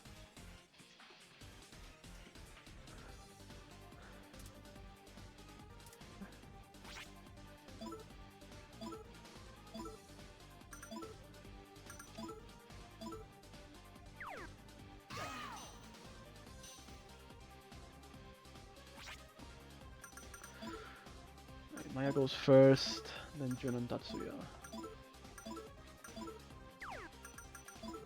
So what we want to do now is level up Maya's new persona. And now we kinda need to use wait, where's Tengu? Oh, Hermes, I mean.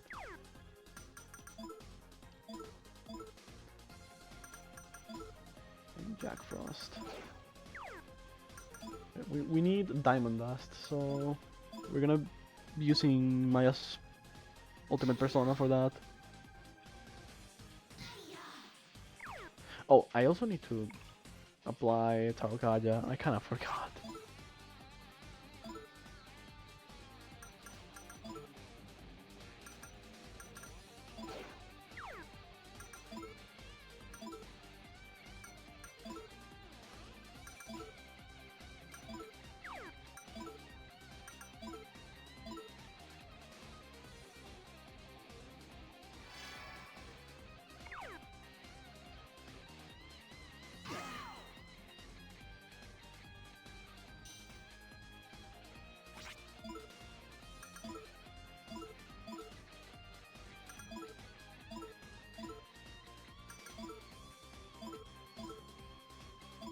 Alright, 2 more turns should be enough.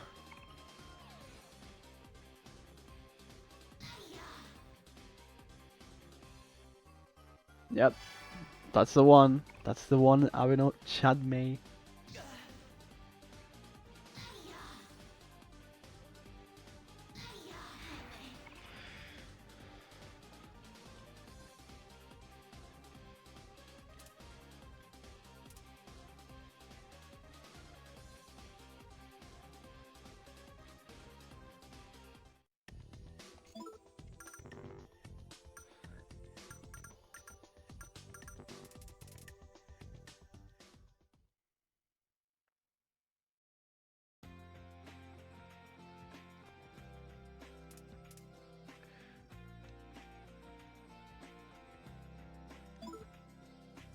I forgot to. No!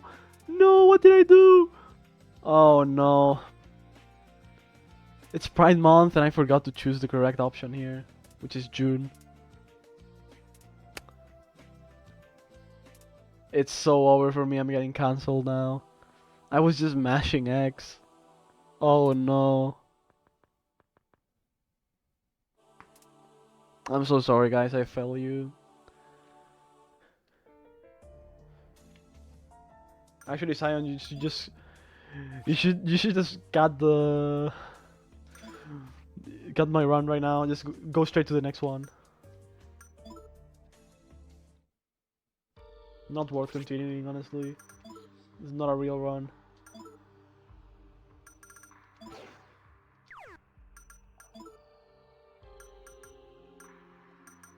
Nemesis.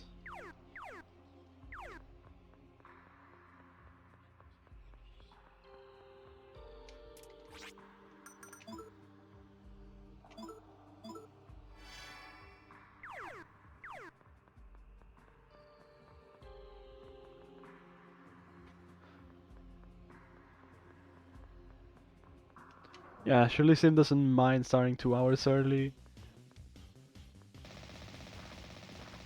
To call my willpower not to switch to intermission. Wow, you're such a good person, Sion. Not cutting me off for that. Letting me continue. That's so kind of you.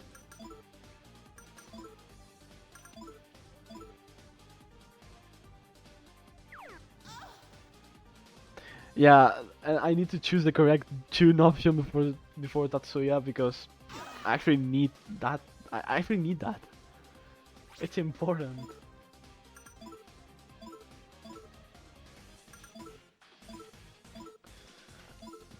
If I don't do that, Jun won't like me after that, and they won't like Tatsuya and Jun won't be able to interact for negotiations, and we need them to interact for negotiations for Silver River.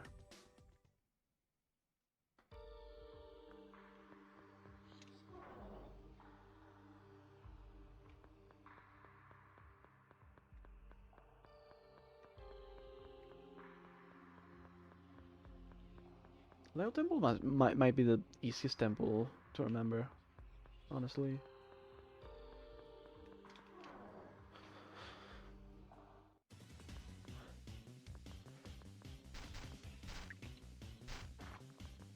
Like the next one, the Scorpio Temple is.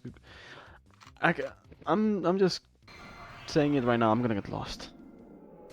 As long as I get the Megidola card, it's fine.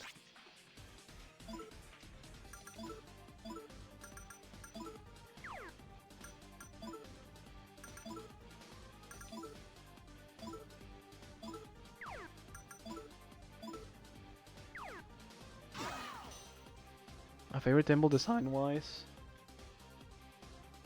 Good question. And Caracol goes kind of hard. In terms of dungeons in general, if you're talking about the temples overall, then I don't know. I don't really have a favorite then.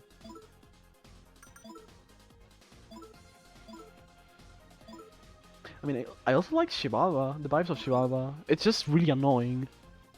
Sorry about that.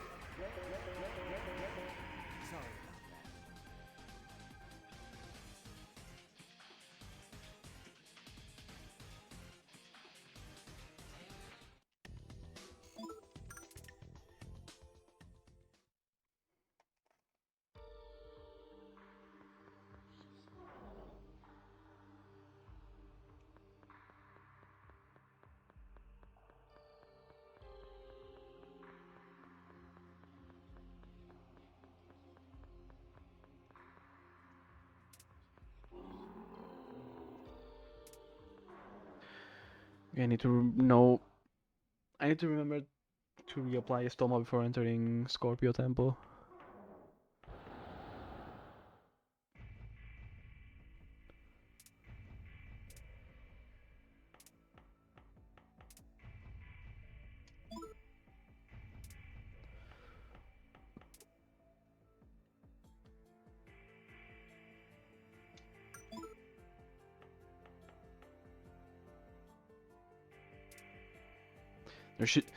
There should be like a fourth option there that says I'm in love with him. Honestly, that would be pretty funny.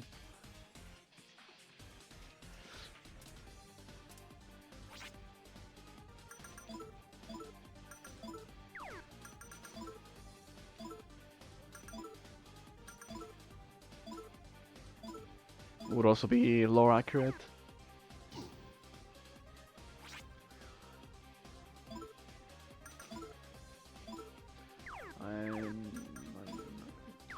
Actually, wait. Wait. Can probably do this. This, not this. I'm just making this up a little bit, but it should work.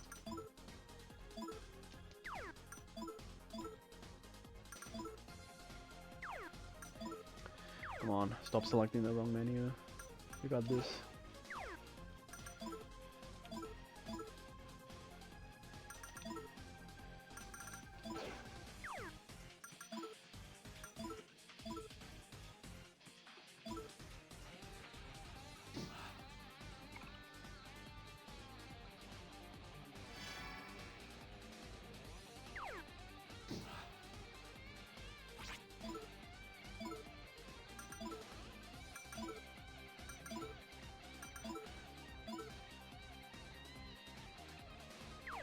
This background looks like a slightly less trippy Earth 1 environment.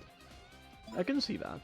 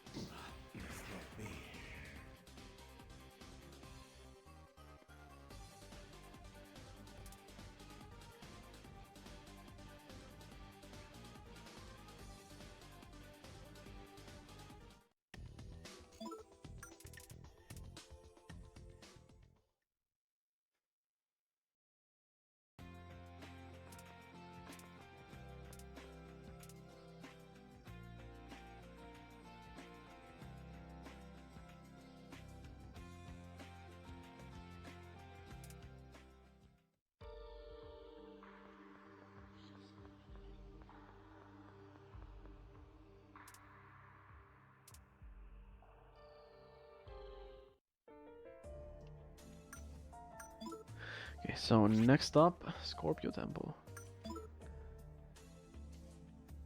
Oh, now we have to buy some stuff from Tony.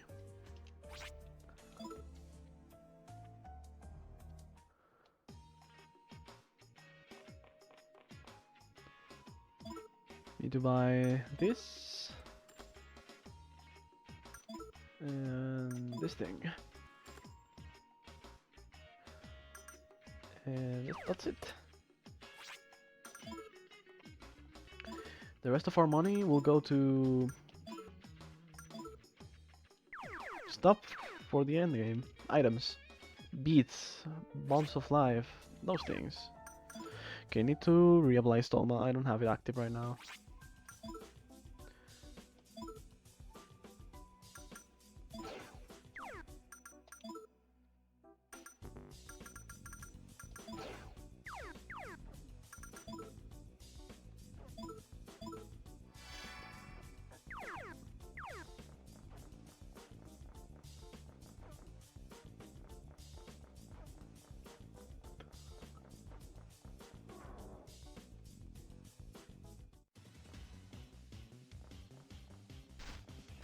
Yeah, thanks, Tony.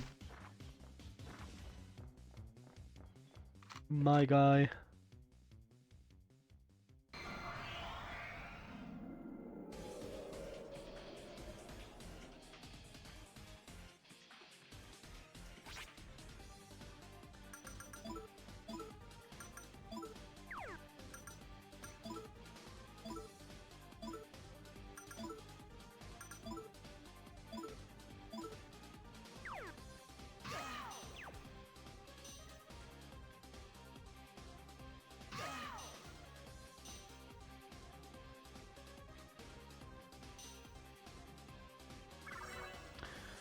Should you join the same level as the group's average? Good question. Because I don't know the answer to that.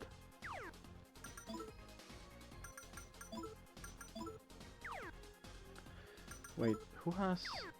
Never mind. Let's just do this.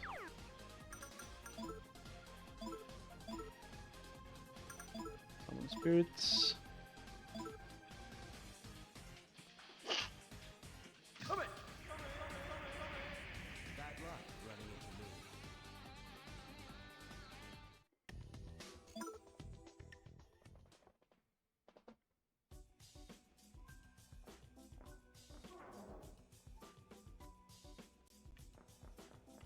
Alright, this is the part where I don't remember where to go. Honestly. I think it's like here. But now I'm completely lost already. I believe this is not the right place. I'm just gonna run around, try to figure out where the... Yep, this is the ending. I don't want to go in here just yet.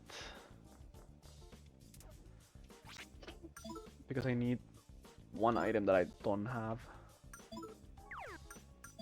I only have Miracle Eggs? Oh no.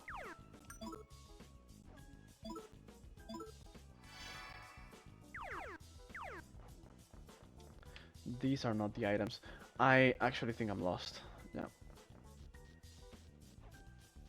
I think I'm supposed to take the other stairs.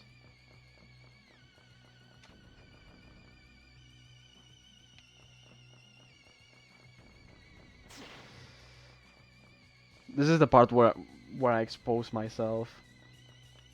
Yeah, this is the part where I'm supposed to be at. I'm pretty sure. We go down here. And here it is. No, not here. Actually, no. I lied. Where is it? I'm pretty sure it's down there where I'm supposed to... Oh my god, I don't know. Yep, I'm just exposing myself right now. Again, what am I doing? I need to spend another one of these. I'm just gonna make a save, just in case. See.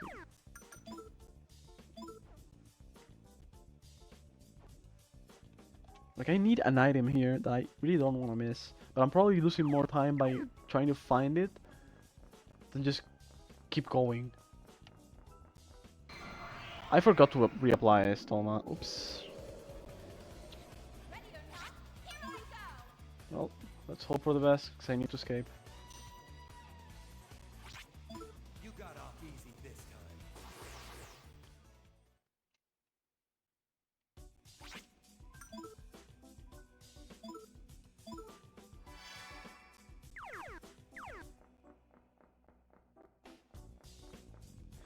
I don't want to go in there because that's an extra boss fight that I don't need to take.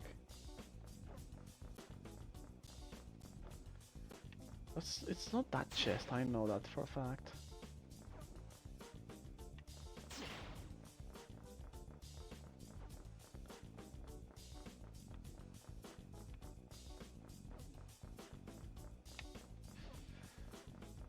Then which one is it?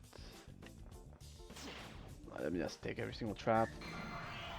Yes, that's not the chest, I think. Might not be this one. I should have just got to the boss fight, honestly. Just taking like 2 extra turns in that boss is faster than doing whatever I'm doing right now. I'm just gonna walk without Stoma.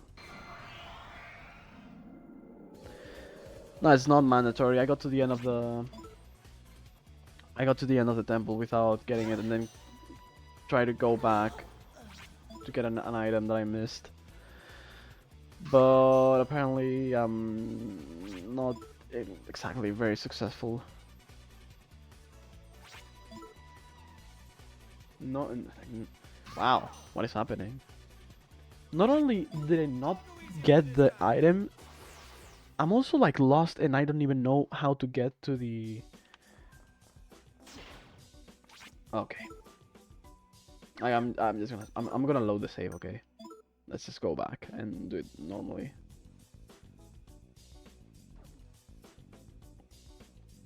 I don't want to waste any more items. I'll just write it down for later. Like I knew this is like the only part of the game where I'm like actually truly lost in. Like I don't really know where to go. Oh, what am I doing?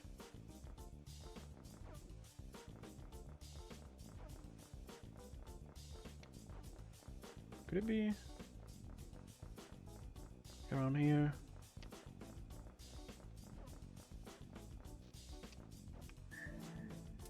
Nothing inside. Yeah, I don't think that's the one. Let's just go back to the boss fight. I'll figure it out.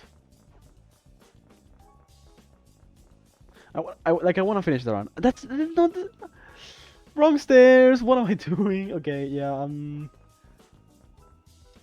officially lost. Like I'm really lost. Okay, there we go.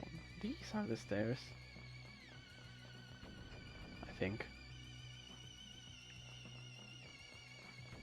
Oh wait, actually, hold on. I think I'm remembering.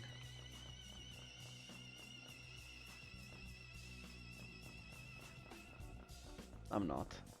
I lied. Not only this. Oh, okay. How did bro get lost? Okay, so I needed an item that I couldn't find. I got to the end of the dungeon by accident, then went back, and now I'm lost, like truly lost. Like I do deserve what I'm getting right now. This is 100% my fault. I shouldn't be doing this. I should have been prepared for this better than I am. Just ignore everything that just happened, okay? Let's just act like the past 3 to 4 minutes never happened. I'm still ahead of the estimate and even able to get sub 6 without any issues.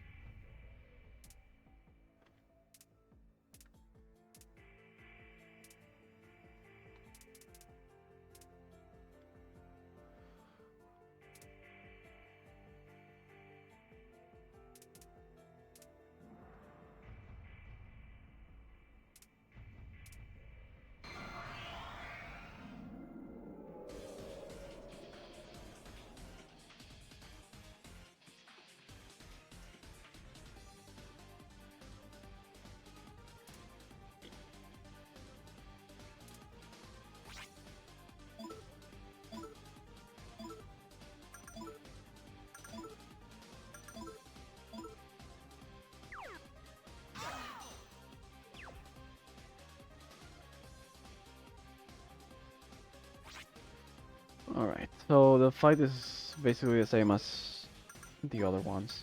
Nothing crazy. Just Tower Kaja, Sonic, like Sonic Punch, or not, Pegasus Strike. That's it.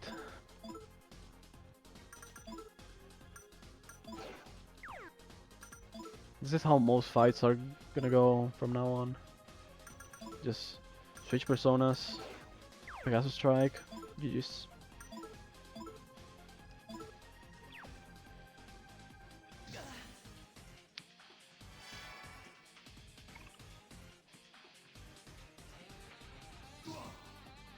Like that's a lot of damage. That is a really high number.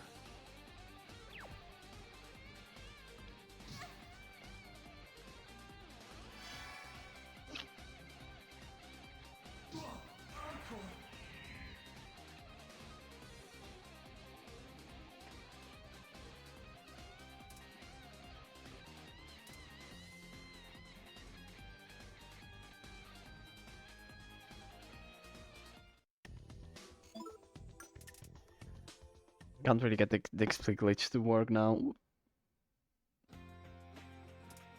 I can feel myself getting physically tired. This is this is a normal occurrence with this game. As you keep going on, maybe your mashing isn't on point anymore. It just randomly stops working. But whatever, that's fine. Just gotta keep going.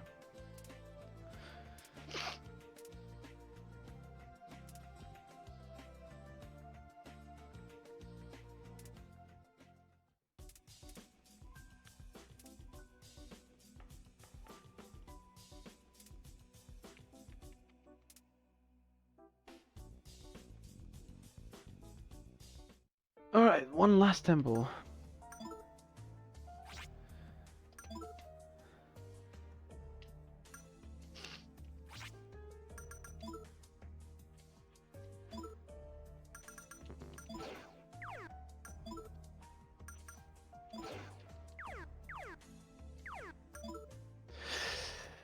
Thank you. I appreciate the words. Like, this is the thing with long runs. Whether you like it or not, you end up getting pretty exhausted after a while. Maybe I'm not used to long runs at the moment, but they are still really tiring. Like, like all the power to the people running the longer Persona games, because this one isn't the longest one, not even close. I think Flutter is doing best, right? That's 20 something hours. That's crazy.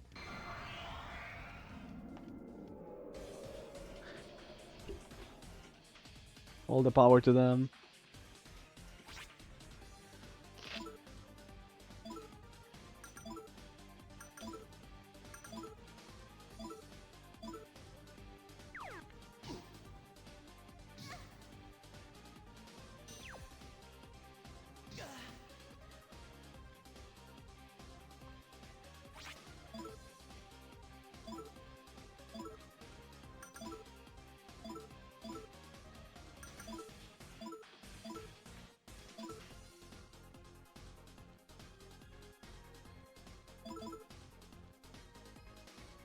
Comment?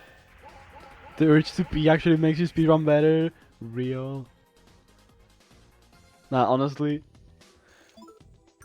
I still remember my first Persona 3 reload run. It was 11 hours, I didn't pee a single time.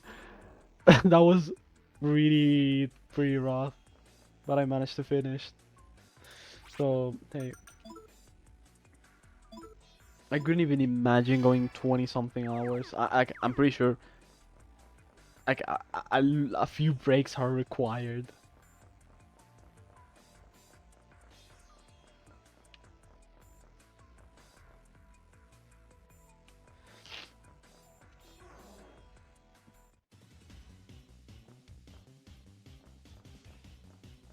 Go as low as 19 or as high as 24. The game decides that it's really they really hates her. Oh my god. Yeah, Fest doesn't look like a really helpful game.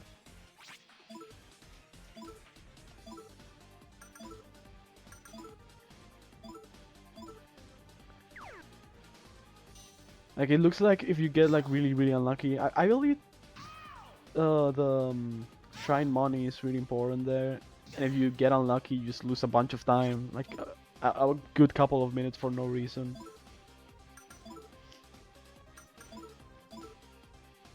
It looks pretty dumb, so yeah, all the power to her. Like, that's crazy. I think I need. What am I doing? I need. What is it? I just blanked.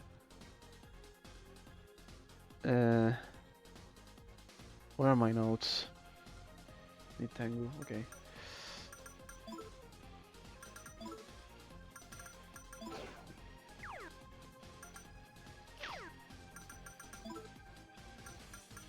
Oh, yeah.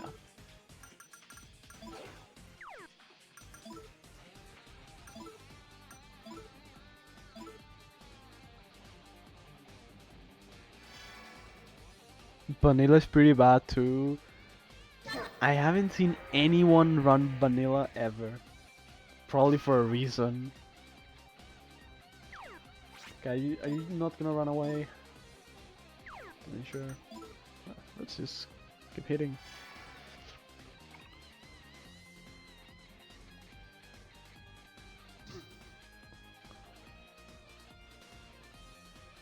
Oh, how much more time left?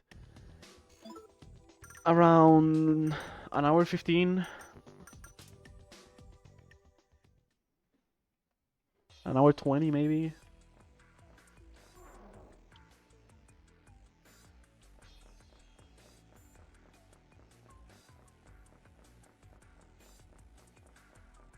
Oh.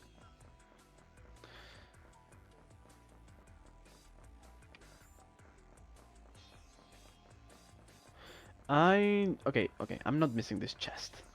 This one is easy. It's here.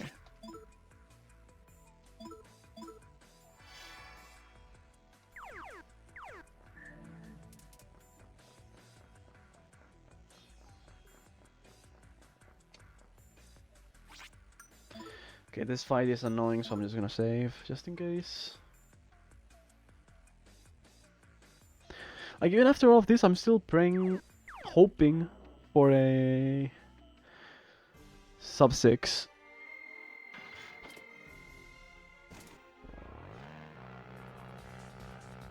27 hours.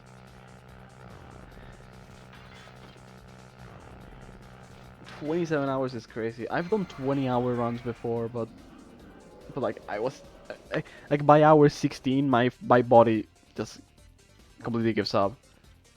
I'm basically just a zombie after that. I couldn't imagine going for like another 11 hours after my body just decides to go into full autopilot.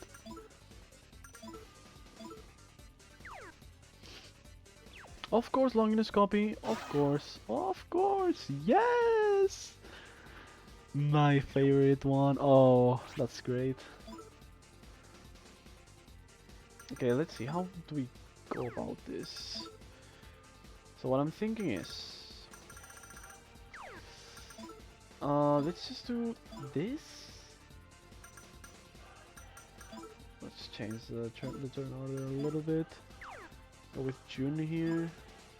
Aquas. And let's just equip Avenosame on June. And do it with June instead of Tatsuya. See how it goes.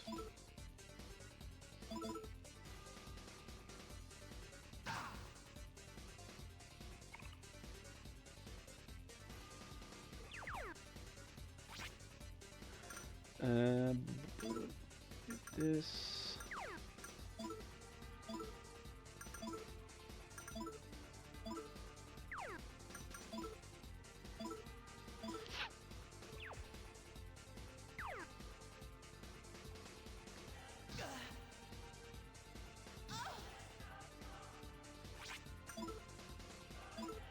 No, not standby. Auto. There we go.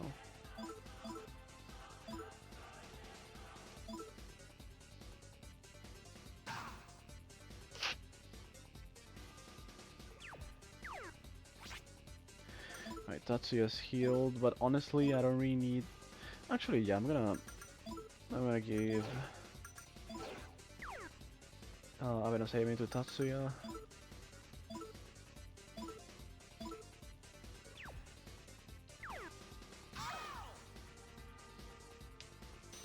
Because Tatsuya has DX maxed. And of course, it was for nothing.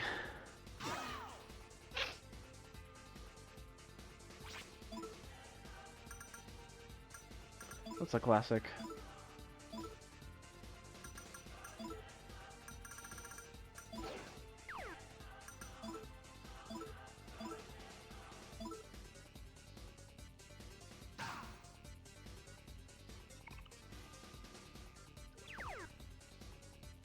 Oh, didn't guard in time.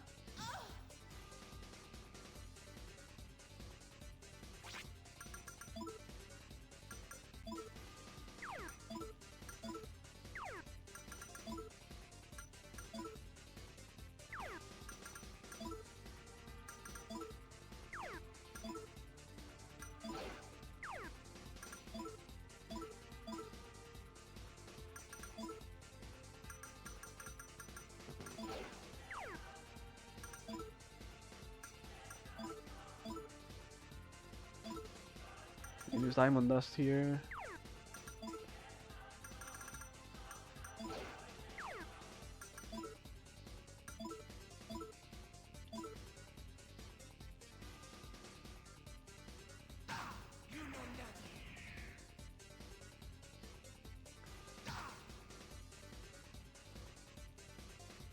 I'm not even gonna guard. Like, who cares? At this point, doesn't really matter. These two are gonna die soon. Like that soon. Okay, okay, not bad. Level 59, we're super close to being like optimal level, which is 62. Again, we can get that during Shivalba. So it's fine.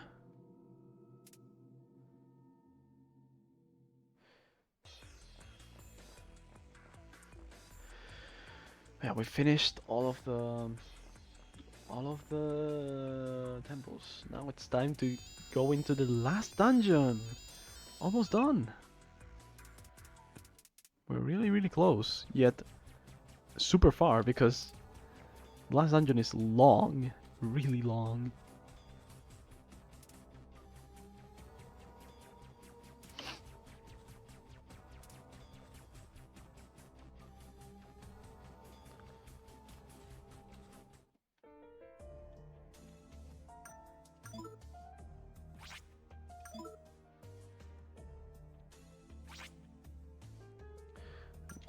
We're gonna buy. No, we're gonna buy some bombs of life, some beads. Maybe just say 5 of these. Actually, I'm gonna take more, but I wanna get like at least, let's say 12 of those and a bunch of chewing souls, as much as we can. Honestly, let's just do more like this. Get one more. Oops, didn't mean to do that. 10, 9. Yeah, let's look like that. No point in saving any money, we're not gonna use it. So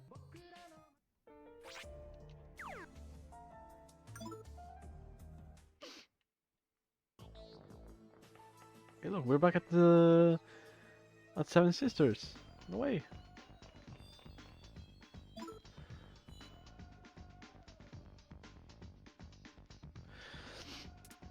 Alright, so Silver River takes about 10 minutes.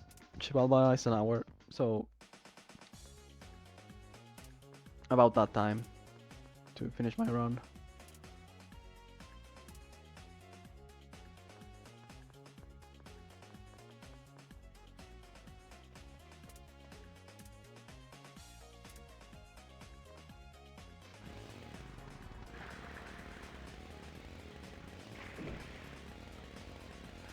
And it's all because of cutscenes. Like, Chivalba is just a normal dungeon. Yeah, it's bigger than usual because it's a final dungeon.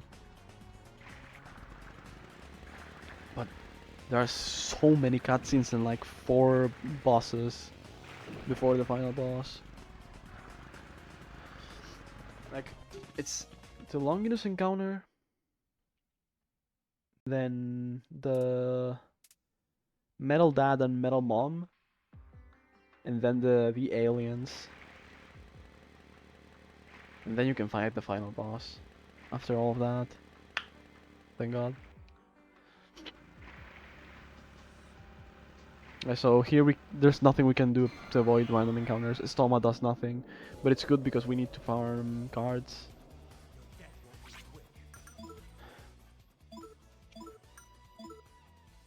And for that, we're gonna do some pacts. Pacts here give an insane amount of cards, so we only need like 3 or 4 of them to get enough cards.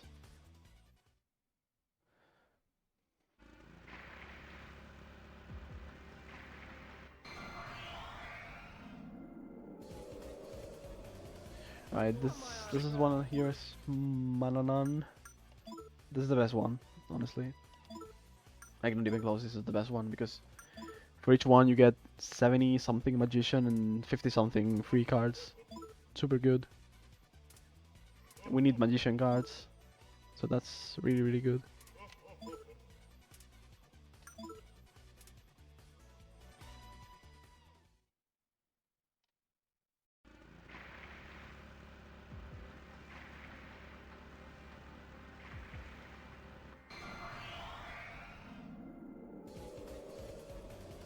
Do you want my autograph?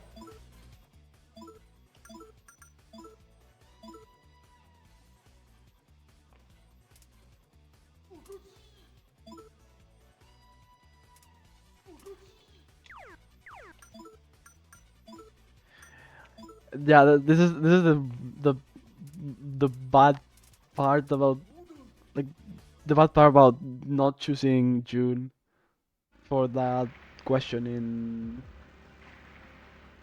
the first temple. The fact that it says best friends instead of lovers. It would say lovers, but not, now it doesn't. Seeker is also really good because we need tower cards.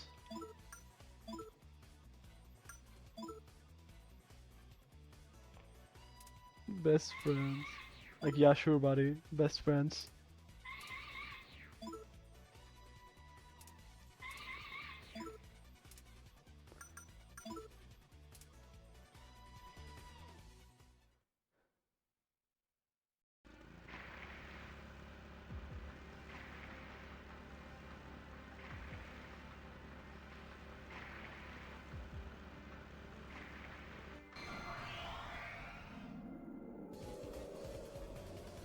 I don't want to fight. This encounter isn't the best, honestly. Let's just let's just get out of it as soon as we can. We're not gonna get anything out of it.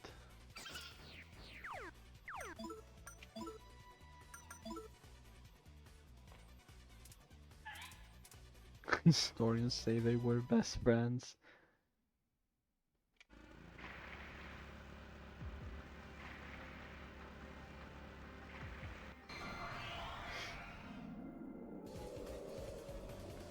Out of my Okay, good one. Would go. Good one. That's awesome. Impressions.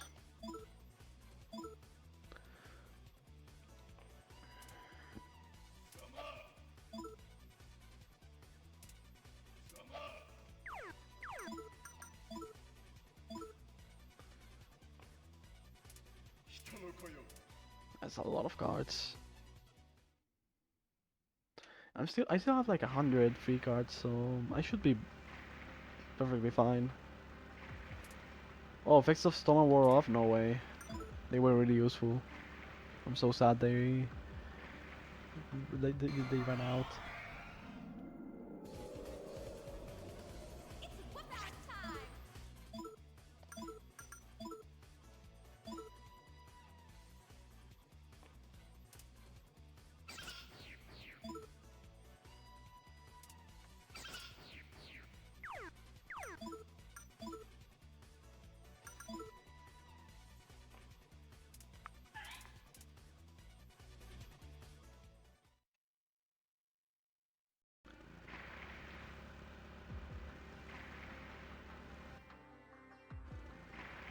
Just give me one more good encounter and that'll be it.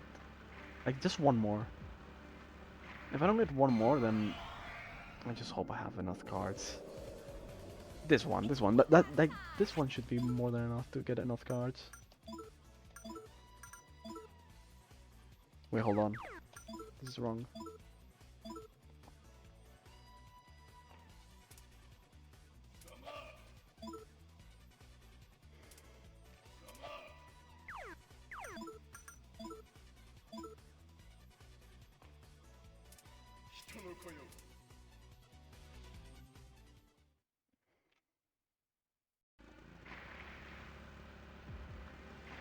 Alright, almost there.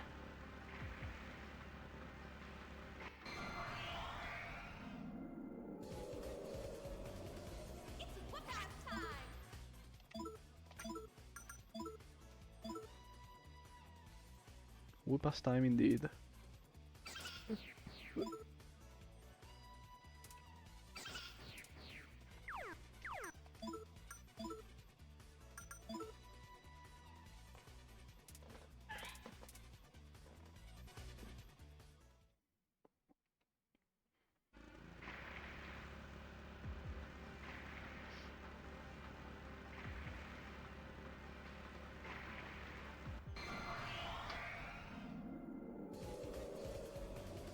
All right. Out of my way. This is perfect. Because now we can be 100% sure that we have enough cards. Like 100% I have enough now.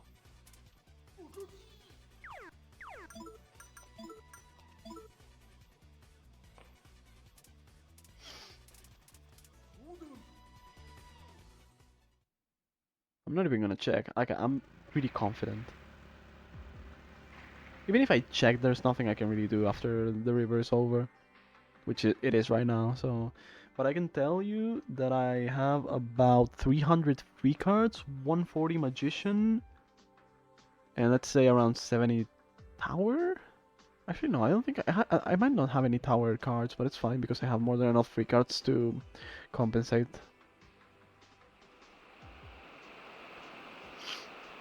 Because I need 216 magician and 144 tower. So I basically just have to use 70 for magician and then the rest can go into tower. Usually you just dump every extra free card into tower. Last run I had like 290 extra. So yeah, I think I'm fine.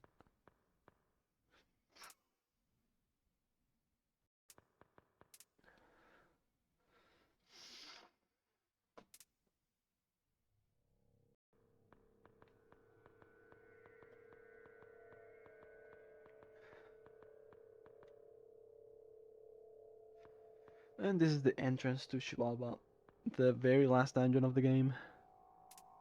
The insane long.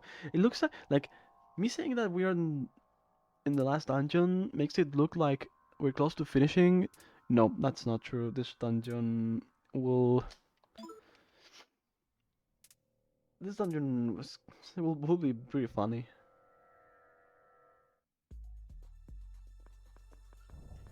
It has a lot of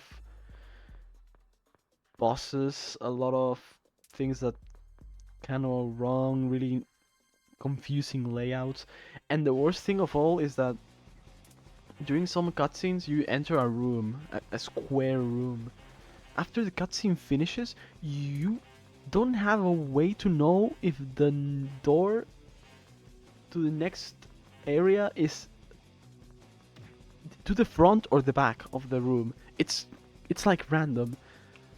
It places you at random places with random camera angles and you don't even know where to go. A lot of times you just get the doors mixed up. It's really common for that to happen. I need to reapply Stoma.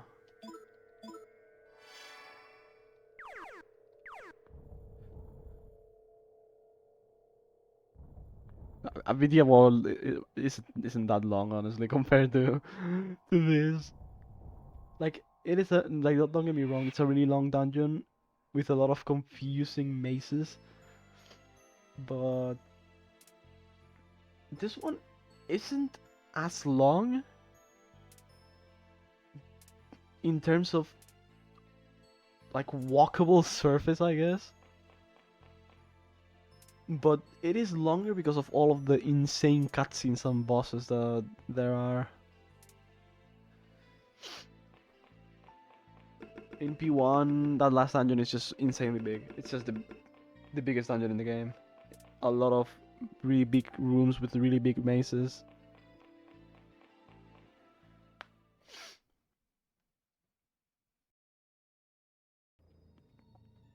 Like from here, which one is the correct door? The one in front of us or the one in the back? You never know. I'm going for the one in the front, which is the right one, of course. I knew that one. But like they are random. Not random. They are always the same one. But like this place looks the same everywhere. And sometimes, as I said, there's a door in the front, sometimes it's a door in the back, and you don't have a way to know that, other than just memorizing everything.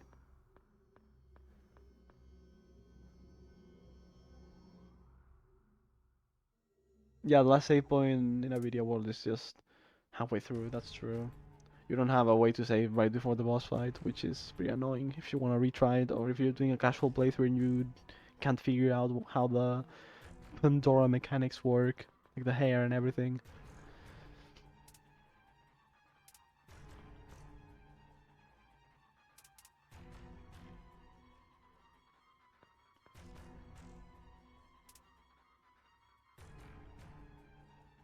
Here, at least this one is easy to guess because it's like you have the character there burned as a reference. Oh,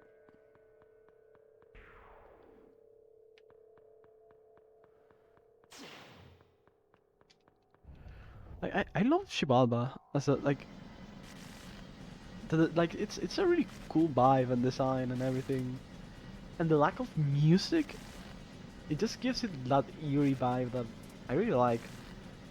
Like the dungeon though, the bosses, everything, nah, really annoying.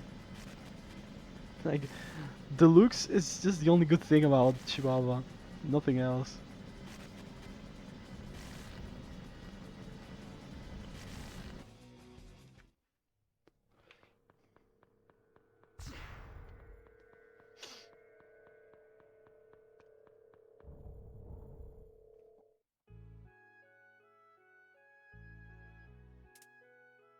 The Metal Gear Solid microwave hallway.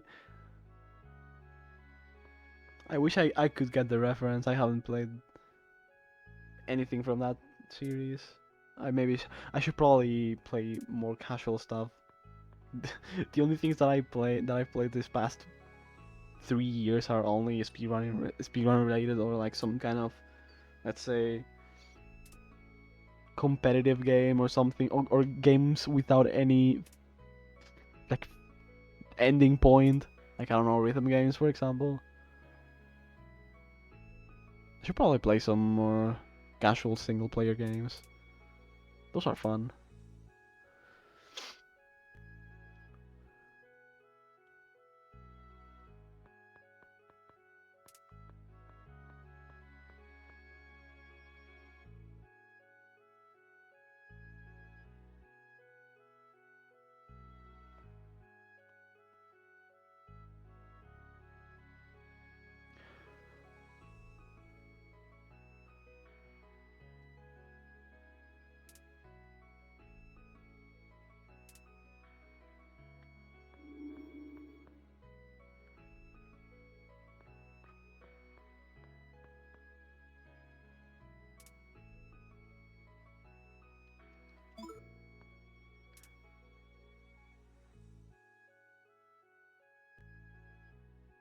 Okay, so I don't know what door I'm supposed to go through. I think it's the one in front of me. But I don't really know.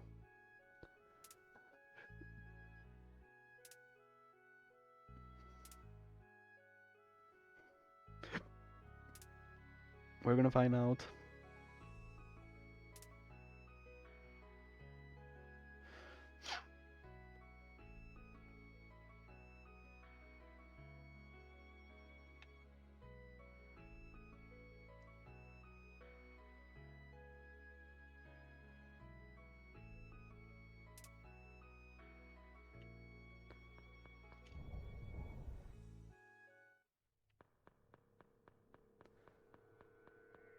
Oh, yep, that was the right one.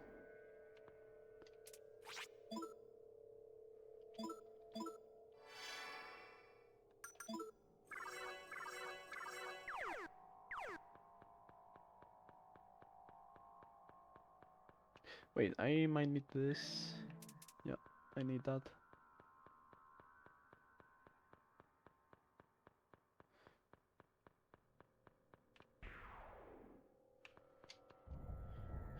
Okay, I think it's like 2 more holes before we get to our first boss fight.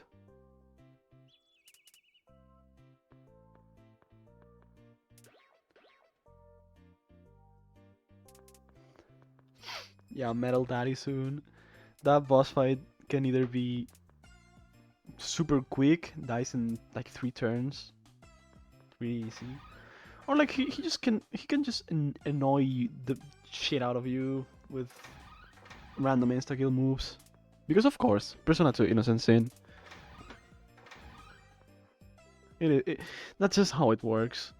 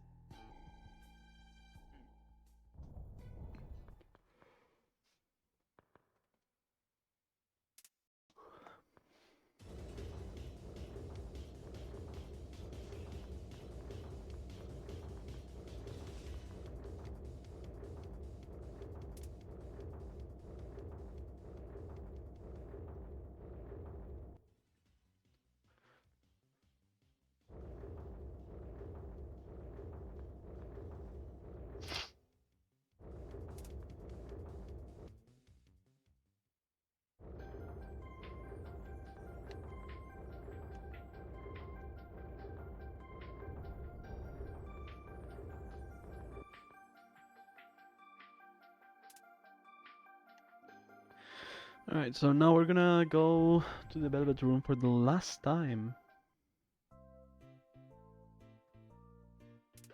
This dungeon is an anxious person's worst nightmare. Yeah, definitely.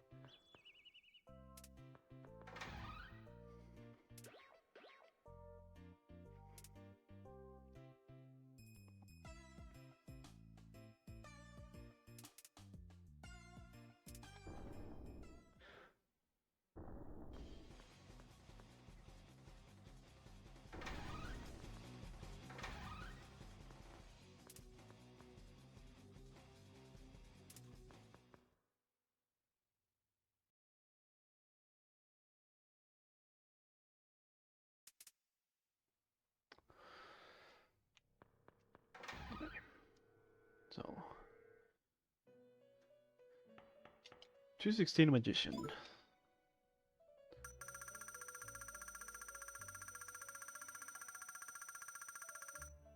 Good.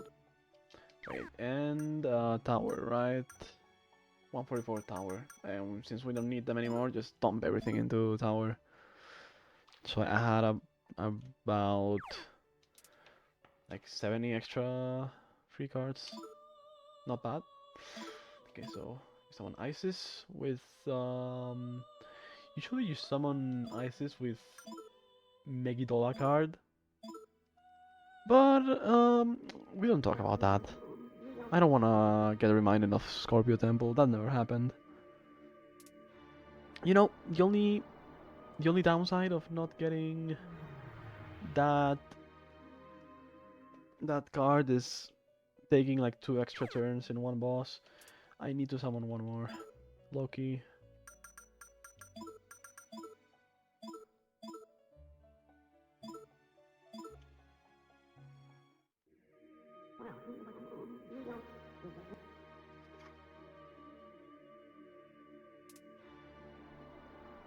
Okay, so now we're gonna swap some personas around. Okay, the idea now is all of like these new ones to empty slots, not that far down because then it's just a pain in the ass to menu there. And now Isis will go to, I believe, June. Then Nemesis goes to Ikichi. And Maya Artemisia. Am I? Not fun. Gotta make sure I don't miss a single one of them. It's through this door. This one is pretty easy to guess.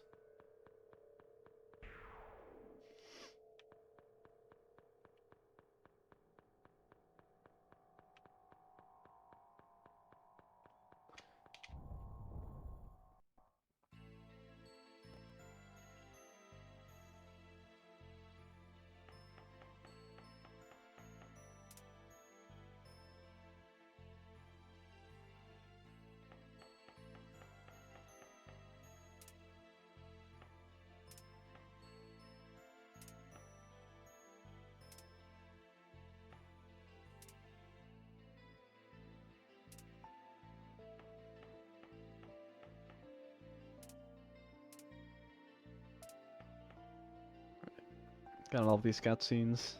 Little break time.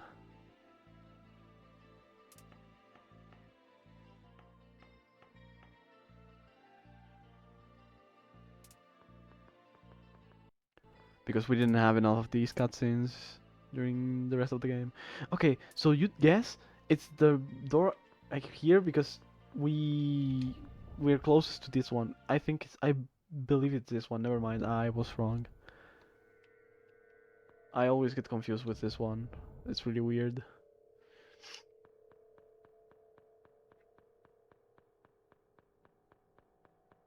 I kinda need to get here. No, I actually don't. I came through there.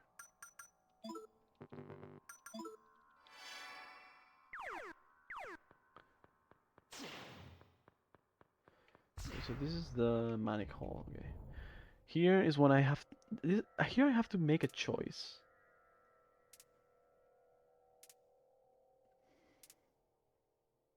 And agree with Maya. And in the next hall is the first boss fight of this dungeon, which is Longinus 1, 2, 3, and 4. Of course, Longinus fight, very annoying. Getting sealed is one of the worst things in this game, so we don't want that. I don't know which door is the right one. It's not that one, of course. Like, see what I mean? Like, how am I supposed to know that the door closest to us is the correct door? Like, I just can't. It's just a random guess. Did I? Oh wait, no. I'm just really low level for this guy, right? Yeah, this guy's like level 60 something, 60. Yep. Yeah, if I didn't kill Joker accidentally, this guy wouldn't be an issue.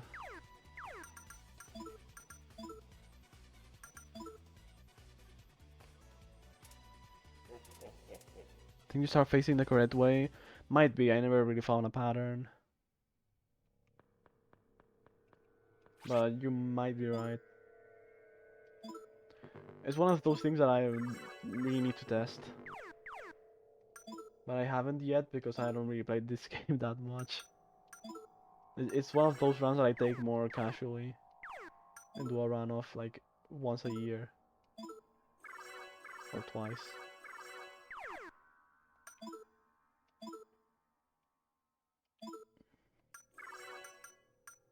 I think I'm fine. Just gonna save. Of course. Just for extra safety.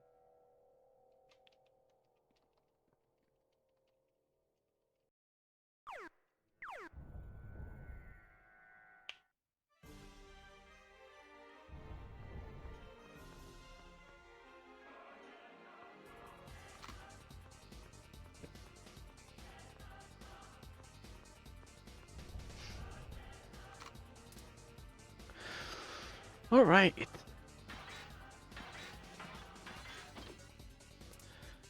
Please don't be a pain in the ass. All I'm asking for. That might be asking for too much, honestly. But let's see.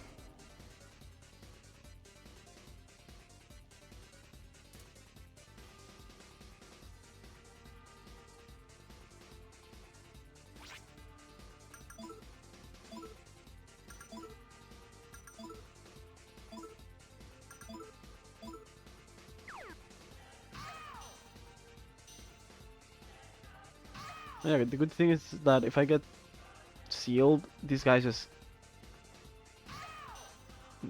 they reflect themselves to death. Okay, not too bad so far. So what I need now is someone to make a Kaja, and I believe I don't have. I believe I don't have that. I also don't have Megidola, so we're just gonna wing it.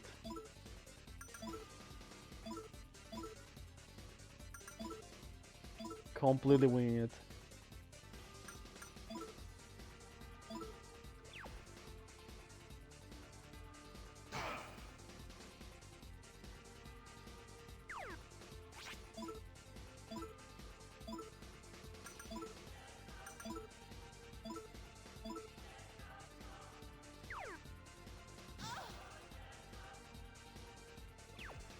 Okay. Gonna hit someone with that. Keep hitting Eikichi. I'm fine with that. Let's move Maya up here so we can do 1 Diamond Dust. That's some extra damage. You can't do that, unfortunately.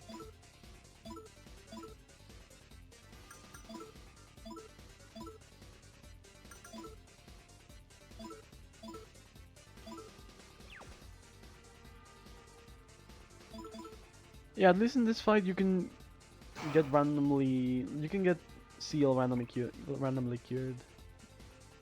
That's not the case in one of the fights coming up.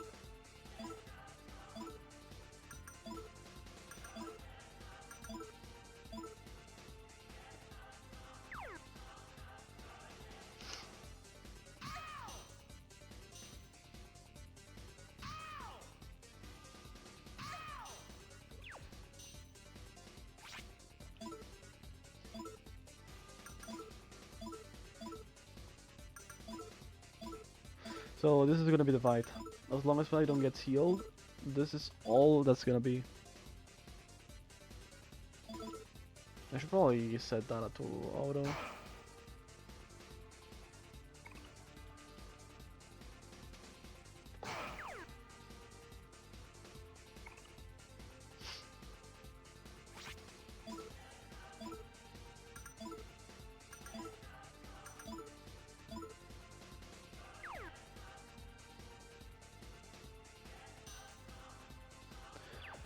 Alright, I can take that. Yeah, that's fine.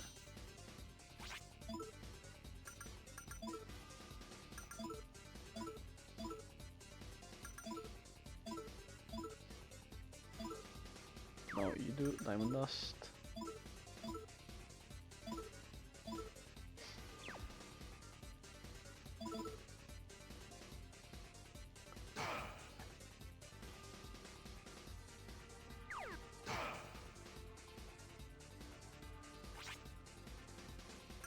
Let me do something real quick.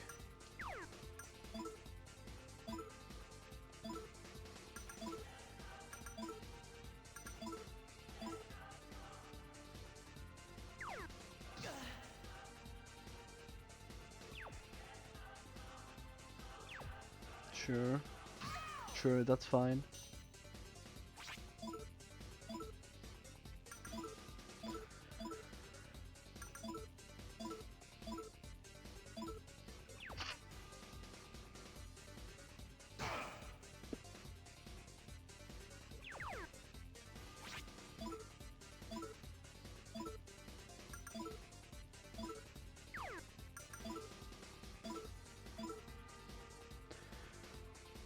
Shouldn't take that much longer.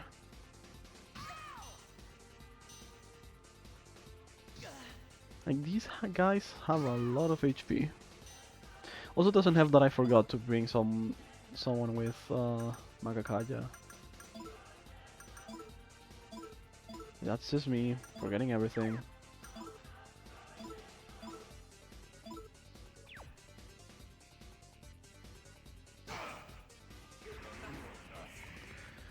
I know nothing. Awesome.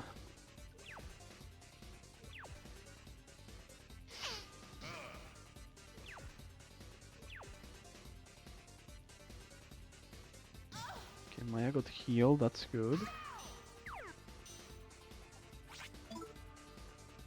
So that means we can probably do something like this.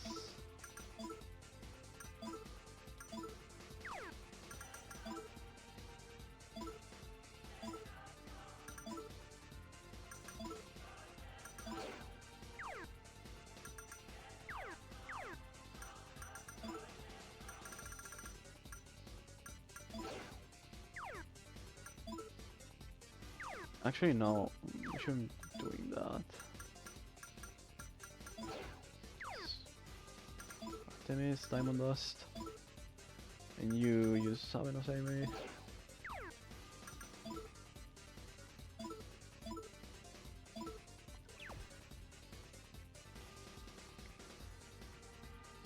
And it didn't work.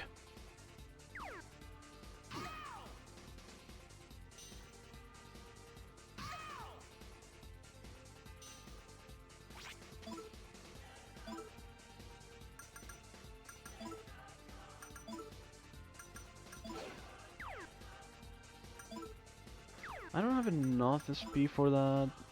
Okay.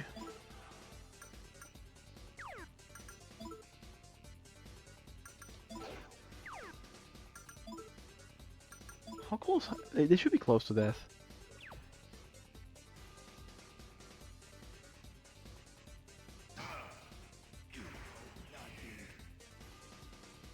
Wow, this guy is really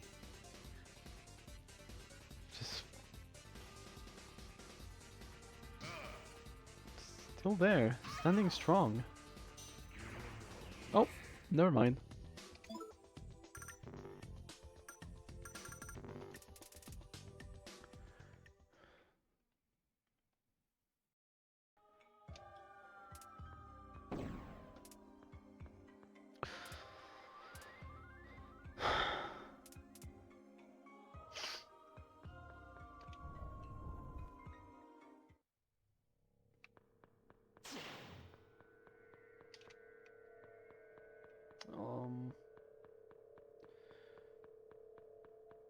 Wrong place. Yep. Here. This is the Daddy boss fight. Right after the Longinus boss fight. And again, this boss fight can can go two ways. Either we beat him in 3 turns super easily, or he just keeps insta-killing everyone.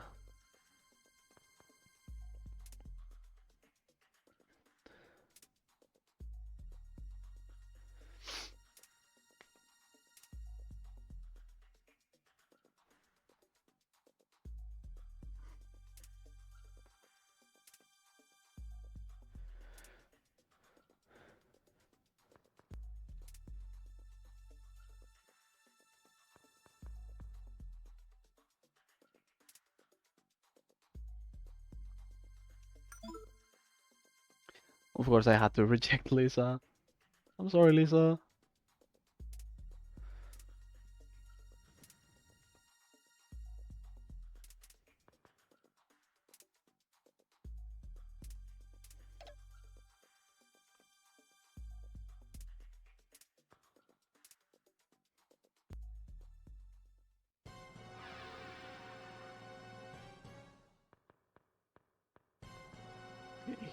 Here he is.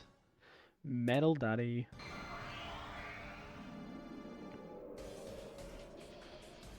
Of course, the best background of all time. It's cool PNGs.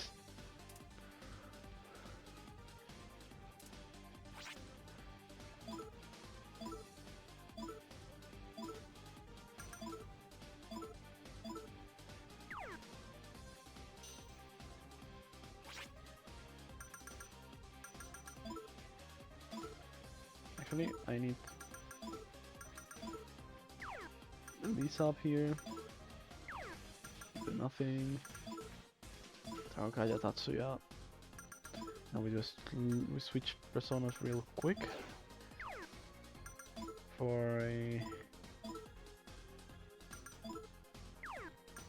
Pegasus Strike fusion. That's gonna deal a lot of damage.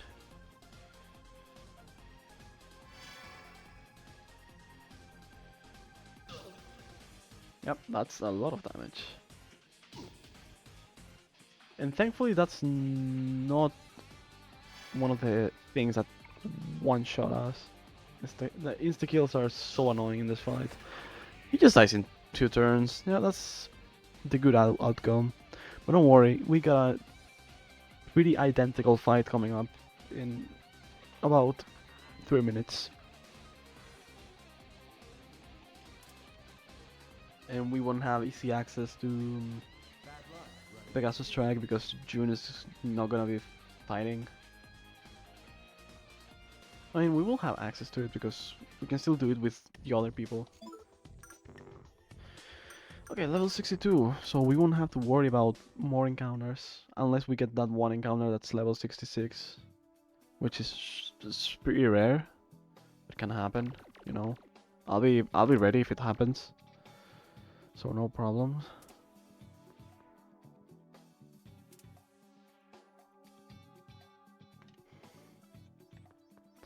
Okay, let's see. I was facing this door. Yeah, that was the right one. So yeah, you are actually facing the door you have to go through. That's good to know. I shouldn't be stepping on every single trap.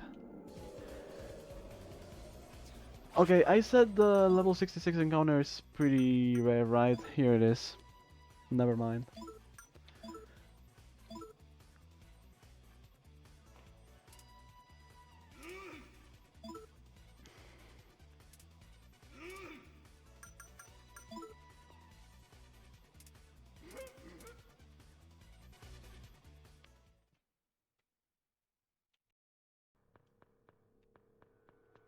Oh yeah, it's not around here.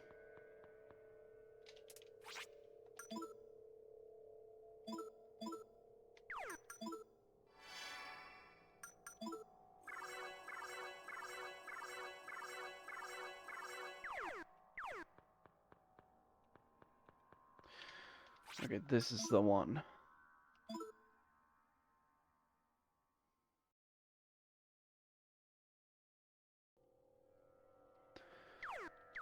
I hope you guys like the PNGs because they're gonna be back.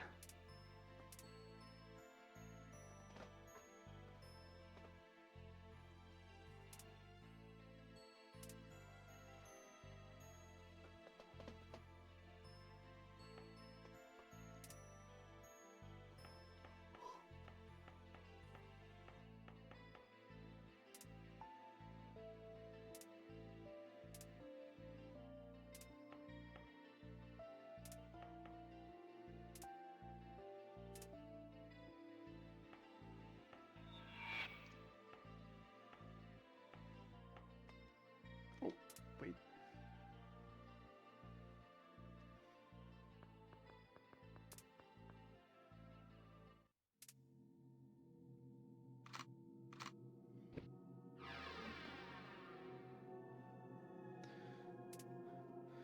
Metal Mama. Yay, yippee. More school emojis. And this fight goes the exact same way. We just try to kill the boss with Pegasus Strike twice, like 2 turns, and hope for the best. Pray that that doesn't happen. For example. But hey, guess I guess this time it didn't work.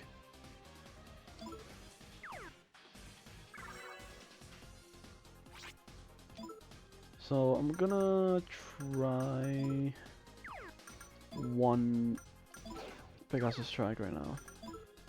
Without Targaja, I know. But a little bit of damage is better than no damage.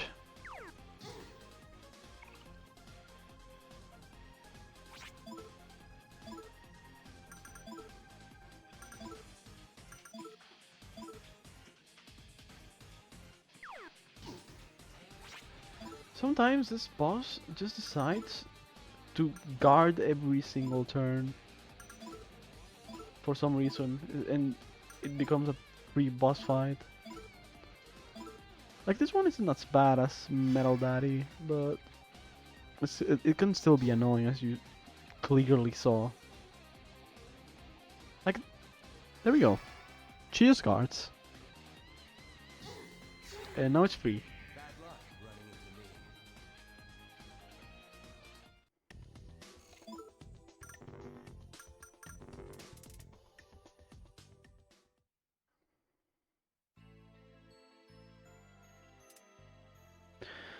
Right, so 3 major boss fights left. All pretty close to each other. Back to back to back, almost.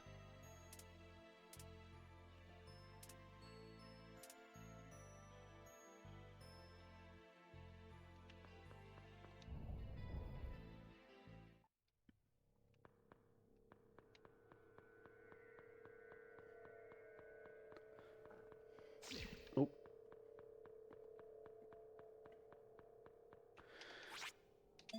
Again, another quick save.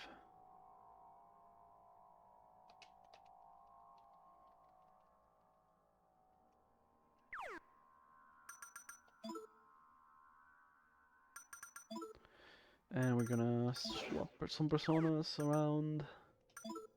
No, you can stay on Nemesis. Gonna go back to Isis. And I think you have to go back to Artemis. And there we go. Okay, I'm estimating this run to finish on around 550.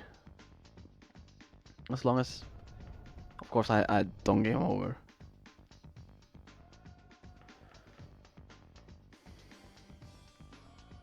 And of course, the bosses can go a lot of ways. So, if I get like sealed turn 1 on the sunglasses boss fight, it's just better to reset and watch the cutscene again, honestly. Not worth to do the entire boss fight.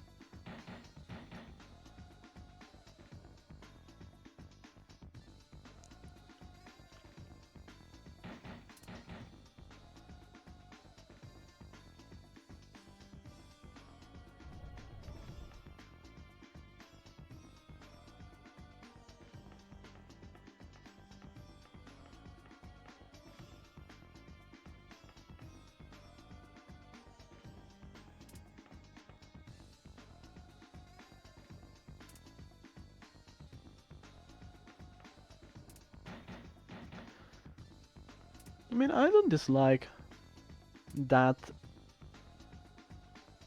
genre of OST for Final Dungeons. I mean, total silence is definitely better than weird ambient noises.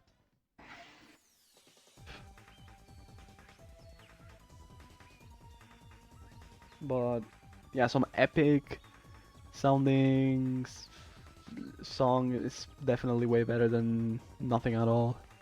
Or weird ambient sounds.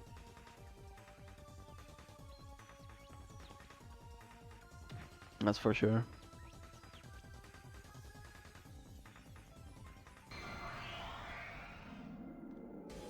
What I'm saying is I'm basically fine with everything. As long as it fits it fits the vibes.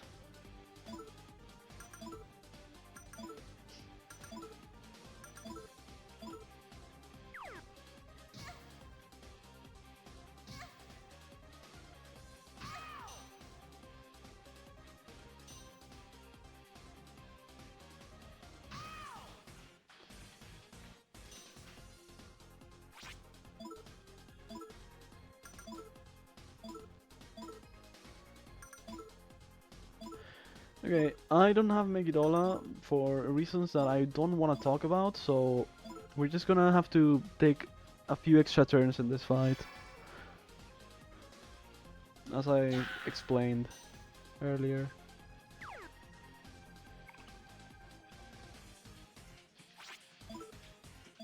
Not a big fan of that, but hey, nothing I can do about it right now. Just keep going, finish the run. We're really close to the ending.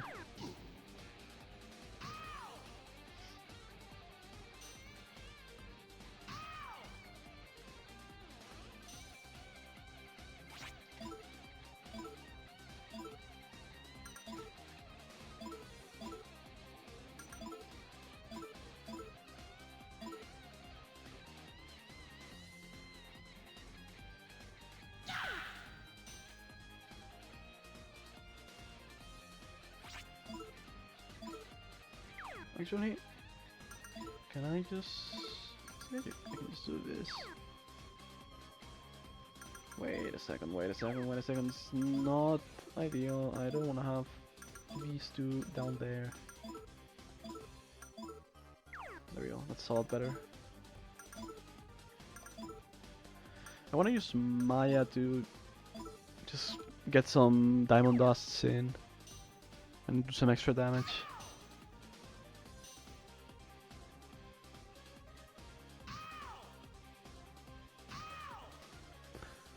Oh, this run is all.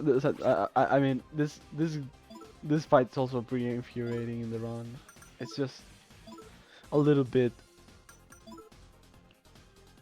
better, less annoying.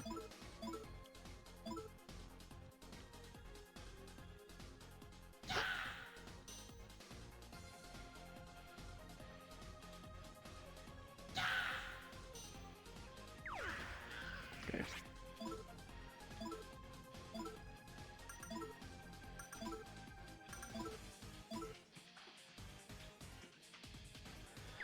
I mean, the worst part about this boss fight is probably just the fact that it's long, takes a while.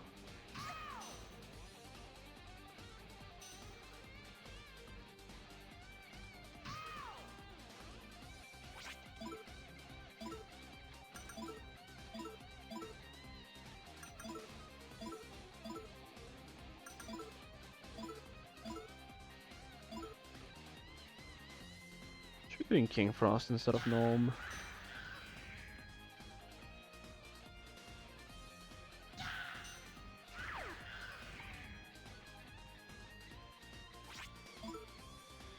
I need to set up Pegasus Strike soon.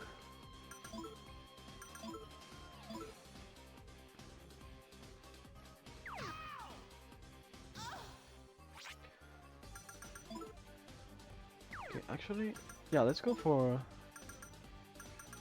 something a little bit different.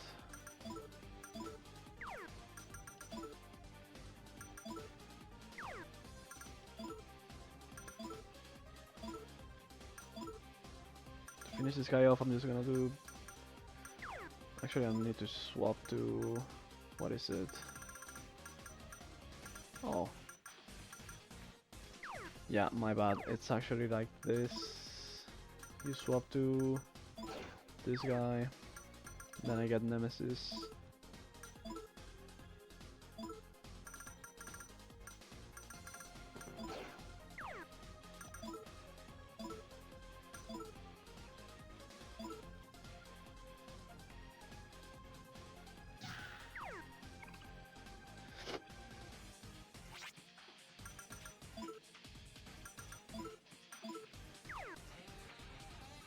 What am I doing? Okay, no, I wasn't supposed to do that. I'm supposed to... I wanted to do this, just to get an extra hit.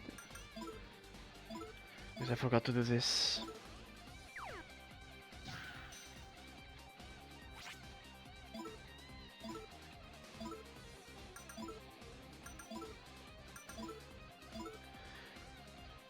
Yeah, this is the thing. If I had Megidola, I could kill the 4 guys that are weak to... okay, this is not good. Yeah, the guys that are weak to...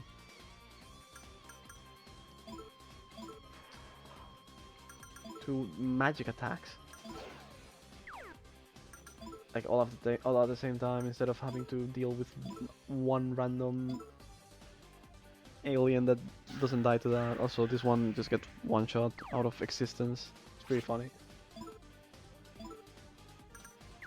I don't really need to guard anymore. Like, let's be real. I don't need to do that anymore.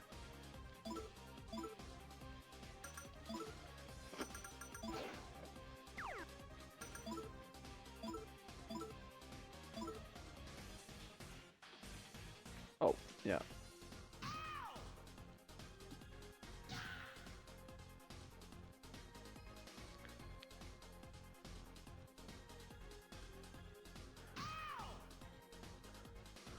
This should be enough. Yep, Sorry. it was.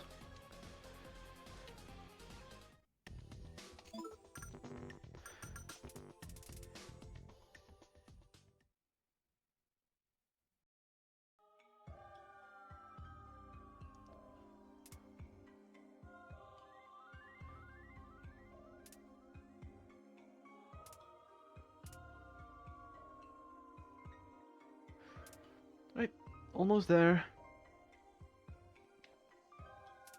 Only the last boss fight is left. We're pretty good to finish underestimate. Probably half an hour underestimate.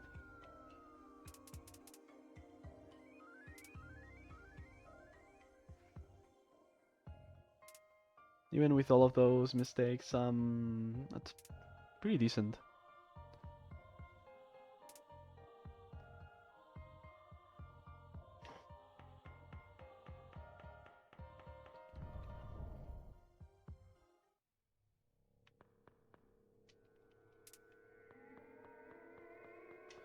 Of course, one last save, because we don't wanna restart the whole thing if we die here.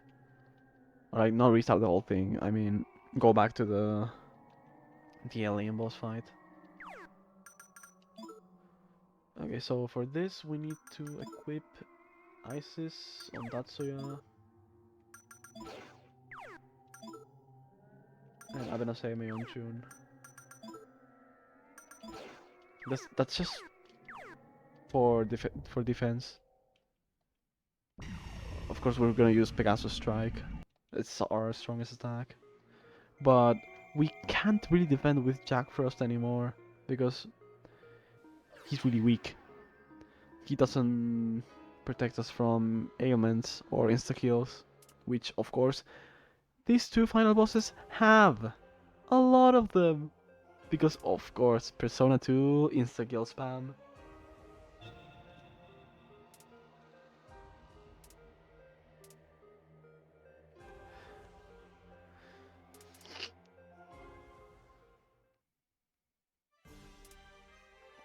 Well, this is this guy, sunglasses.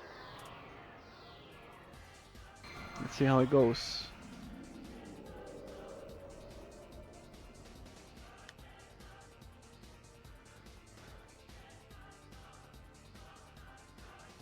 This guy is really annoying because he can just decide to block all incoming attacks.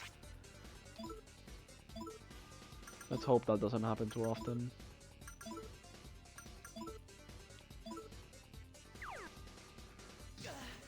That's a great start, man.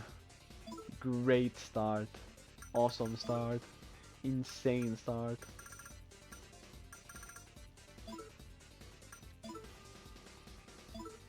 Will it work? Yeah, it did. Nice.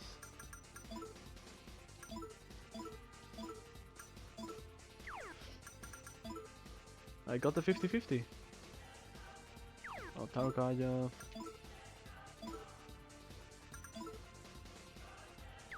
Of course, I need to change personas. I always forget about this. Like, the thing about these last two boss fights is that they are really slow because we have to swap personas each turn to guard and each turn to attack. Because again, we can't really rely on Jack Frost anymore to get a good defense.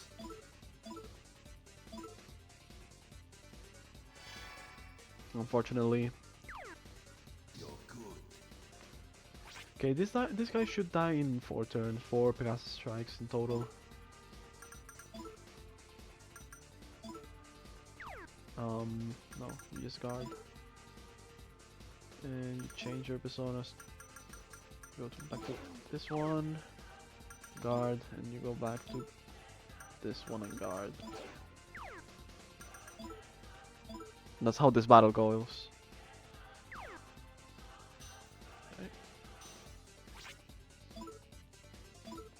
Yeah, pretty slow, but that's what we gotta do if we wanna finish the run.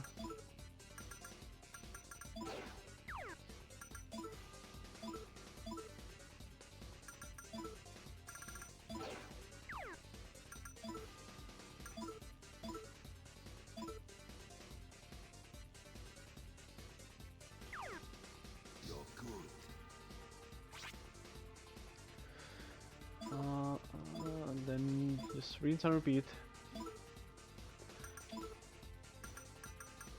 Again, we just pray to not get sealed. We already wasted our anti-seal, so and it worked, which is awesome.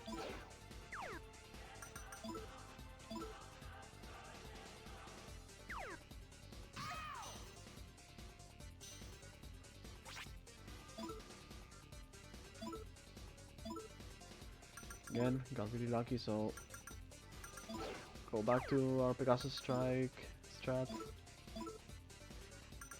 Also, really good that no one in our party is dying so far, because the more people we have alive for the next phase, the better. Because we need them for extra turns, just to guard in between turns, because the final boss is pretty much impossible without that strat. Alright, one more Pegasus strike and then we're good.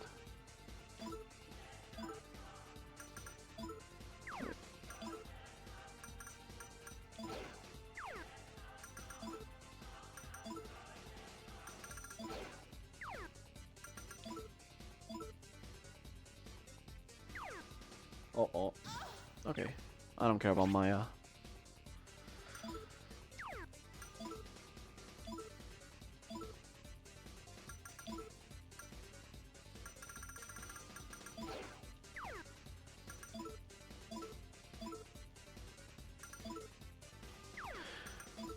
Just change, man. Just change. And this should be it for the first fight. Exactly. No need to do the glitch, I'm just gonna mash the Rex, and if I get it, that's... well, yeah, I got it. But it's really pointless.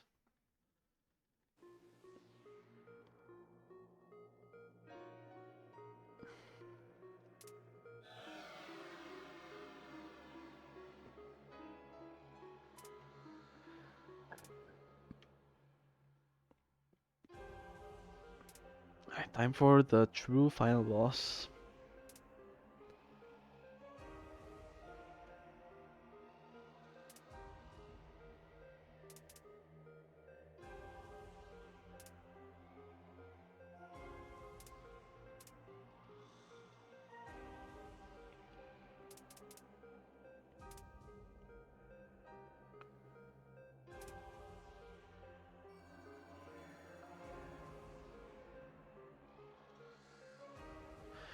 Time will be when I defeat the final boss. No need to wait for the end of the credits to finish. So I'll just yell time when it's time. No, there isn't really a countdown. Just as soon as he dies and disappears. Same as Persona 1, basically. As soon as Pandora dies, it's time. Well, this game is the same as soon as Great Father dies, it's time. This fight is gonna take it's gonna take a while. This is a long one, but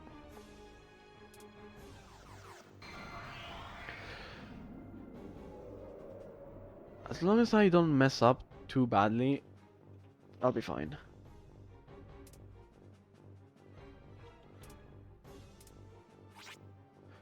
Alright, let's go.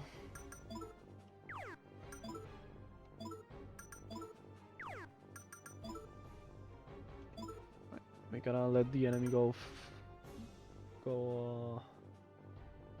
first as always. I can just guard with Samino Sene. I have to guard with Loki, because with Loki he can't really exploit our weaknesses.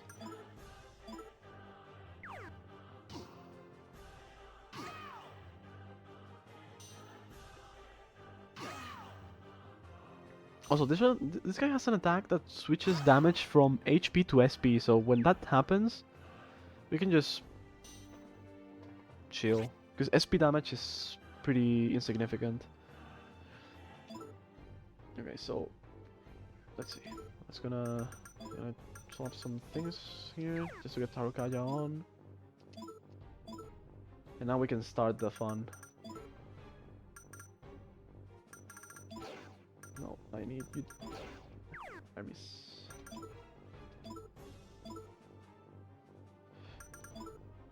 Not Jack Frost. Jack Frost, I said.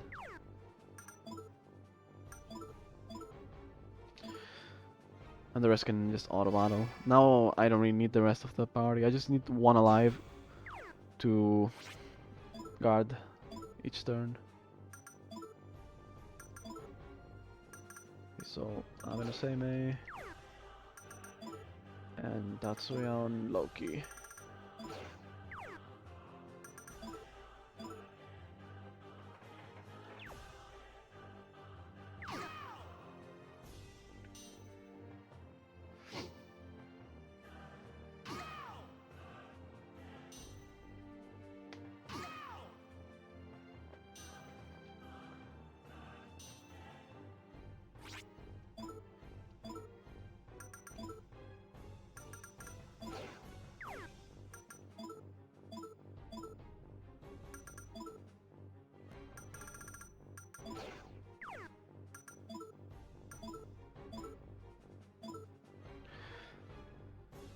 That's 2.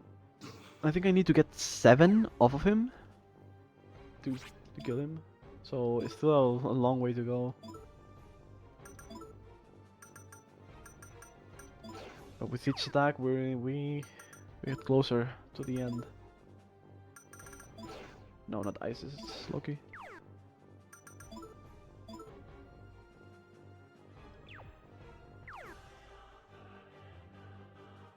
Actually, I think I lied. It's like 6.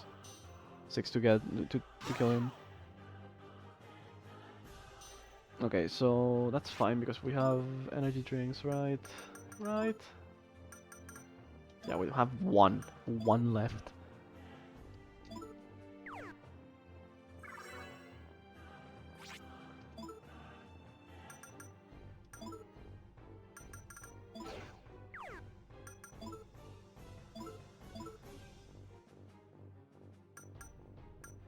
Actually, no, it's actually it's 7. I don't know. Maths isn't my thing.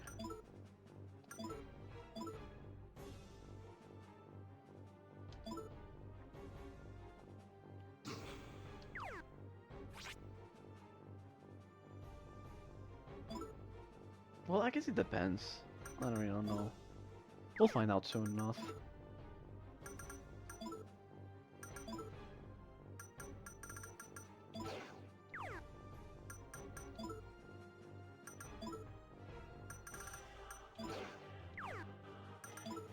No, not skills. Defend.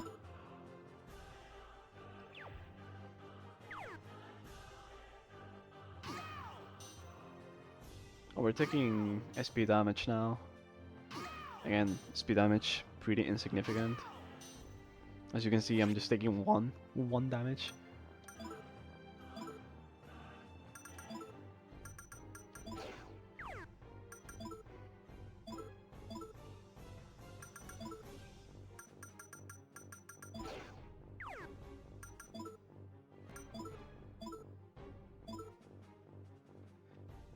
Scary 2 damage. Yeah, this final boss is a massive joke, honestly.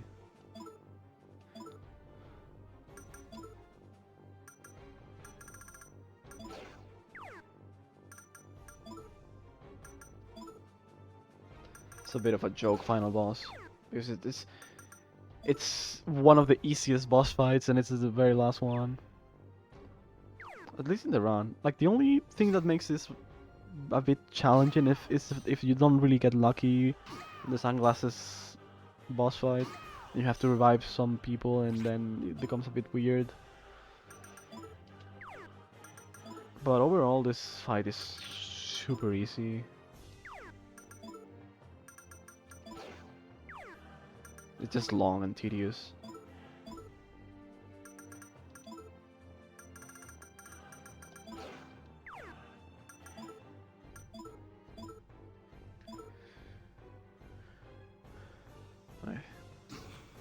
One hit away.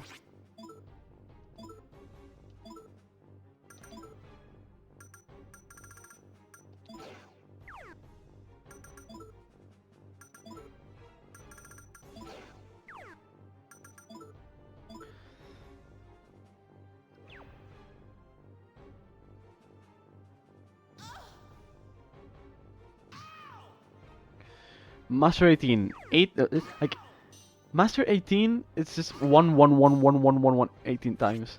Like that's a great attack, bro. Surely that deals a lot of damage.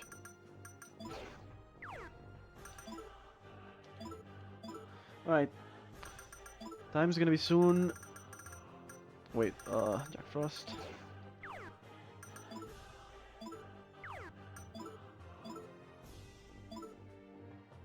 And time. And that was it. That's Persona 2 Innocent Sin. Like 552. Honestly, could have been a lot worse. I'm happy to finish.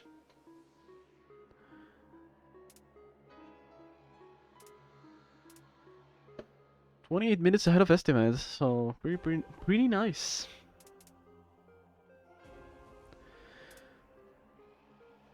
Well, that was fun. And I had a good time doing this run, chatting a little bit. Now I'm really tired. It's 2:30 a.m. where I live. So yeah, next for me is hitting the bed. Nothing else. But yeah, thanks a lot for having me. I had a good time. And good luck to the rest of the runners, of course. But yeah, not much else from me. Hope you guys had fun. And I'm ready. I'm ready to go out as like whenever you want, Sion.